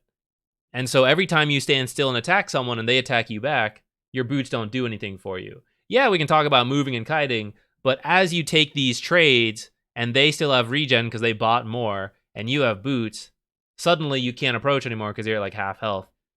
And you essentially just like, you need enough regen and early game stuff to play here. If you get killed like once because you went boots instead of consumables, there's pretty much no advantage, right? So you need to predict like, okay, we traded a lot and I burned through the regen I have. They're now going to come back to the lane. Do I think they're going to suddenly stop hitting me? Like, even though we were trading so much up to this point, they're still going to keep doing that. So you still need enough regen to deal with that. And boots are not the answer, right? Boots will not protect you from like, okay, well, some spells it will. But like the auto attacks and the spells coming in, the trading, like if it's still going to happen, you need to be okay with that before you can get the boots. Antho Key, hey, what's up? Oh, that's cool. Yeah. Streaming is pretty fun. I enjoy it. The start of it can be rough, but it doesn't hurt to try. Give it a shot. I mean, it's not really a cost to it. I guess unless you have to buy equipment for it, in which case, you know, I don't know. But yeah, I mean, if you already have the setup or like a PC, a mic, stuff like that, definitely give it a go. It's fun. I enjoy it anyway. It's not for everyone, but like I said, you can try it. If you don't like it, you just stop. Let me know if you have any questions on it. I don't know if I'm really that good at it. I feel like a fake. For as much as this is my job, I feel like I don't actually know that much behind it. And I've been trying to be better about it. I've been slacking off the last couple weeks though. I said I would like take time every week to like spend more time learning stream tricks or like editing stuff, like all these small things. For the last couple of weeks, I've been slacking. But I can help with basics, maybe. I don't know. It works. It runs. We've got whatever we have. We don't have more than that, but we have what we have. So if you have any questions on that, let me know. Happy to help out.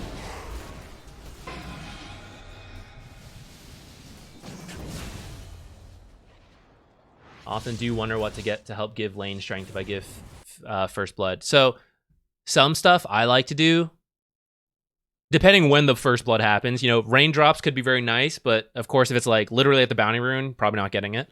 Sometimes just finishing the wand can be nice. Wand and more regen. Like if you think about it, I have 1,000 health, they have 500 health. Then we can just keep running at them, and they can trade for a little bit, but at some point they just can't anymore, right? So if you buy a salve, that's effectively what you have. You have 390 Who's that? Thank you. health that you can heal back up. I renamed my account from Brooks James Brooks so you don't think I'm trying to swipe the fancy picture. Eucalyptus Enjoyer. Okay, no problem. You're now Eucalyptus Enjoyer here. Good to know. Did you see I did a very brief outline of IO. This is the progress we're at. We've got a long way to go, but that's your first progress pick. We'll get there. Man, what was I just saying? Oh yeah, so like if you get the first blood and you buy like a salve that the enemy doesn't have, you can go absolutely ham on the first initial trades, and they try to match you and you both fall down to like 100 health, and then you pop your salve, you're back good to go.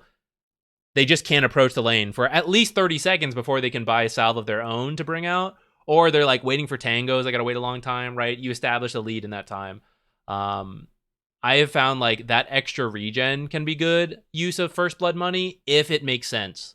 Because there are some matchups like you just are not meant to win, and like trying to go crazy will not help. Sometimes finishing like a bracer, like usually you can't really like justify it by the time you want to build it. It's like I need other stuff.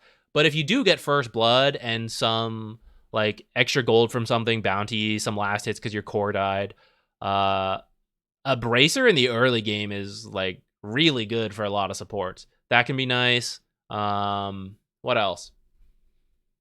If I shit talked boots a bit, but like it can work in the right matchups, especially if you're like a tiny 4 or any like position 4, boots can work. Position 5s, I would say, have to be more cautious of the like very fast boots purchase. Got 100 views. That's true. I am. Thank you guys for being here. I am very grateful for where we're at. Also happy to share how I got there. I'm not holding that secret or anything. We've talked about it in the past. I'll talk about it again. Thoughts on Tranquil Boots versus Mana Boots? I kind of like Mana Boots on quite a lot of heroes nowadays because the buildup is much easier. But if other teammates don't, or if other teammates are going to do it, I don't feel the need to. For Lich, I mean, yeah, I do like having it. I'm not going to lie. The E kind of gets mana, but it's not really like enough. So I think for Lich, my default would be to get Arcane Boots, but if I think I'm going to be hit a lot randomly, I might get Tranquil Boots. This game, I don't see that quite too much. They don't have, like, Tinker. Venomancer hits me once. That's half my health. I don't see those kind of heroes as much, so I might opt for the Arcane Boots. Also, Juggernaut, our support Juggernaut, you know, one of the things he offers is Healing Ward. So I'll give the mana, he'll give the health. That can be something that helps you out. Would you consider Wraithband or similar? As long as it's something like a high armor lane, like Terrorblade, I guess. Terrorblade and some other right-clicking hero, I might do it. Sometimes other things I'll consider, like say you're gonna get a mech later. Like I think picking up like a headdress early or chainmail if it makes sense. Like these kind of items that'll build into stuff later can make sense more so than just sometimes rushing like boots. But there are some matchups where I'm gonna get fast arcane boots, so I'll just get like a Bassi, off my first blood, stuff like that. Used to be so easy to get a review when I had. It's true, yeah. It's only become harder for you guys.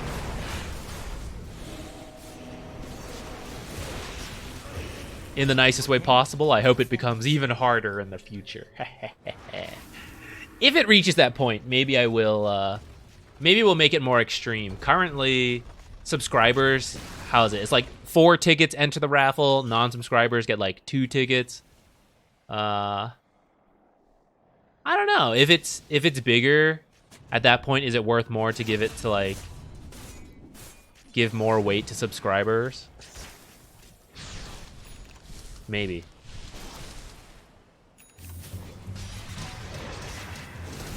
From here on, well, I say that actually. I didn't expect you guys to just get Broodmother like that. But I was gonna say it looks a little iffy right now. I guess Meepo's decently farmed, but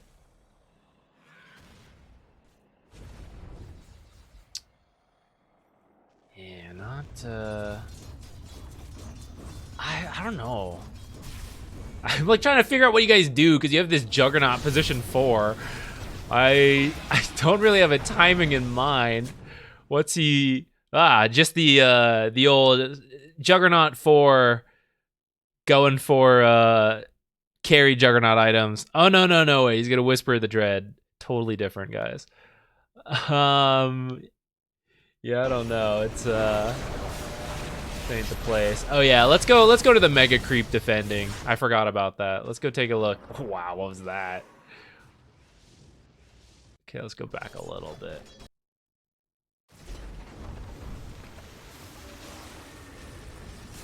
Okay, so you guys got Mega'd here. What is it, 20 to 43? So against Mega Creeps, you can't really leave the base all that long.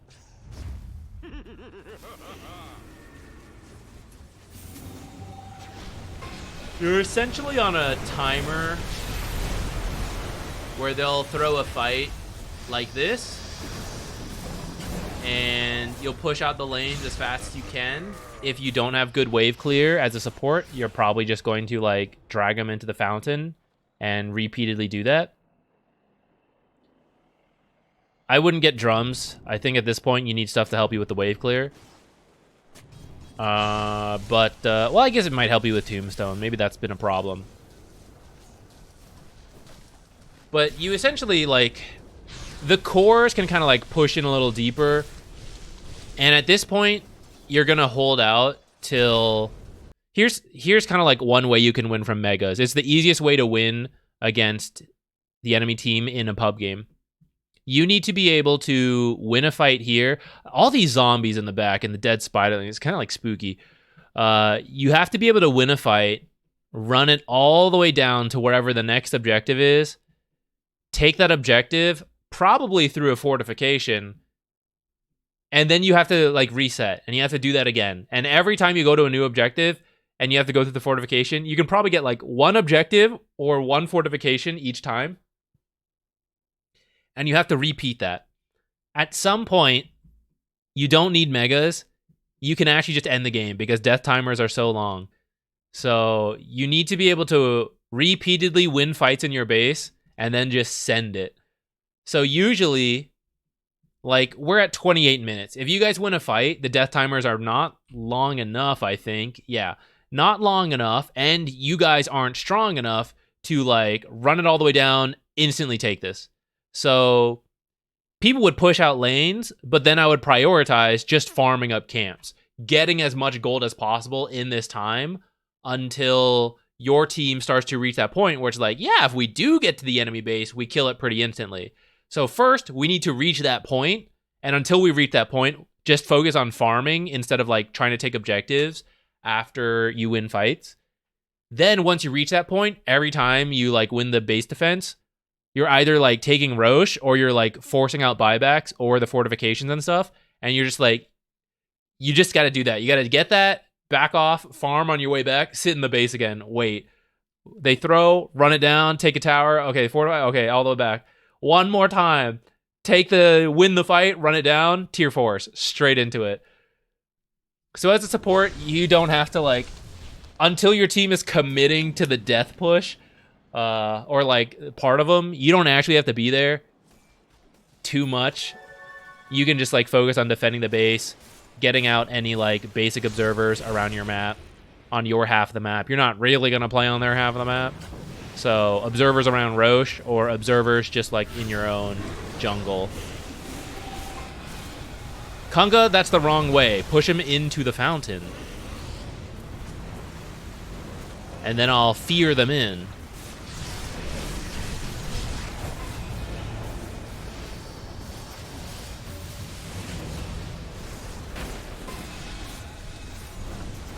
How are they so slow about this, actually? How is a Drow Terrorblade Broodmother not just, like, A-clicking buildings? Did they all come in, like, one by one? I feel like they did.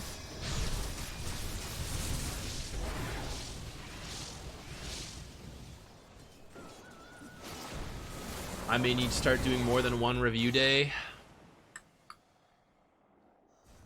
I might...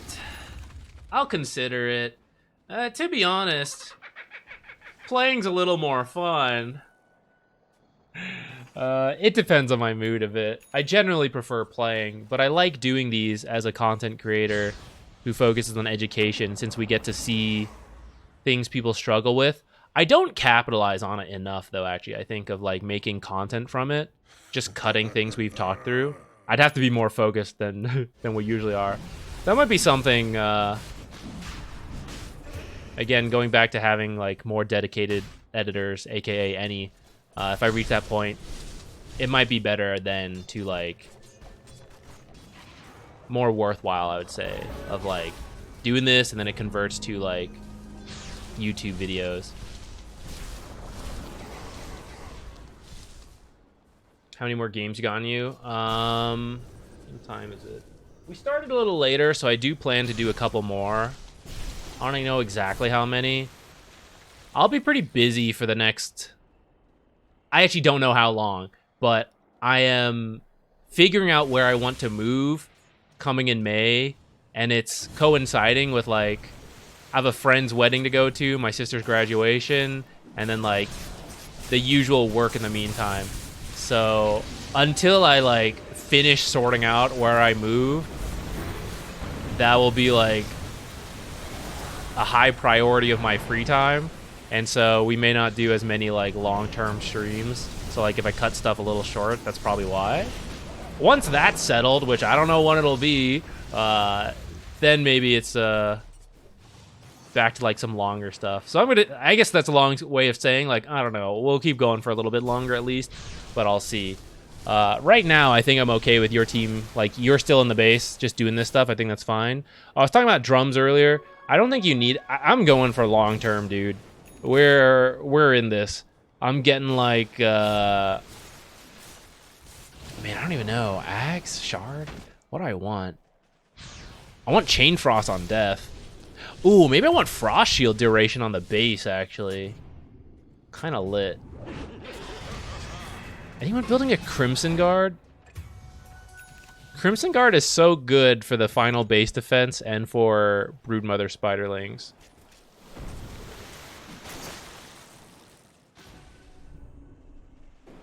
Ooh, go Ags, because you can grab multiple illusions and every single spider.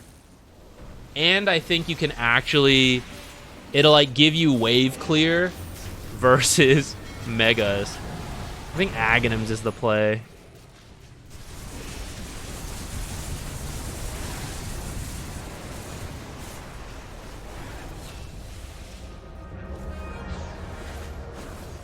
Alright, I'm guessing you guys are about to win a fight here, that we can spend a moment talking about what to do.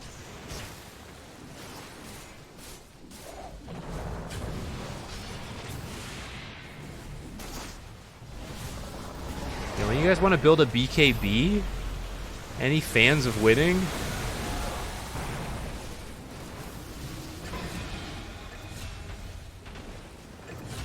Any game winners on the enemy team? BKB into Kunkka Lich? Anyone?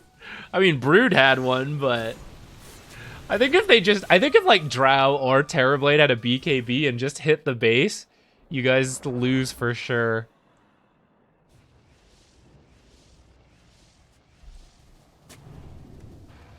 Yeah, Crimson in general, not great, but when you're coming down to like the final base defense, I think it can be pretty good to prevent what I think should kind of be happening, which is that they just constantly send in illusions and spiderlings to like rat this shit, and you just can't stop it fast enough. Which actually, with Kunkka, maybe you can, like, just pew all the spiderlings at once, you know? A neutral item! He's a BKB builder. Let's go. Any of you guys? No. She's actually really not very farmed. This is where your team the enemy team needs to chill, just farm up, and then like go. They're actually not farmed. They're very below you guys.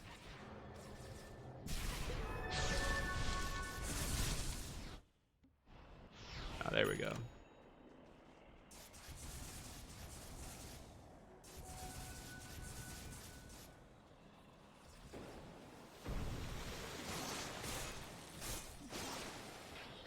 Someone redeemed one, right? Daedalus Fic.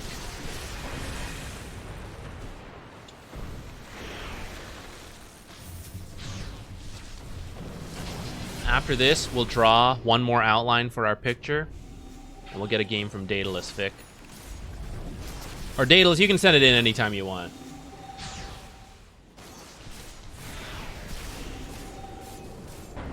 Saw TB support. I'm telling you, pro teams will actually start doing it. A little bit experimentally, but it adds a lot of flex value. So you can pick TB early in your draft and flex it over to support. But currently, some of the TB support picks I've seen have not been like the greatest, like within the draft, which is fair because like all of us are still kind of new to the idea. But I think once teams start figuring out like here's like an actually good draft that enables a Terrorblade support, it gives you a lot of power as a pro team to pick a carry early on and bait something out. I think it'll be really good.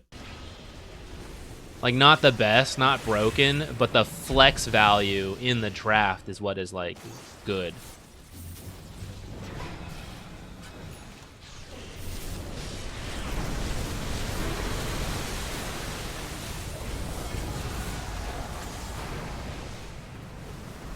Oh, you could also go Mjolnir. I'd be okay with that. Attack speed and then throw a Mjolnir on Kunkka or whoever, like, Broodmother's running at, and suddenly they're all dead. Okay, these death timers are long enough to, like, make it to the base. We're starting to get there. You can't chip too much, but, like, you could do it. Roshan's also good. If your team just ran straight to Rosh, that'd be good. Hey, Jug Buddy, what you got? Bro, how is it 40 minutes into the game and you're at 10k? Did he break his items at some point? What's he even doing? How is he bad at griefing? Isn't that the funniest thing about people that grief? How's your farm this bad? Come on, man. Grief better. You're supposed to carry us at this point.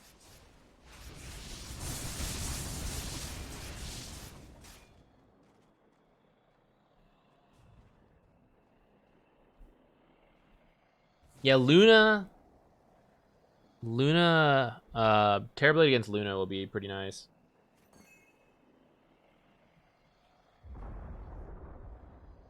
Would you prefer a game where we predicted to lose, but I think our teamwork overcame poor individual play, or one where I felt overwhelmed as the support because all three cores were asking something different, including a toxic axe? It is up to you. I would say if you're not sure what went wrong, that's where we can help the most. But the second scenario you described sounds like it could be good, because that sounds like, here's 3 different options for me. How do I pick the best one? That could be good.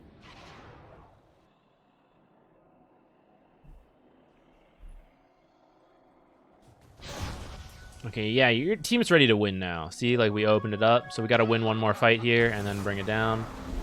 I do think getting Roach would have been good. No big deal. Oh, Morphling's just going to YOLO do it, huh? Look at that. He's got the BKB. Let's go. We got Roach out of this. Let's go. Can't believe your team just pulled that off. Actually, I can. I can at this point.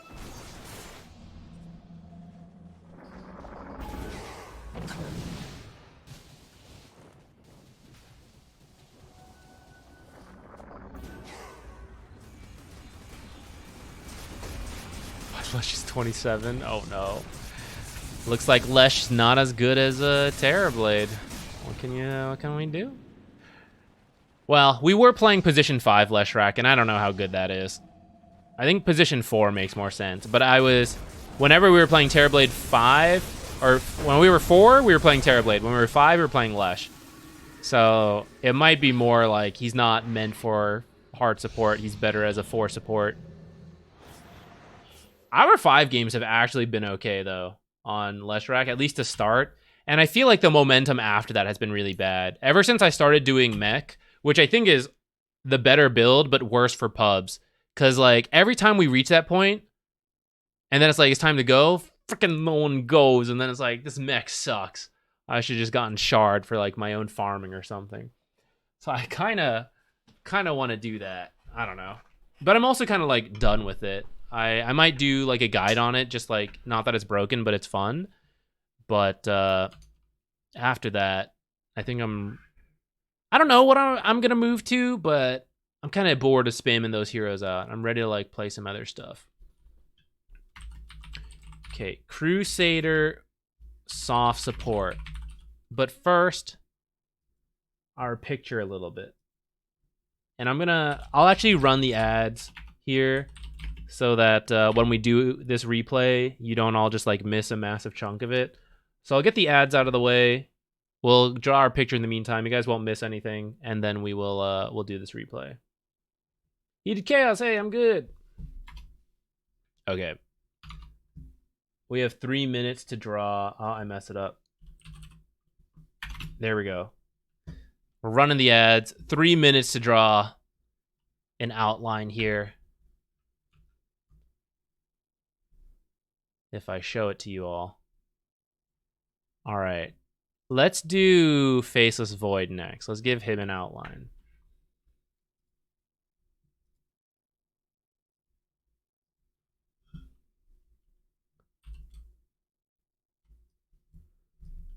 Oops, drawn on the wrong layer. That's definitely going to screw us over somewhere in here.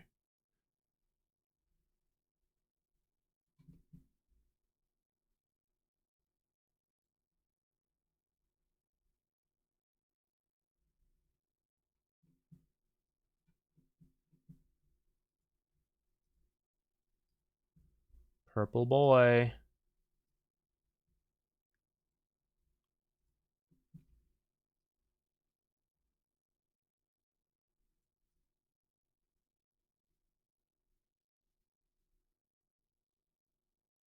Well, maybe I should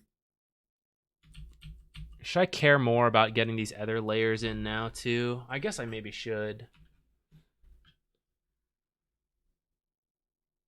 Other layers meaning like the whiter color and stuff.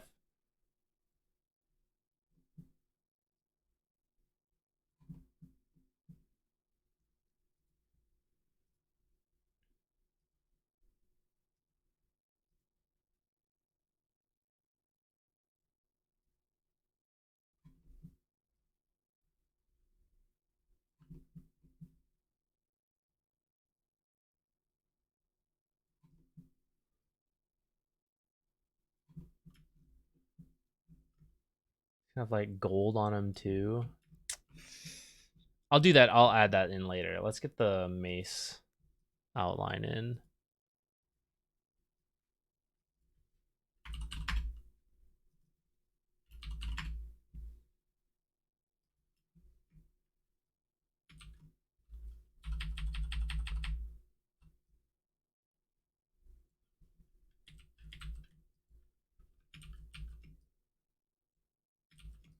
It's more like this. Okay. Yeah, and we'll add the rest in later.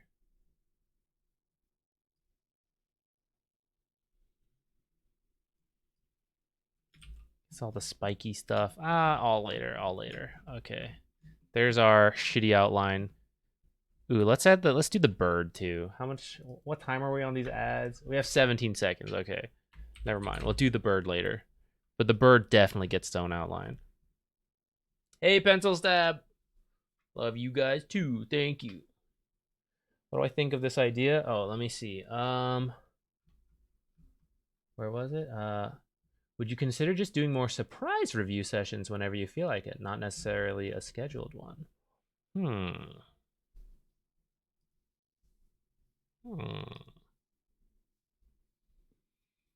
I might.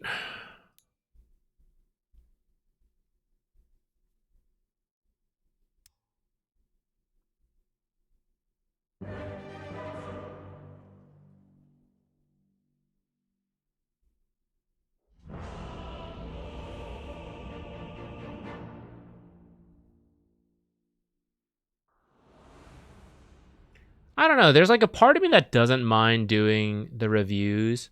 There's another issue though, which is not really related to you guys, like my own personal issue.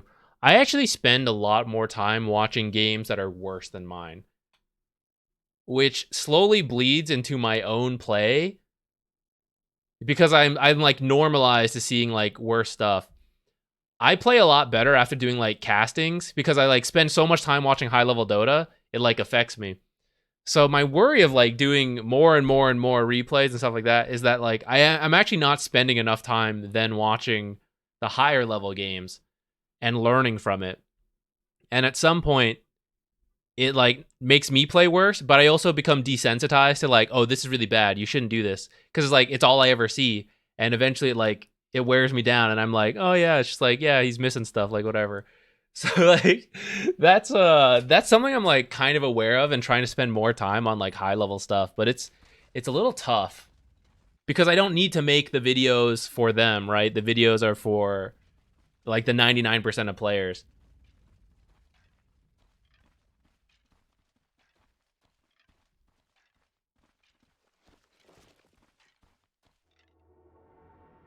Whatever considered live analysis of pro games, or do you think it's too slow for streams? Like me watching a pro game live. I don't mind doing it. Historically, though, and this could maybe change in the future, I think that drops viewership. I think replays also are generally a little lower. It used to be a lot worse, actually, but I think lately, more you stick around for fun anyways at this time. Thank you. But just playing Dota is usually the highest viewership for a stream, from what I've noticed. Like you see BSJ do a coaching stream. He literally made an entire separate channel for coaching because the viewership drop is like significant to enough to make it a challenge for him. And yeah, that's like I'm not quite there, like that level, but it is something I think about.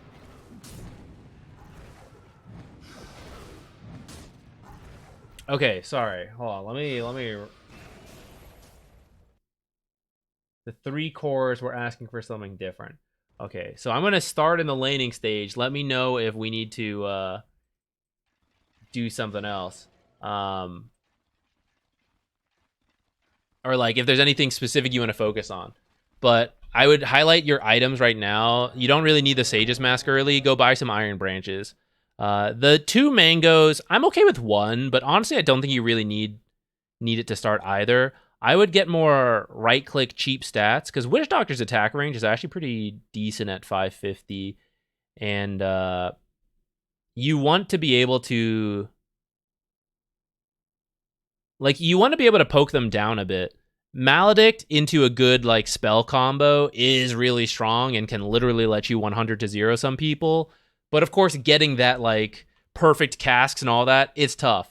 So it's easier to like poke and whittle people down and then throw the spell combo. And you don't need to harass with the spell combo either. I mean, it's okay to like do like a Maledict and then poke and stuff, but essentially, Sage's Mask Mango means like all my harass has to come from spells, but that's not the case for Witch Doctor. You want the spells, and that's why I'm okay with like a Mango, maybe two, but I think all of this together is too much, and like getting some cheap stats would help you a lot with your casual poke, plus then like, for example, your level 1, just Maledict a hero, and then right-click him like 4 times. It's actually a huge amount of damage, but if you're missing some stats, you're missing some of that damage. It sounds small, but like over the course of the laning stage, it adds up. If you have like, so you got this Circlet, right?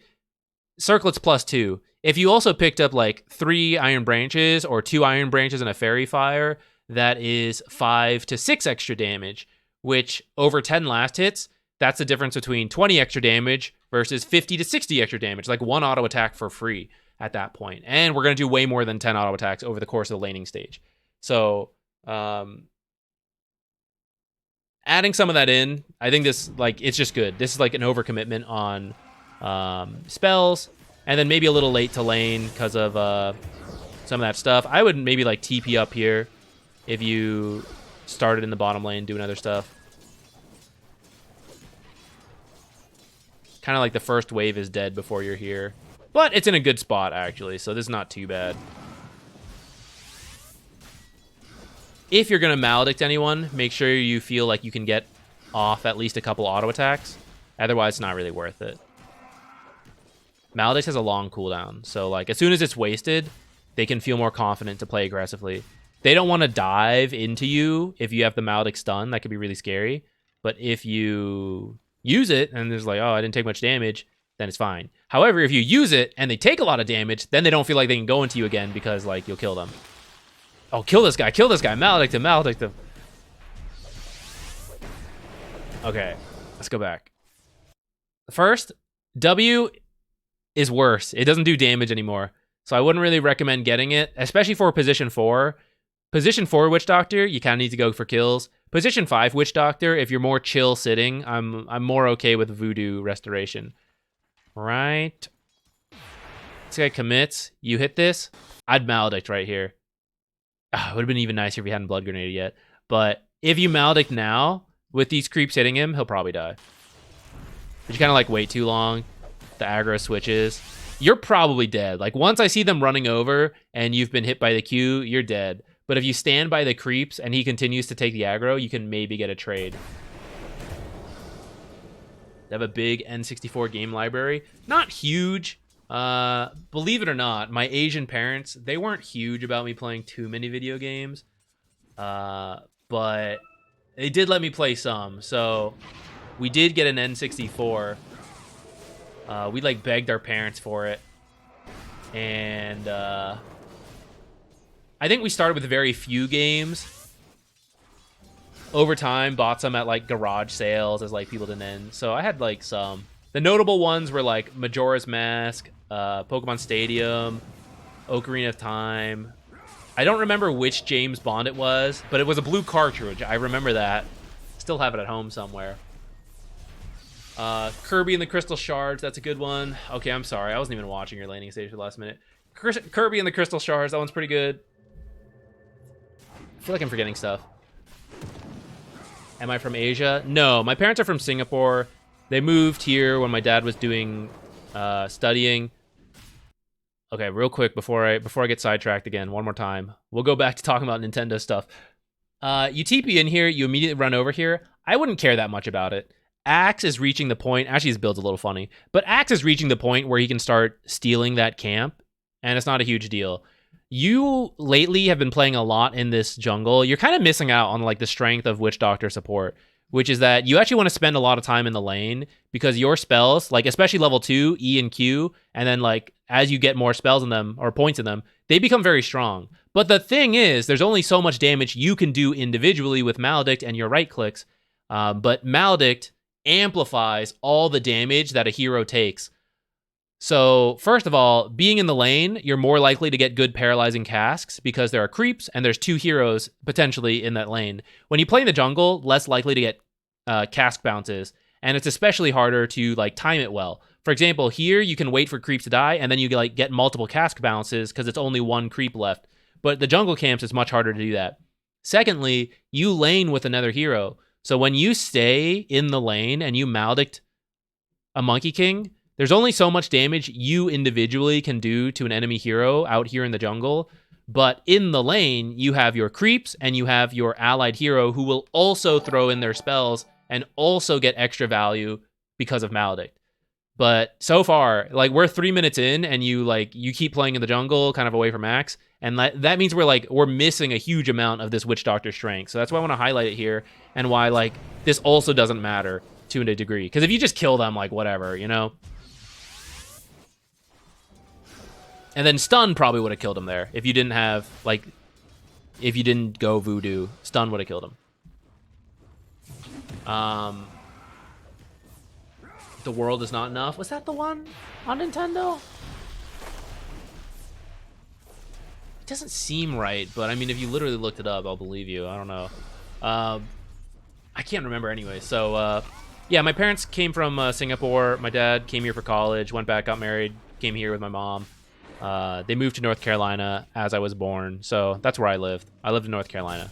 But they were still Asian enough, you know? They weren't like, they hadn't lived here forever, but by the time I was born, so they were still like very Asian parents as I was growing up. And now they've spent a lot of time in America, and we're all like Americanized kids, so we have affected them as well. So now they're also more like Americanized Asians. But yeah, growing up, I still had a lot of like, Zach, you're gonna do schoolwork. Here's like extra workbooks. I'm like, Mom, I did all the workbooks school gave me. It's like, no, these are extra workbooks we bought. Do them. I did a lot of that. But I was like, fortunately, I did them, and then they're like, okay, you did it, so you get to like, you can go play a game now or something. So thank goodness I was smart enough to do the schoolwork fast enough, guys. If not, we wouldn't be here. I wouldn't have gotten to play games. I wouldn't get to play Dota, and then I wouldn't have made a channel for it. Oh, Paper Mario is great, but I did not own it on Nintendo 64. I actually bought that later. So the first Paper Mario I got was the GameCube one. Absolutely fantastic. One of my favorite games of all time. And then eventually I bought, like, you know how the Switch had like old games ported to it? I bought the Nintendo version there. Well, what are these multi Ring of Basiliuses here? I think you're pivoting over to Bassie. Does someone else have an urn? We gotta commit. By the way, I'd like to point out how much better the lanes went now that you're like in the lane.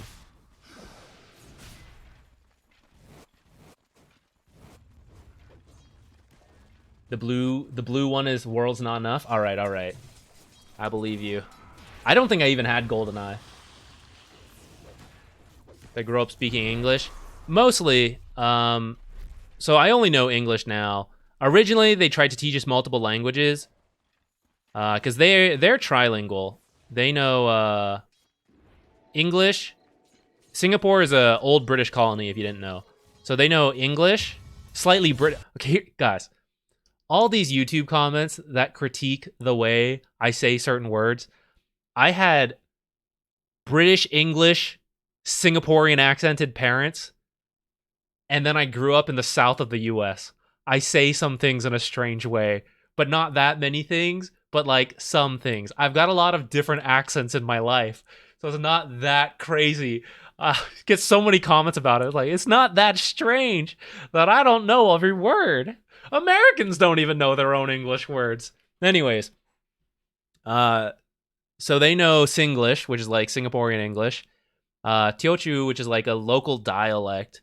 It's not that huge, but both my parents happen to speak it because they live in the same area of Singapore, I guess. And then they know a little bit of Mandarin. My dad less than my mom. It depends on like the school you go to in Singapore. So they know enough to like speak and get by. It's not like great compared to like native speakers, but they know those three. And then they know like random other like bits and pieces from other languages because that's how Singapore is. So they started with us like teaching us all of it, trying us to do it, right? But because we grew up in America, we didn't like have our family and extended family and then like all the locals to practice the multiple languages. So like we weren't great at it, or at least I wasn't. And then we would get confused going to school. They'd be like, what is this? And it's like a grape. And I'm like, puta. And they're like, Zach, what are you talking about? That's not a word. This is a grape. I'm like, no, my mom told me, like, that's not a grape. That's, whatever. So I think because of that, they decided to like just teach us English because it was like kind of confusing to us. I don't know. My older sister, taught fake Chinese to her class. Hilarious. I don't even know why she did it, but my mom went in for like parent teacher night or whatever, and the teacher like used whatever the saying was my sister taught her. She's like hello or whatever in that fake language, and my mom was like what are you saying? She's like, oh, am I not saying it right? Like your daughter's been teaching us phrases or whatever. And she's like, that's not real. She doesn't know those languages. So maybe that was also part of it. So my older sister can understand a good amount because she grew up with it the most. And then I'm the worst. I'm English only. I can't understand or speak it. And then my little sister is better at it, so she can understand more. And she took Chinese in college. So I am the worst. I'm the worst child. I am English only. English and Dota and Japanese. Because I chose Japanese instead of learning any of the native languages of my family. Okay, I swear, Daedalus Fic, you're gonna get the value of your points, I swear. I think the landing stage thing's already really big for Witch Doctor, but we'll keep going. Stun him! Yeah, easy kills. Okay, for Witch Doctor, especially when you skip a point in Voodoo, and you have like 2 points in Paralyzing Cask potentially, you want to look for opportunities where you're going to get good bounces. This, really high chance of bouncing between these two heroes. So I would throw the stun, and then I'd say Axe actually took Berserker's Call a little early. Now he's level 4, so it's whatever. But because he has it, we can make use of it. So if you get the double stun here into the Maledict, into a Call, and counter Helix, even without creeps, but I do know that creeps are on the way based on, timing. I know they're around here. So when they also start hitting Axe, that's Spin City, baby. And we're going to get a lot of value out of the Maledict. You guys still got the kill here, so still good. But definitely good to, recognize it.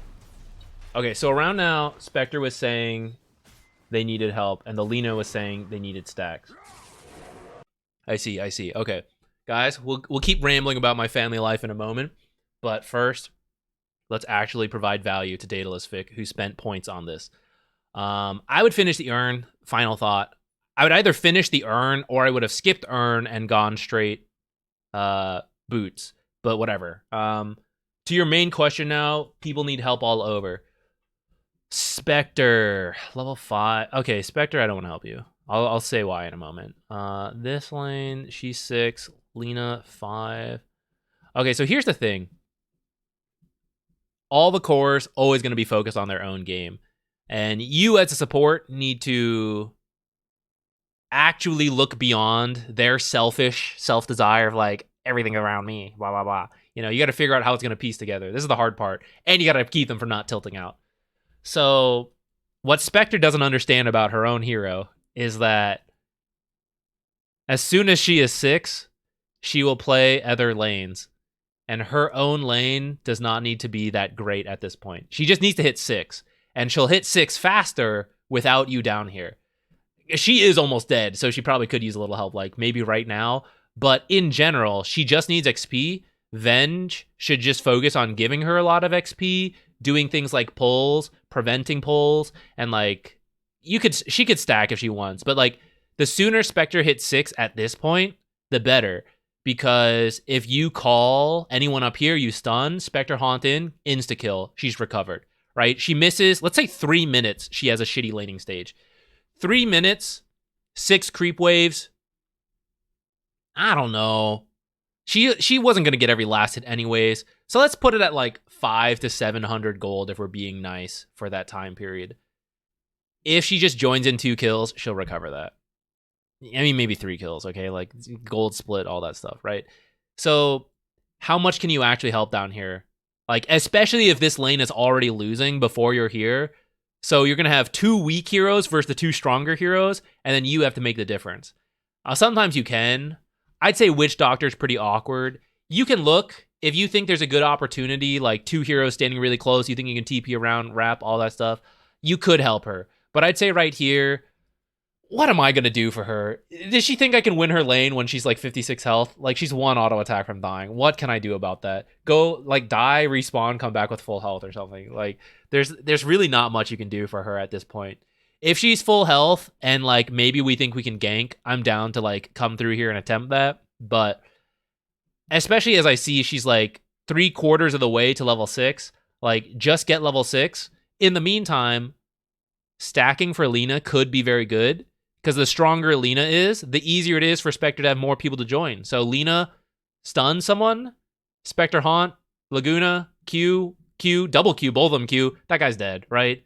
Boom, everyone's happy. So from your perspective, I would continue to play the lane. When you get moment, I would look to stack and help Lina with runes. And I will continue to ignore Spectre and just tell her to get XP. And as soon as she is 6, she will then have a benefit of everything I have done prior to this, which is that we are easy kill setup. We're like strong in our lanes. Every stun is a kill for her, whenever she has her ult, of course. And it can happen in multiple lanes. So in this particular game, I would ignore Spectre unless I think I can actually do something. I don't see what I can do here.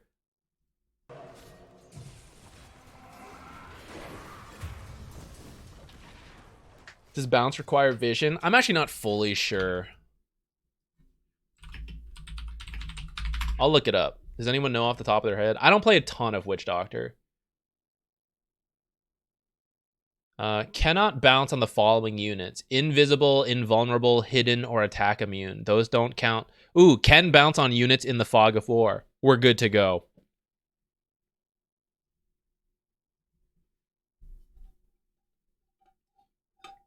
Is there even any point in stacking for Spectre instead of babysitting? No, we're not stacking for Spectre. Oh, you mean the Venge? No, not really. Spectre's not good. She's not good at doing this shit. If she was stacking like over here for the Lina, that'd be okay. Venge, I don't know what she's been up to. We didn't watch her, but she should probably spend more time laning itself so that she can live longer down here, or like stack this camp, do pulls, stuff like that. Does this not look like Drow? Venge and Drow have some sets that are very, very egregious in the glance value. What are hidden units? Puck with phase shift is a hidden unit. That type of thing. Yeah, Pudge having eaten someone, Undying Tombstone. They are not, like, it's more than you can't target them. They're just not there. They're gone. They're gone from the world. It can't go to them. I think Disruption and Astral also count as hidden.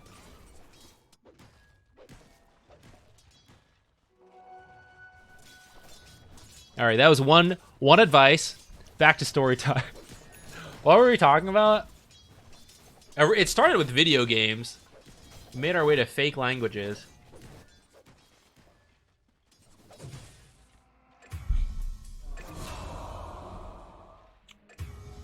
Good wisdom rune. If you were there a little sooner, you could stack the ancient camp. Or maybe you were there in time. I kind of phased out a little bit. Oh, look at that stack. Damn.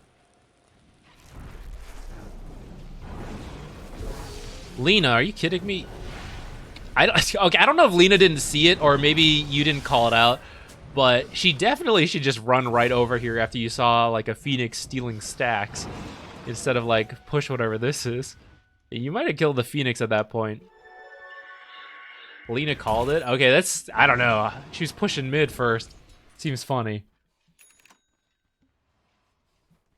Whose items are these?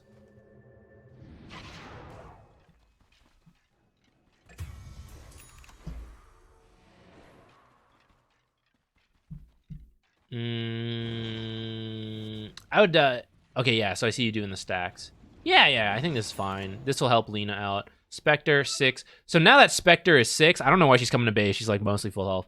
But now that she's 6, just look to set her up with something. And you can tell her this earlier so she doesn't tip out, but just like, hey, just like survive that lane, get 6, we'll get you kills to recover, right? And now you come to Axe, you could potentially even smoke. Like the whole goal here is you get killed early.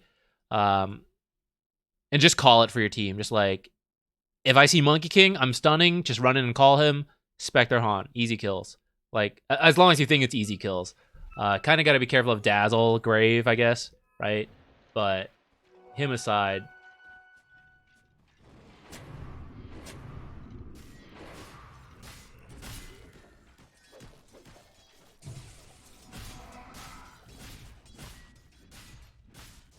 how's my day? Day's pretty good. Busy lately. Just doing lots of... It's getting pretty tiring. Different apartment research and stuff. But we're at the point we booked some tours, so we're gonna go look at these apartments and houses.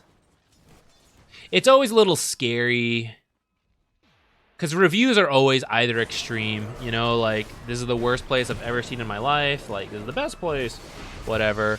It's always scary to like commit to a place that you're gonna live into for a year. Axe is strong enough now that you probably just want to like stay in the lane with him. Or let me see like when you left, because I feel like there was a fight and you weren't there. I'm trying to see if that's your fault or his fault. Okay, Axe is here. Lane's here. I'm okay with you sticking here because you're not level 6 yet, and we really need that. So I would just stick here for the XP and hide. Don't show yourself, but just hide in the trees, and that way when people do this, you can stun and then drop the Maledict in that stun. He like phase boots over, calls Spectre Haunt. So it could be like a witch Dazzle kill already with you here. And then off that kill, you're hitting like level 6. And you can also call sooner for like Spectre to haunt him. She comes in kind of late. I think it's not going to work now. Yeah, but that could have been at least 1, maybe 2 kills for you. The stacking we want to happen earlier when we don't have Spectre Haunt yet, and we're not strong enough to like fight. But now that we are, default to like let's go fight first and then go stack. So like, oh, I have my ult, we do something, get kills, this tower's already dead, whatever, so now I'll go stack. And now I have my ult again. Okay, now I'm gonna like prioritize being with them. This D ward, by the way, you can't see uphill. The only reason you see this is because you also have an observer in this area. So that's going to let the enemy know if they're paying attention. Like, why is Witch Doctor hitting a high ground ward from the low ground? It's gotta be something here that gives him vision. Careful of that.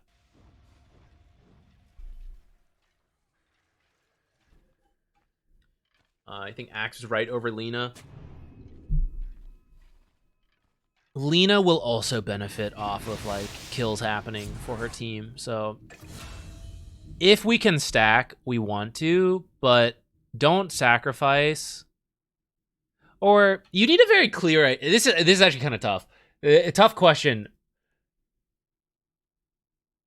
When you have the late game team, it kind of is okay to stack a little bit more because, oh, we all just farm, we all reach our item timings, and we win in the late game. But Dota's not that clear cut. If you spend too much time stacking, you're losing lanes, and they might get enough momentum that they win before you hit that late game, especially if they steal the stacks you've been making. So it's a bit of a fine line where even if you're the late game team and you want to just stack and farm, you still have to do enough in the landing stage that like you hold on and you survive and they can't just steal your stacks. So I think stacking earlier sounds good.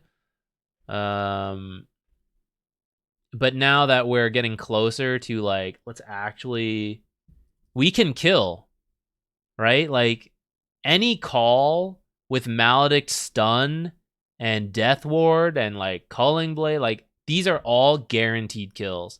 Once this is down, because Culling Blade's on cooldown, Death Ward's on cooldown, you have no mana, that is a good time to stack. Like, hey, let's chill. I clarity, I go stack. I'm good to go again. Let's go play. So there's a balance to it. But for pub games, I don't know. I think personally, if you can get kills in a pub game by playing the lane, it's better to do that. it's far easier to execute and snowball compared to the like play safe on your own. I'm going to go stack. We're going to hit this timing later, but the guy feeds because he doesn't know how to play on his own. The guy doesn't do the stacks for a long time. And you're like, nothing's like, it's not coming together. The easiest is like, we play the lane, get kills.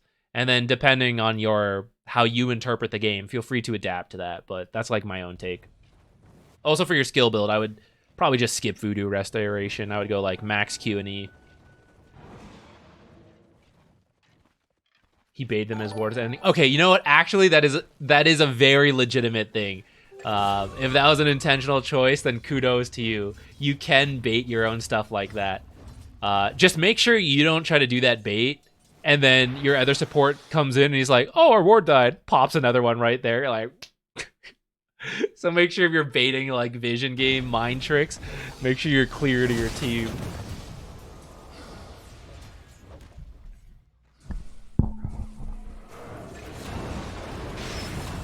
Friend got a condo without understanding one. We were thinking about that, like, do we try to buy something? It's like, but we don't want to live in Texas long term. But we're kind of staying here like another year or two before debating moving. But it does feel weird to like pay a bunch of rent if you can like buy something. But of course, like buying something, I think there's way more cost to it that I don't think we're like ready for. So I think we'll like live in an apartment or maybe rent a condo or a townhouse or something rather than try to like buy anything yet. Other childhood games. Yes. Let's get back onto the important stuff, Porky. Thank you for keeping us on track. I did have Super Smash Bros. I remember playing that. I had some friends in my neighborhood, two mainly, that we would play like some of these like we'd play the James Bond game together, sometimes Super Smash Bros. I had Mario 64 on the Nintendo. I think I even still own the box to it. Oh, we had the Mario Kart 64. Okay, that's probably not worth it. Don't do that one. It's got to be like a huge stack, or you're stealing the enemy stack. Otherwise, just save it for kills. GoldenEye, I did not have GoldenEye. Melee, I did have, but we're still on the N64 right now. I actually don't remember. Hold on, this is actually very important. Let me work this out. My own childhood history. When did the Nintendo 64 come out versus the Game Boy Color? I can't really remember in my head the order of when this stuff happened in my life. I know we had both, but I don't know like when first was one or the other. Release date.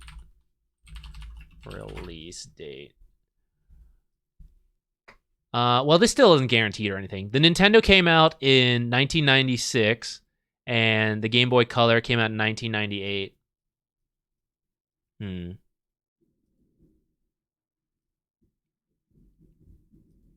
But that doesn't necessarily mean my parents got us the Nintendo 64 first. Because first of all, I was a whopping age of 2 at the time the Nintendo came out. In my mind, the reason we got into games, or I got into games, I was just some kind of sucker playing, like doing schoolwork until that moment. My parents brought us to like one of their friends' house, and they had kids older than us by a couple years. So I remember, I think I've told this story before, but like I remember going to their house and they're like, okay, go play with the kids upstairs. They're like in the bonus room, whatever. And they were playing Majora's Mask, and that blew my little brain back then. All I'd ever done was like, I don't even know if I was reading at that time. All I'd ever done was schoolwork or whatever. And then they were playing Majora's Mask. They were in like the Stone Temple part, which, spoiler alert, they had like a mask to change you. They like turned the temple upside down, and that like blew my brain out. And I was like, this is crazy. Video games are awesome. So I think after that, we like begged our parents to get like a Nintendo 64 and stuff. Oh, we had Yoshi's Story. That's another good one. So that's one key moment. I don't remember if it happened first, but another moment that got us into games is that, as many of you probably remember, the Pokemon craze that happened. But my parents, my dad still believes this. He thinks like collecting card game stuff is like a waste of money, which I totally understand. It's a fair take, honestly, now that I'm out of that age. But I also understand wanting them, and it's not a waste of money if you're like spending things on things you want. Yeah, that's fair. But as kids, and we're like, Dad, buy us Pokemon cards. He's like, no, like you don't need them. You know, it's a waste. So we didn't have them. And then I think we saw one in a sewer, and we're like, oh, Dad, get us this card. We want it. So then after that, they're like, don't play with sewer cards. Like, and I think they got us normal cards after that. But that got us into Pokemon, I think, along with like the show coming out, you know, marketing business stuff. And so then I think we wanted the Game Boy Colors to like play Pokemon. Some combination of that in some order. I don't know. That was the founding of Zach playing video games, the Nintendo 64 and like Pokemon. The Japanese version of Yoshi's Story is so laughably easy that they didn't make the game harder for Western audience. I didn't know that. Oh, you know what? Actually, other thing. Guys, I'm going to quit playing Dota. When I heard Croc, Legend of the Gobos, is having a remake, I don't know if that's true or not. I will 100% stream that. I will buy whatever console is required. I won't. Not if it's like the late consoles, but that was another thing. My parents had, and again, I don't remember what order this was. I think it was the Sega. Sega Dream Station, Sega something. We still have it. It's somewhere down in the basement. But one of the games we had was Croc, and I loved that thing as a kid. I don't know if like many people even know of that game. For those of you that do, but you were this alligator that was raised by these like fuzzy little gobos, and then the gobos were captured by, I forget what the evil people were called, but that was another game that was very like, yeah, with the backpack, kapow, you know, running around spinning like that. I love that game.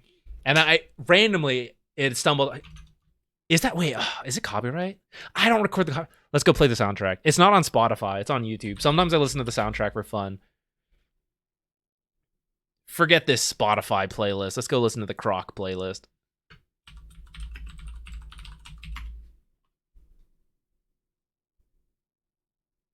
In before the stream gets taken down for copyright music. Oh, you guys can't hear it yet. Hang on. I gotta make sure I put this on the right track so we are not hit by stuff. But anyways, that's another game I really liked a lot.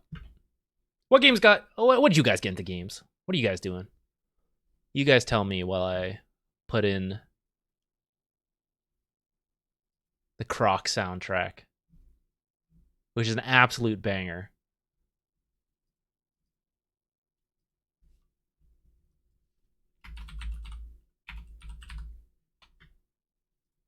Well, let me pause it real quick before I need to set it into just the right stuff. Okay, you are going into the stream soundtrack. Yes, but you are not being recorded. Yes. Okay, let's hope we did this correctly.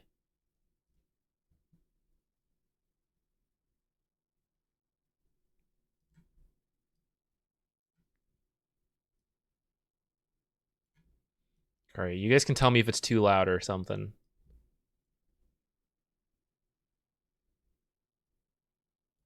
I start it over.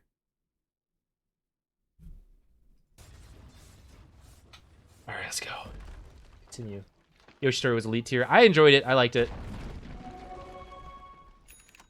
Croc was an alligator. Okay, you're right. He was a crocodile. I don't know. Was he? Maybe it's an ironic naming. You're right. He's probably a crocodile. I don't know why I said alligator. Look, I was like 4 at the time, and I never thought about it all the way up to being 29. Yeah, you're missing some of the cheap items, by the way. Like, this is what you build the iron branches, you finish a wand, it all works out. You get all this, like, stuff. You have, like, a random extra iron branch, a fairy fire you didn't spend. It's okay, like, it's all there.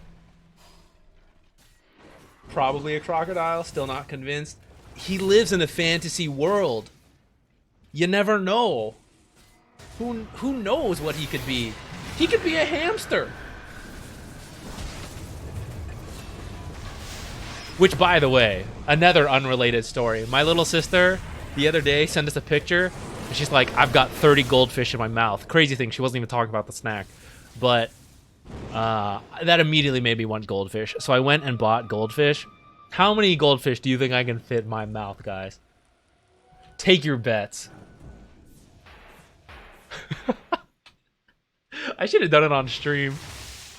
I still have the goldfish. Round 2. How many do you think we can do?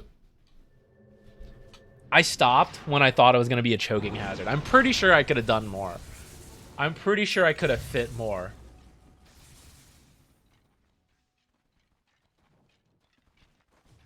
Mikcha's on it. I fit 70 goldfish in my mouth. I'm pretty sure I could have gone to like 80 at least. But I thought it would ruin my day if I choked and died. So, took it easy. The serving size is 55, so I was like, we at least have to do 55. Or like, I'd like to. But there's no way I can't beat my little sister. 30? No way. Definitely do more. Destroyed her. Did you play Star Fox or Diddy Kong? No, I didn't play those. I did play a Star Fox game on GameCube. 2 of them, actually. I remember renting one. Actually, it really affected me. Something that really gets to me is, I don't know, this is like some deep philosophical. Daedalus Vic, you're just our background screen while we talk about stuff. I think we gave a decent amount of tips. Hopefully we helped with something. We talked about skill build, playing the lane, item build. I think hopefully it's enough. Something that affects me in video games, or like any storytelling, is someone like kind of like losing control of themselves against their will because like alien takeover or something like that. I don't know, there's something that gets to me about that, like how sad that is. Like you don't want to do something and something is like making you do it. Is like, it always makes me really sad. I feel things, it makes me feel, you know? There was some Star Fox game where that happened. Someone was taken over by an alien or a robot. I felt that as a child. Spirit Tracks. What's the Zelda one on the 3DS or the regular DS? Before Spirit Tracks, actually. It's before that. Spoiler alert. One of your pirate guys like taken over by a ghost. Like, I don't know, it gets to me, you know? Phantom Hourglass, yeah. Something about that stuff.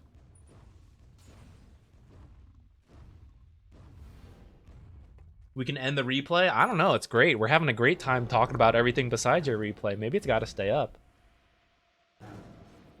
Turns out the toxic axe was right. Well, one of the toxic cores had to be right. If you put 3 cores together, someone's got to come up with a reasonable game plan. But it's not fully like him, right? I am still saying, like, if you can help stack, that's still good. And, like, Spectre, depending on the matchup, sometimes you do want to help that carry. Just at least in this game. I don't think it's really for it. Okay, we're going to open up another raffle. We're going to casually paint while we do so, and we're going to continue rambling about stuff. We're in ramble mode of the podcast. No, whatever this is, the stream. What was I just talking about? Oh, we were talking about Star Fox. So yeah, the first Star Fox game, I don't remember which one. We played one of them. There's another Star Fox game where they like tried to move away from it being just like a ship kind of game, and it was like an adventure game. There were dinosaurs. That is the first Star Fox game I played. I didn't play any of the like flying ones with the barrel rolls and the slippy. I played with like dinosaurs running around without any of that stuff because he like crash landed somewhere or something. That was my intro to Star Fox. No, I guess like in Melee. I think I probably played Melee first before that. But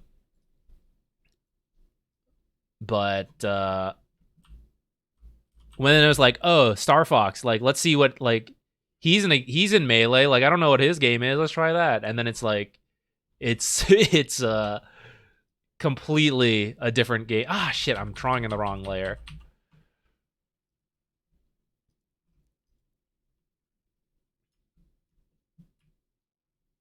Yeah, it was on the GameCube. We're now moving on to the GameCube. Moon gelling? No, I didn't eat yet. I'll stream a little longer and then I'll stop and do something. If you want to eat first, you can. I have no plan. I have no dinner plan. Actually, we still have some salad stuff. We could do salads. Melee was good. Played that a lot with my friends. One of the people in here, the mods, one of my oldest friends, we played a lot of Melee together. Double Dash, I played that with my sister a lot. She would drive and I would punch people on the back and use items.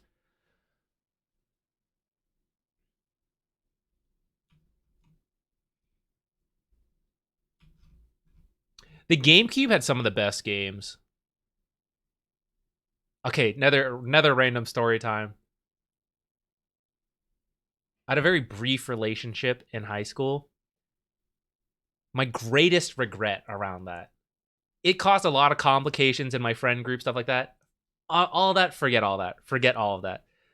My greatest regret of that relationship is that I lent her Super Mario Sunshine and I did not get that back. And that is an incredible video game that is not printed anymore and is worth like over $100 or something. That is my greatest regret out of that. Besides all the like self-growth and all that, blah, blah, whatever. Who cares about that? Super Mario Sunshine. I love that game. That one's fantastic. I love watching speedruns of that too. But I can't justify buying it for like $120 or something. Even though I love that game and I would love to have it as like part of a collection, I can't justify it. It doesn't make sense.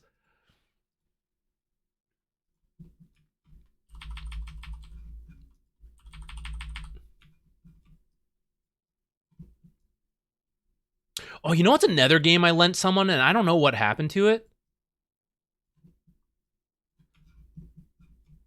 I don't know if any of you on the DS played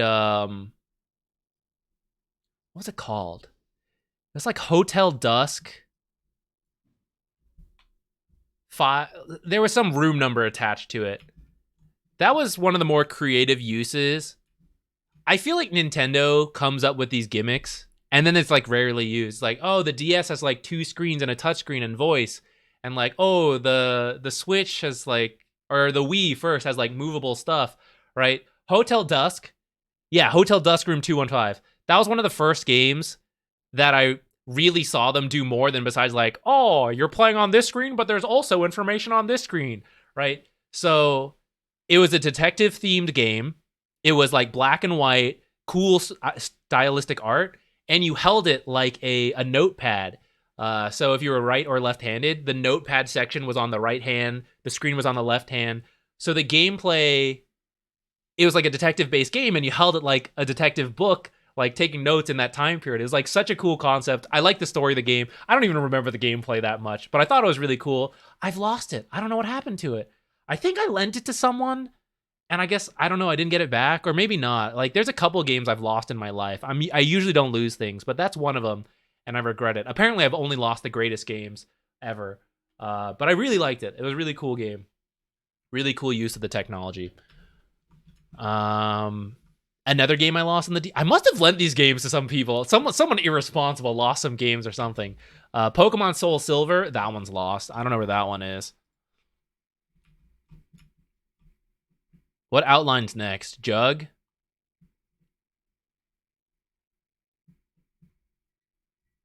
We'll just go back and forth. We'll go right, left, right, left, right, left. Oh, I don't know. Oh yeah, replays or whatever. Who's in the next replay? Oh, wait, did I not run it? I swear I pressed it.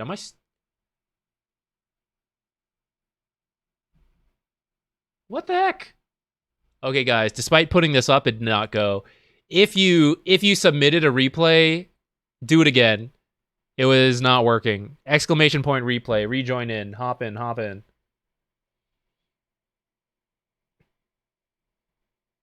Yeah, Sunshine is really fun. It's really cool. The one downside about Sunshine, the ending doesn't really feel like an ending to me. I don't know. Like, it feels like there's more. It doesn't feel like the game is done when you finish it. Zach, that's terrible. I'm so sorry. Rip Kirby. I love Kirby. Kirby games are really fun. I love Waddle Dee more than Kirby, though, I think. Speaking of old games, there was an old Kirby game on GameCube that, or not GameCube, Game Boy Color that I liked, and it had the three. I always forget their names, but they're really funny. You could ride on a bird, a fish, and a hamster. I love that hamster.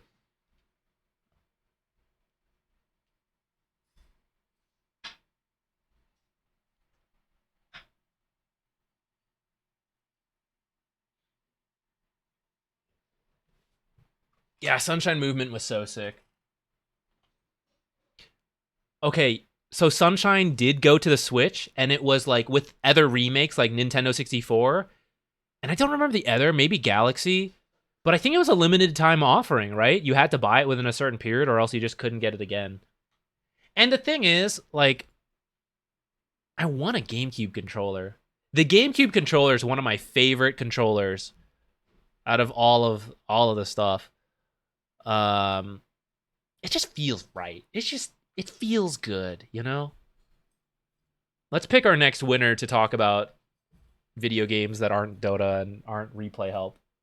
Which, by the way, guys, if you're entering the replays and you want help and you're like, Zach won't stop talking about this old game called Croc, I'm working on how to get out of Guardian. If you're a Guardian player, please, either in the Discord or on my YouTube, any of the videos, or you can post it here and I'll copy and paste it over. I need Guardian gameplay to go through. I need to watch like a bunch of Guardian games and find the most common tips. Herald, I had a strong idea of. Guardian, I think I do, but I want to refresh and make sure I'm right. So I need a bunch of Guardian games. If you're Guardian and you're not getting a replay, please join in. If you're Guardian and you did get a replay, join in anyways. I don't care. I need it. Croc is better than Crusaders. Croc, if he played, would absolutely be an immortal, despite having no fingers. But he doesn't need him. He's got his tail. It's all he needs. Carnage 1 hour replays.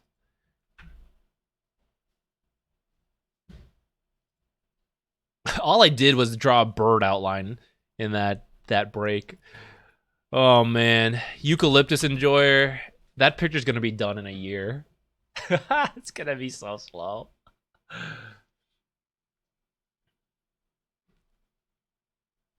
All right, Lich.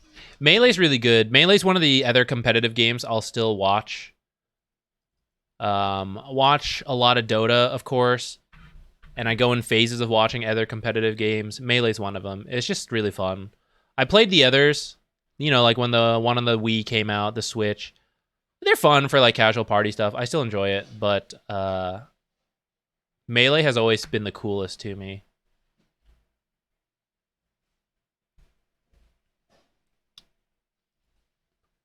Carnage. Okay, Archon. I know you've done these before, and I could not remember. Archon. Was it hard support? Or was it 4 support? I guess we're going to find out. Wait! Carnage. This one's too old. I thought it was good. It looked like it was downloading. Do you have a more recent one, Carnage? It's going to live as my PC background forever, so take the time. Okay, okay. Now I know. Now it's going on someone's wall. We definitely got to put it. We got to put the effort in. No problem, Carnage. We are chilling. N64 GoldenEye was the birth of 4-player split screen. I hear a lot of people talk about it. I feel like I missed out not playing it. But I mean, at the time it came out, like what year was it? N64 GoldenEye release. Yeah, I was 3, so probably wouldn't have really made much use of that multiplayer. Nor would I have been able to move the controllers all that much. So it's like I get why I missed it, but when I hear so many people talk about it, I'm like regret. You know, I wish I'd gotten to play it. Controls have not aged well. Oh, for sure. A lot of old games, they're like revolutionary for their time, but you know, then time progresses and there are improvements, and you go back and you're like, damn, this is dog shit. Perfect Dark, another one I never played. I wish I had. I like playing these games that are like Iconic, I guess. Same with like a lot of like shows. Like if I don't know what I want to watch, like say an anime show, I enjoy picking things that like people love and talk about iconic stuff. Also, I feel like my mic is really loud, or am I just excited about Croc? I don't know. I saw it like blowing out. Did some settings get messed up? Let me double check real quick. The whole recording's goofed or something. That'd be too bad. That part should be fine. Maybe the way I positioned the mic was weird. I don't know. But one game I did go back and play was Chrono Trigger. It's called Chrono Trigger, right? I'm pretty sure. Because I heard people talk about how it's like one of the greatest games ever. And I downloaded some emulator on my phone and played it. I remember doing that in college. So I would play it like on the bus and stuff. I was probably playing in class too, actually, come to think about it. Probably playing in class. Actually, I don't even need to change anything there. It's still Archon hard support. Fantastic. Let's do this. Oh, Hef! I was your age when I started playing video games, Hefestus. What are cat years? You know how dog years are like 7 years? Do cats have that? Do you know that Croc 1 and 2 are both abandonware so you can get them legally online? I didn't know that. Should I wait for the remake or should Croc be our next game? I need to finish Outer Wilds. I keep putting it off. I'm thinking about doing it soon.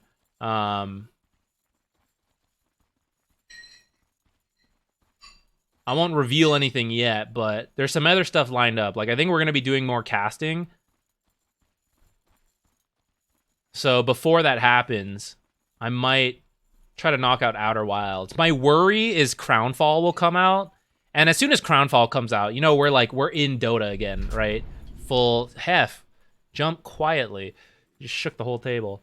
So we need to focus up. So prior to that, I think we might goof and do what's it called? Look, this is how distracted we weren't even watching the right hero. Okay, let's go back.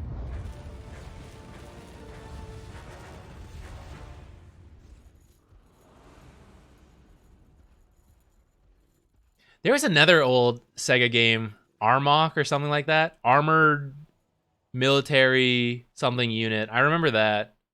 Impossible. I remember playing that though. Heated Chaos, thank you. I had a great time doing it. Hopefully it's the start of many more.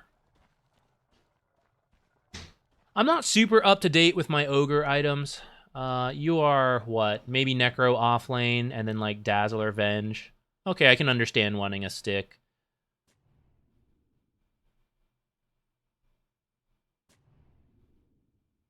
Okay, so sorry, I just hit the mic. Because you're starting with a stick, you probably don't need 2 mangoes. Some heroes do, like you just constantly spam out spells. But Ogre, especially to start, you're gonna right click, and then when you're like within range, you're gonna ignite slow, harass a bit more. So you don't need tons of mana to start, especially with a magic stick that we're expecting decent value. I would do like 1 stick, buy some iron branches. If you have enough money, you can get 1 mango, and then with the bounty gold, get more mangoes for the future if you think you need it. But I really like having like the cheap iron branches. I think it's pretty good.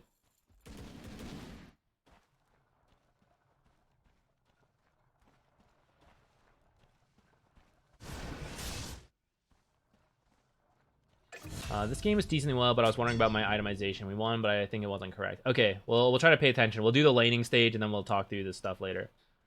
Oh yeah, Chrono Trigger. I enjoyed it. It was a good game. Great music. I'm sure there's other iconic games that I haven't played. There's so many nowadays, I'm sure, but I'm glad I did Dark Souls. Never really did that. I kind of want to... You know how all games are like rogue likes or rogue lights? I never played Rogue. I kind of want to see if I can get it. I want to play the original, even if it doesn't hold up compared to others nowadays. But I love that genre, and it's funny that I've never played the game that inspired that genre, I guess. Try NetHack instead of Rogue. I mean, I'm down to play other games, but it feels like I'm curious about like the OG, even if it's not as good as like another one. Ooh, commit the blood grenade.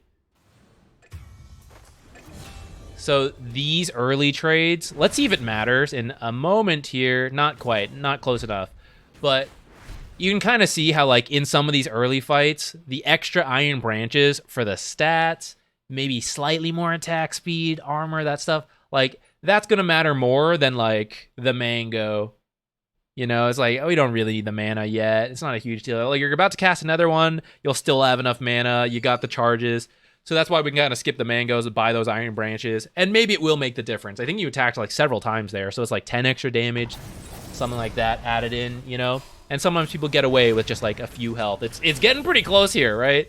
So maybe let's see if she had her iron branches. Look, she died.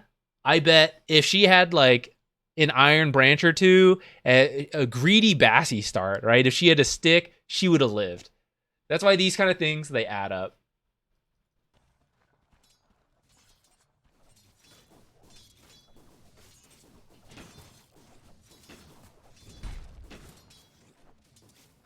Rogues on Steam, might go to it sometime.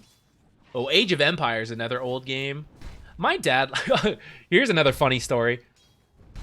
Gaming's apparently in my blood, even though my parents would never really describe themselves as gamers. Apparently, they told us that when my dad was in college, and I don't know when exactly. They must have been married, but they got the Super Nintendo SNES. I can't even remember what the rest stands for. And like the original, like, well, I guess not the original Mario, not the one with like Pauline and Donkey Kong, but I can't even. It's just Super Mario, you know, the classic. Apparently, they were way too obsessed with that, and they sold it. They like had it for a week, and they were like, "This is too obsessive," so we sold it. So I was always meant to play too many video games. It's in my blood. But besides that, my dad likes RTSs. He doesn't really play many of them now, but we used to play some like FPS games together. Like we would do some of the missions in like Modern Warfare 2 together. He liked those kind of stuff. He liked the James Bond games, and he liked RTSs. So I remember playing like Age of Empires 2 and like the old StarCraft because he had those.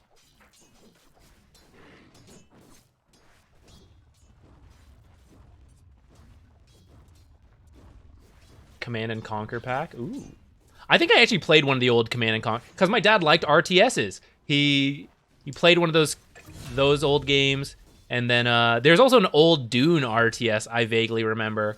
I remember the spice worm freaking me out. Like you had to go collect spice, but then the worms would be there. Terrifying for a child. I probably should have been playing that as a kid. You know what else I shouldn't have done as a kid? So I didn't read for a long time. I'm sorry, Carnage. We haven't given you any advice whatsoever. I talked a bit about items, and now I'm talking about this. I'm still going to finish my story. But at first, I didn't read a lot growing up. And then at some point, I started to read a bunch, and then I read way above my level. And my parents would just get me random books. I'm pretty sure I was pretty young. I was certainly not older than middle school, and I might have still been in, like, high elementary school. Pretty sure my mom got me a Dune book, and it was like 800 pages or something, and I read it. I don't know how much I processed for having a tiny kid brain, but it was certainly not age appropriate for me at that time. Didn't tell my parents that. I don't think I ever told that story to them. They should have checked the book before getting it for me. But I think she knew, like, oh, they played this, like, Dune game or whatever. Like, and he reads, so, like, I think she got it for me without knowing what it is. And it wasn't even the first book. It wasn't even the first book of Dune. It's just some random book. My mom has done that before. She's fully well-intentioned, you know, but she would just get me things to read, and it would be like the 5th book in a series or something, and I just start there, and I didn't know it, and I'm like, you know, I'm like, okay, I'll just read it, and then I'm like, well, who the hell are these characters? Why would I know this information? You know, I'm just like starting in the middle. So I started somewhere in the middle of Dune. It's the only Dune book I ever read. I enjoyed it, I think. but I probably should not have been reading that. I did hear there's a new Dune RTS. I was kind of curious. I didn't check it out yet, Cryptic. How you doing, by the way? Dune is hard reading for sure. I can't read nowadays. I mean, I can, but like, I don't know. ADHD hit me in... Looking back, I had it the whole time. But certainly in college, reading became a lot harder for me. Combination of reading and sleep struggle. So I just like fall asleep every time I try to read and not process the information. High school, it was affecting me. Boring stuff I struggled with. Like history books, for that stuff, I just like could not read. But I was still kind of okay for reading like story things for literature class. But college, I really, really had a hard time. Nowadays, it's getting a little bit better. Like Don Quixote, I still struggle with, obviously, and we never read it. But I've been reading... There's a webtoon called Omniscient Reader, and I hate waiting. So now I'm reading the webtoon, the web novel. So I can read if I'm interested, but if I'm not, boy, does the ADHD kick my ass. It's just like, read that word again. Read that word again. Okay, Carnage, we rewound. Did nothing for you. I'm focused now. The ADHD, stop. We're focused. You're getting boots. We're going to provide useful information now here at 5 minutes.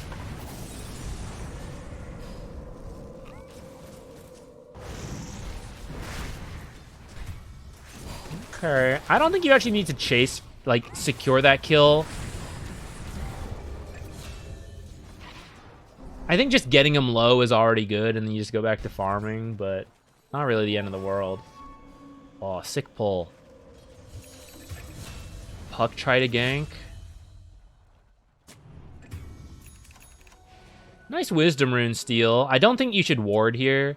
If you think about it, like, what kind of information are you hoping to get from that?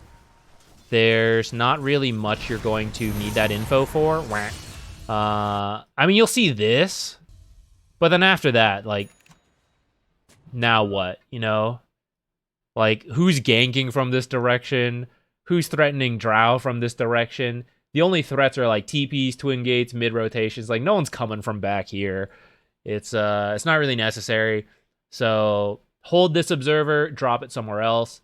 If the lane was going well, and if you didn't have this Observer, and you were thinking about, like, oh, we're going to pressure this tower nice and early, then dropping it back here could be useful, because you would see rotations coming in, but you don't really need this, I would say.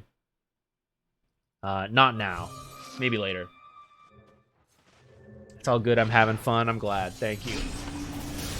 Just chilling, playing some Last Epic. Yeah, I saw you doing that. It looks fun. I got so many things backlogged. I like kind of want to do the new games, but then it's like, it's like so many stuff. I probably don't even have time for it until we finish, until I pick a new apartment and all of that. Okay, for this,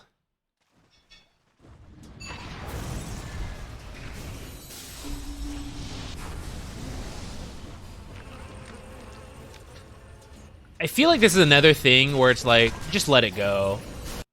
You know, like, up to here, I'm sad we didn't kill him. But it's still really good. Like, by the time he goes invis, no one's got detection. You know, we're diving a tier 1. 9 minutes in, it's, like, kind of possible, but there's multiple heroes. People could rotate in. You know, we didn't kill him. Damn. But he's got no health. Could probably just hit this tower a little bit. You know, back off. Next creep wave comes in. Chip the tower. He's still healing. You know, you don't have to get the kill. It opens up throws, kind of like this, where maybe Necro picks up a couple kills and recovers. Even though I think you were having a decent lane. I don't know. I wasn't really watching the lane. You were doing okay. But now he just got like some free kills, right? Because we dove a little too hard. Puck was beating Invoker a little, but now Invoker just picked up some assists, right? So if the kill doesn't work, it's okay. Outer Wilds too good to skip. Oh, we're definitely not. I will finish it. I think what we're going to do in the future... So far, I like mixed in variety when we had time. You know, like Dota streams. Oh, I finished a video. I'm not going to do a video. We do the variety. But because of that, it's led to a situation where we've been working on Outer Wilds for months. Months. And miraculously, I've actually mostly remembered things we've done, but I definitely forget a little bit. Next time, I'm just going to, like, there's no Dota this week, guys. It's all variety. Or maybe we, like, play Dota for, like, a couple games and we switch to variety. It's probably worse for viewership in that short time frame, but I think it's, in a way, it's also better, like, than stretching it out so far. Like, look, the people who are interested in the variety content with me, we do it. And then we'll be back to Dota for like another couple weeks. And then it's like, okay, it's time for the next variety game. We do it. I think that might be smoother. Especially as we get into a story game. And it's like, God forbid Zach can't remember like the key piece of information from 2 months ago. The game is ruined. Zach just destroyed it all by not having any memory. Oh, sick build. Straight into the Midas? Hell yeah. I can't even tell you if that's good or not. Like, no one's playing Ogre. Really. I have no idea. I would do it. I don't know if it's good, but I'm down for it. Midas? Hell yeah. Realistically, Glimmer Cape, probably better, though. It's like, it's a hard Necro counter, because it's, for you, it's magic resist. For your allies, it's the barrier. It's very good. Well, I guess maybe it's worse than it used to be back when it gave them magic resistance as well. But I still think it's pretty good versus him. And then there's also a hero like Invoker's a lot of magic damage. Spin, or he's trying to ult you, you go invis. I think Glimmer's pretty value.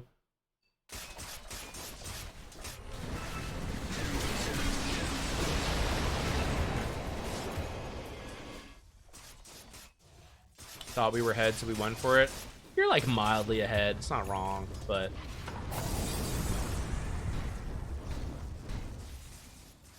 I mean, it's a pub. If you were ever gonna do it, now's the time.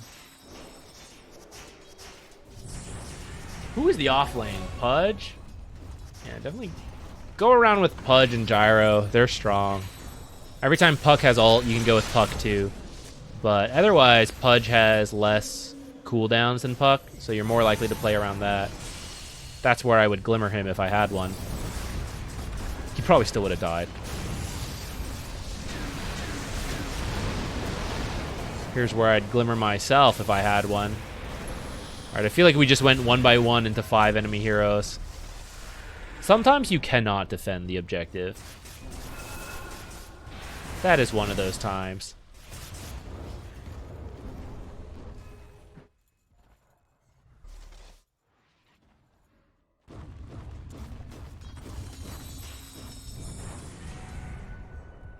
Yeah, like Pudge, Gyro, let's smoke up, let's go. Get a kill. Play some deep wards.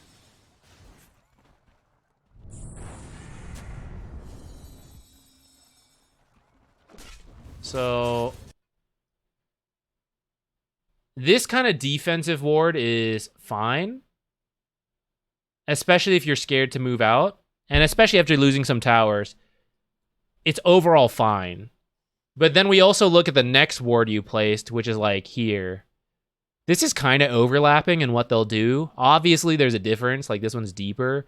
But, like, oh, I'm worried they'll invade this area, you know? There's a very high chance they, like, come through this observer.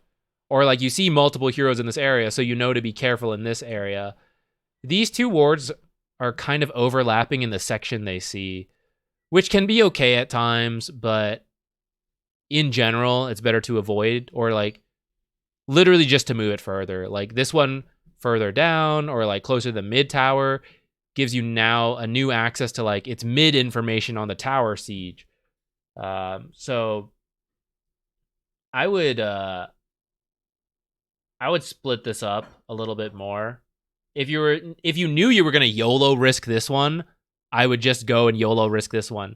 I thought you were gonna place this one, hold the other one until like eventually we move in on a play and then we place a deep ward. But you just kind of like, you sent it. So if you were going to do that, I would just hold. And that way you walk up here, you place one, and you're like, oh, I'm actually good to like go real deep and place like another one. And now we have like insane vision of the enemy side, and we can play really aggressive there. And because we play so aggressive in here, like no one's gonna make their way into this triangle.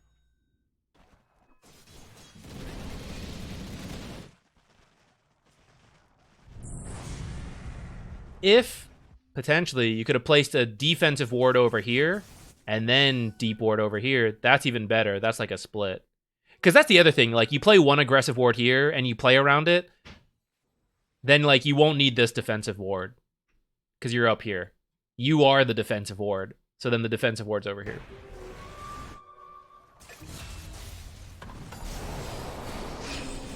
Guys, stop fighting. I want to finish my Midas.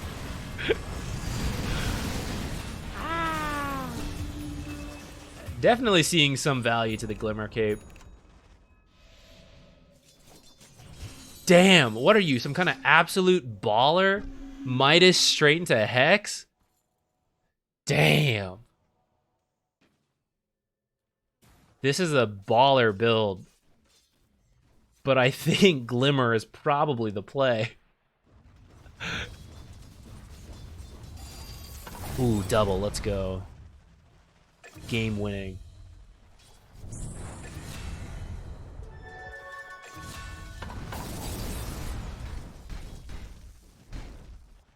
Okay, I think earlier than this, just following... I mean, we said it, like, following the Pudge, Gyro, Puck. I feel like it's getting a little messy. Yeah, they're kind of going together. I'm, like, kind of fine with you not joining that fight, since it was already, like, weird. But... okay, yeah, as my team respawns and going, we're definitely coming in. Ooh, Tormentor fight. Go, go, go. They'll be low. They'll be low. Go, go, go, go. We are 8k behind, but... the Tormentor slapped. Holy shit, you guys have so many stacks back here. Who is doing that?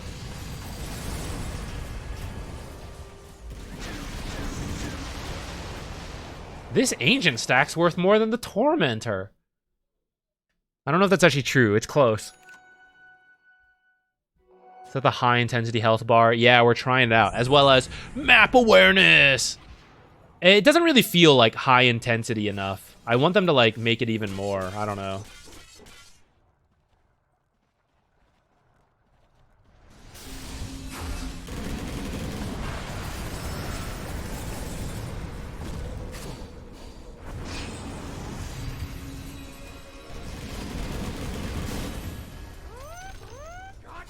Okay, so your original question was about itemization. Let's actually go back to it. So I'm like, honestly, I'm fine with a Midas. Glimmer is probably like the safer actual support item, but for Ogre, shit, why are we playing Ogre if we can't build Midas? So Midas, that's fine. But then let's like think about how we're gonna win this game, like the rest of the purpose. You have a Drow. You're just going to help Drow. You're going to Bloodlust her, and you're going to buff her up.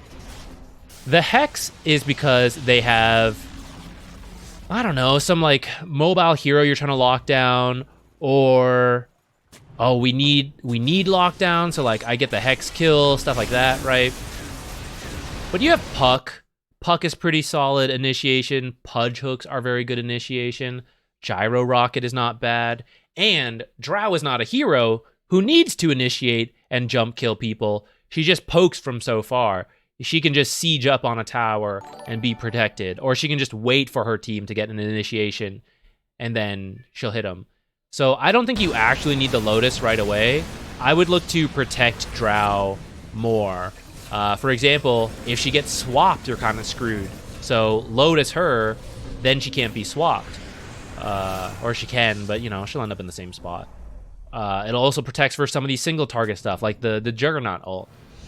Glimmer, Solar Crest, auras like a Vlad's, depending on the game, right? Things that, like, I'm here for Drow. I'm just gonna be with her. I don't need to initiate with the Hex. I'll let the other people do it. I just help the Drow. I sit behind her. This game, Glimmer and Lotus sound good to me. Other items I'd be up for are like Vlad's. Jupiter loves the Vlad's idea. Vlad's could potentially work. Solar Crest could potentially work. Does Glimmer multicast? I don't believe so. Because I think it's just like the aggressive. It is the aggressive items that multicast. It's been a long time since I played Ogre. So I don't know if there was a change that I don't remember. But I'm pretty sure it does not. In fact, I'm pretty sure if he could multicast Glimmer and Solar Crest, that would actually make him a lot more viable. Because that's like insane value from those items that are meant to be single target. And you could just, by chance, Glimmer 3 allies, giving them 300 magic barrier, or like Solar Crest buff everyone. That actually sounds awesome. I think it would actually potentially make him meta. My tinfoil hat, Conspiracies, the Crownfall event will be an ARPG, similar gameplay, and that's why they added this map overlay.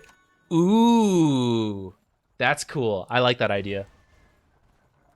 I mean, I loved it. I loved Siltbreaker, which was essentially an ARPG. I've always enjoyed those kind. Ag's Lab, I mean, it is kind of like ARPG, but, you know, more kind of like roguelike type actual gameplay. I like it. I would love for them to just keep putting stuff out like that. I don't know if it like splits up their player base or anything, but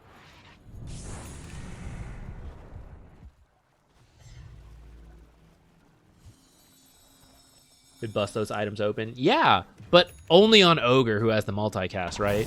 Which frankly he could use. He's not that great. No one plays him. No one knows. Let's hold on. Wait, would it be too broken? What would be the like? What would be the most broken like team multicast? Force staff might become a problem. This would be a truly chaotic item. Not being able to control whether it's multicast, that could be problematic. Wind Waker, this could potentially also be highly problematic. But multi-Solar Crest, multi-Glimmer Cape, multi-Holy Locket, and I guess like Pavis is a build-up of Solar Crest. All of those could be really good. Lincolns and Lotus.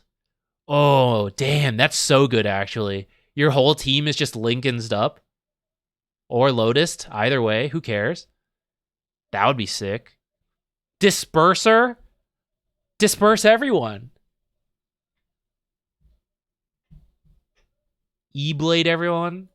Okay, so the problem is you don't want to multicast some of these on your own teammates. In fact, E-Blade multicasting on the enemy is actually also risky. Maybe that's just part of it. Maybe it should just be... I'm kind of up for it. I don't think it's totally broken for one hero to have this mechanic. And it's random. I think I'm up for it. I think this is what he needs.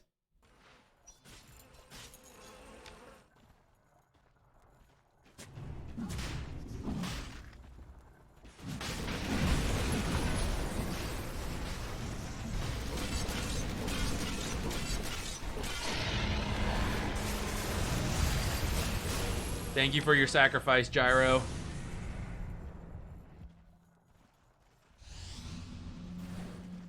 From here, I would still go back to it. I still say any of the items to protect Drow. This fight they kind of initiated and they went on. Like, look at her! Man, Drow will kill people. You just gotta like keep her alive, keep her safe.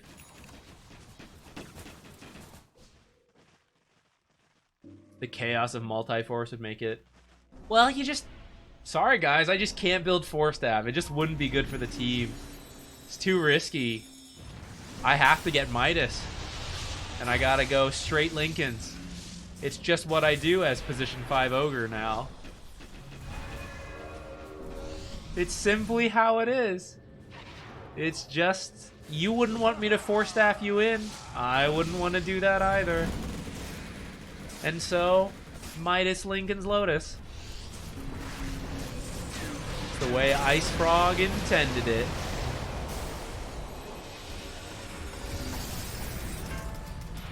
Detection!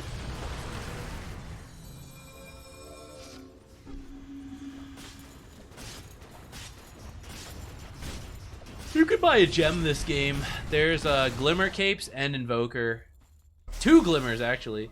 And you guys are, like, getting the momentum going, so I think it'd be okay to get a gem.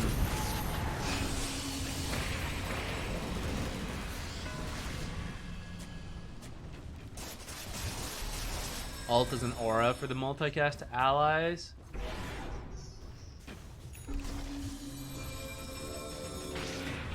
I think that's too broken. Because there are some single target spells that are too broken. And it's like, I know it's crazy because I was just talking about multi-Lincolns and everything. But like, imagine a pro game being decided because Doom procced triple Doom. And it so happened to hit like all 3 cores. Or it hit like a save hero and a puck and someone, you know? Just like, it is far too powerful to introduce that random chance. Suddenly just like, you plan to duel 1 hero, and then suddenly you're dueling 3 heroes at once, and you're either this ultra giga chad who just won 3 duels at once, or you just fed 3 duels to the enemy team, and you instantly get reported and muted by your own teammates. It's too good. It's too good.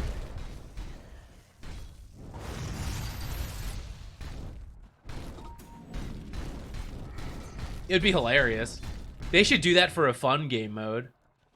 In this theoretical ARPG Crownfall that's coming out. Ogre multicast for all. Let's do it.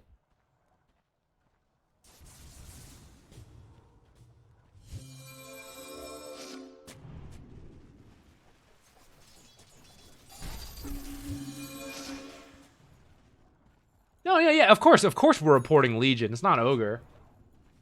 Legion should have had better RNG. You don't want someone unlucky on the team. Kick him. Happens in the pro scene. Some guy always has bad luck with the Ogre aura. Kick him.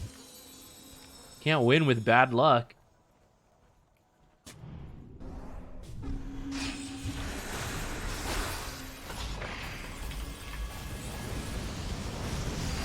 What the hell is this cozy balcony? Wow, we already listened to 2 hours of Croc Legend of the Gobo soundtrack. That's crazy.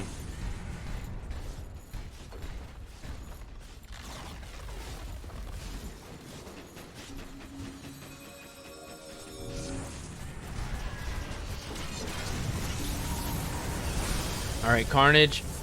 I don't know how much help we did, but I think we'll stop for the day.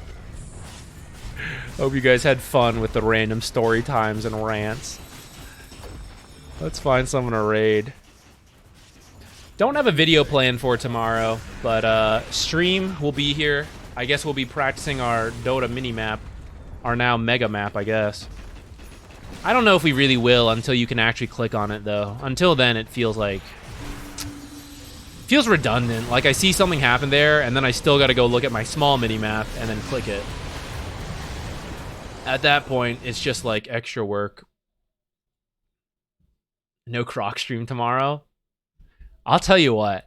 If our first 3 games are horribly griefed, we'll just switch to Outer Wilds. We got to finish Outer Wilds before we can move on to the next variety. But after Outer Wilds, Croc stream? Croc stream? Maybe.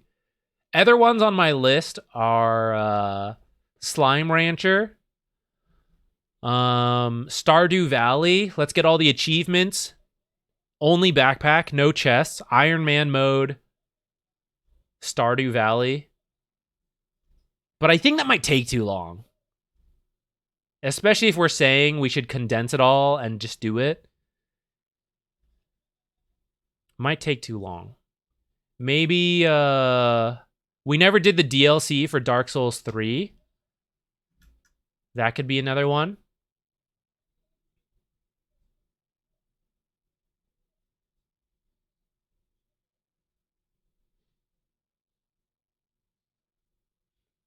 Hey, good morning, No Fear. How you doing?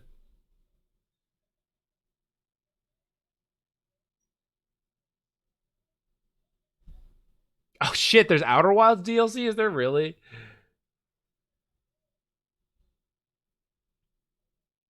Stardew's such a slow game for streams. I feel like that would be a career ender. Fair critique. I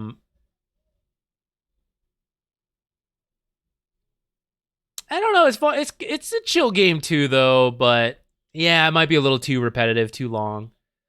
I don't think. Well, like it definitely works for some content creators, right? But like maybe not this channel, which has been like established as a Dota channel. It might be tough compared to some other games which are a bit more fun. I think Dark Souls worked really well. Outer Wilds a little bit in the same way, but people aren't allowed to talk and like spoil it. And not that I wanted spoilers in Dark Souls either, but it's a game that's much harder to spoil. Well, maybe that's not true. I think a game that other people have played that I haven't is fun though.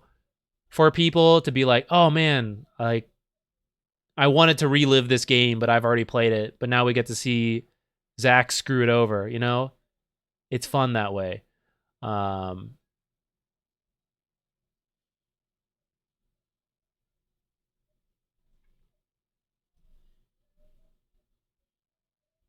Helldivers 2 with your dad? I don't think he has anything that could run it. He doesn't really play that kind of game. Nowadays, sometimes I give him a game to try, and then it's like it makes me dizzy. I don't want to play it. He doesn't like doing some of those stuff anymore.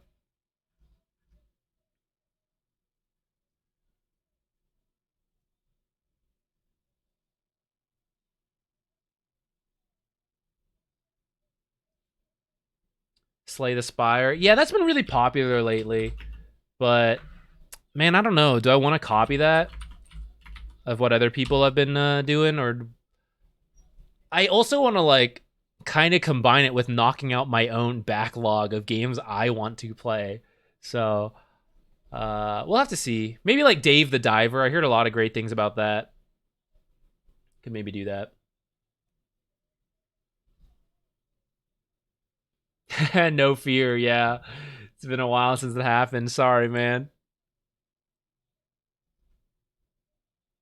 Talking about variety games. Yeah, I gotta finish Outer Wilds. Thinking about like other stuff I could do after that.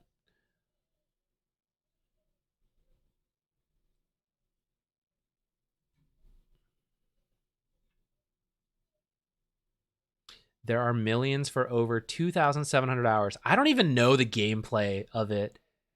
Is it a game that you can like get that into? I think I'm almost done with Outer Wilds, Ricky.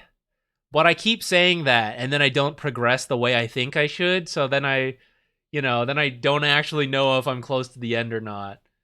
But I feel like I'm getting there. I'm getting there.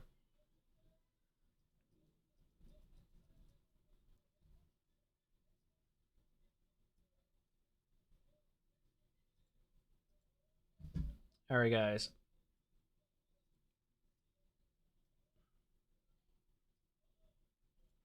Let's go.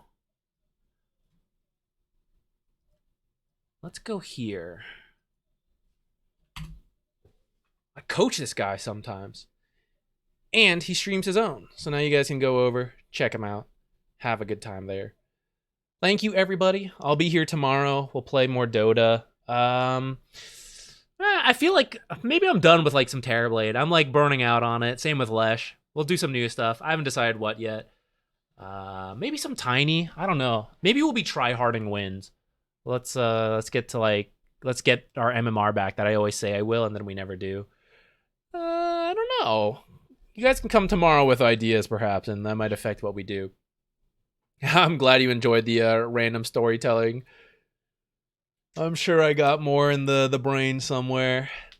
It just takes like 3 hours of replays before we get there, and then the rambling and the story start coming out. CM apparently the new underdog. Oh, I don't think she's an underdog. I think she's good. I think she is just good.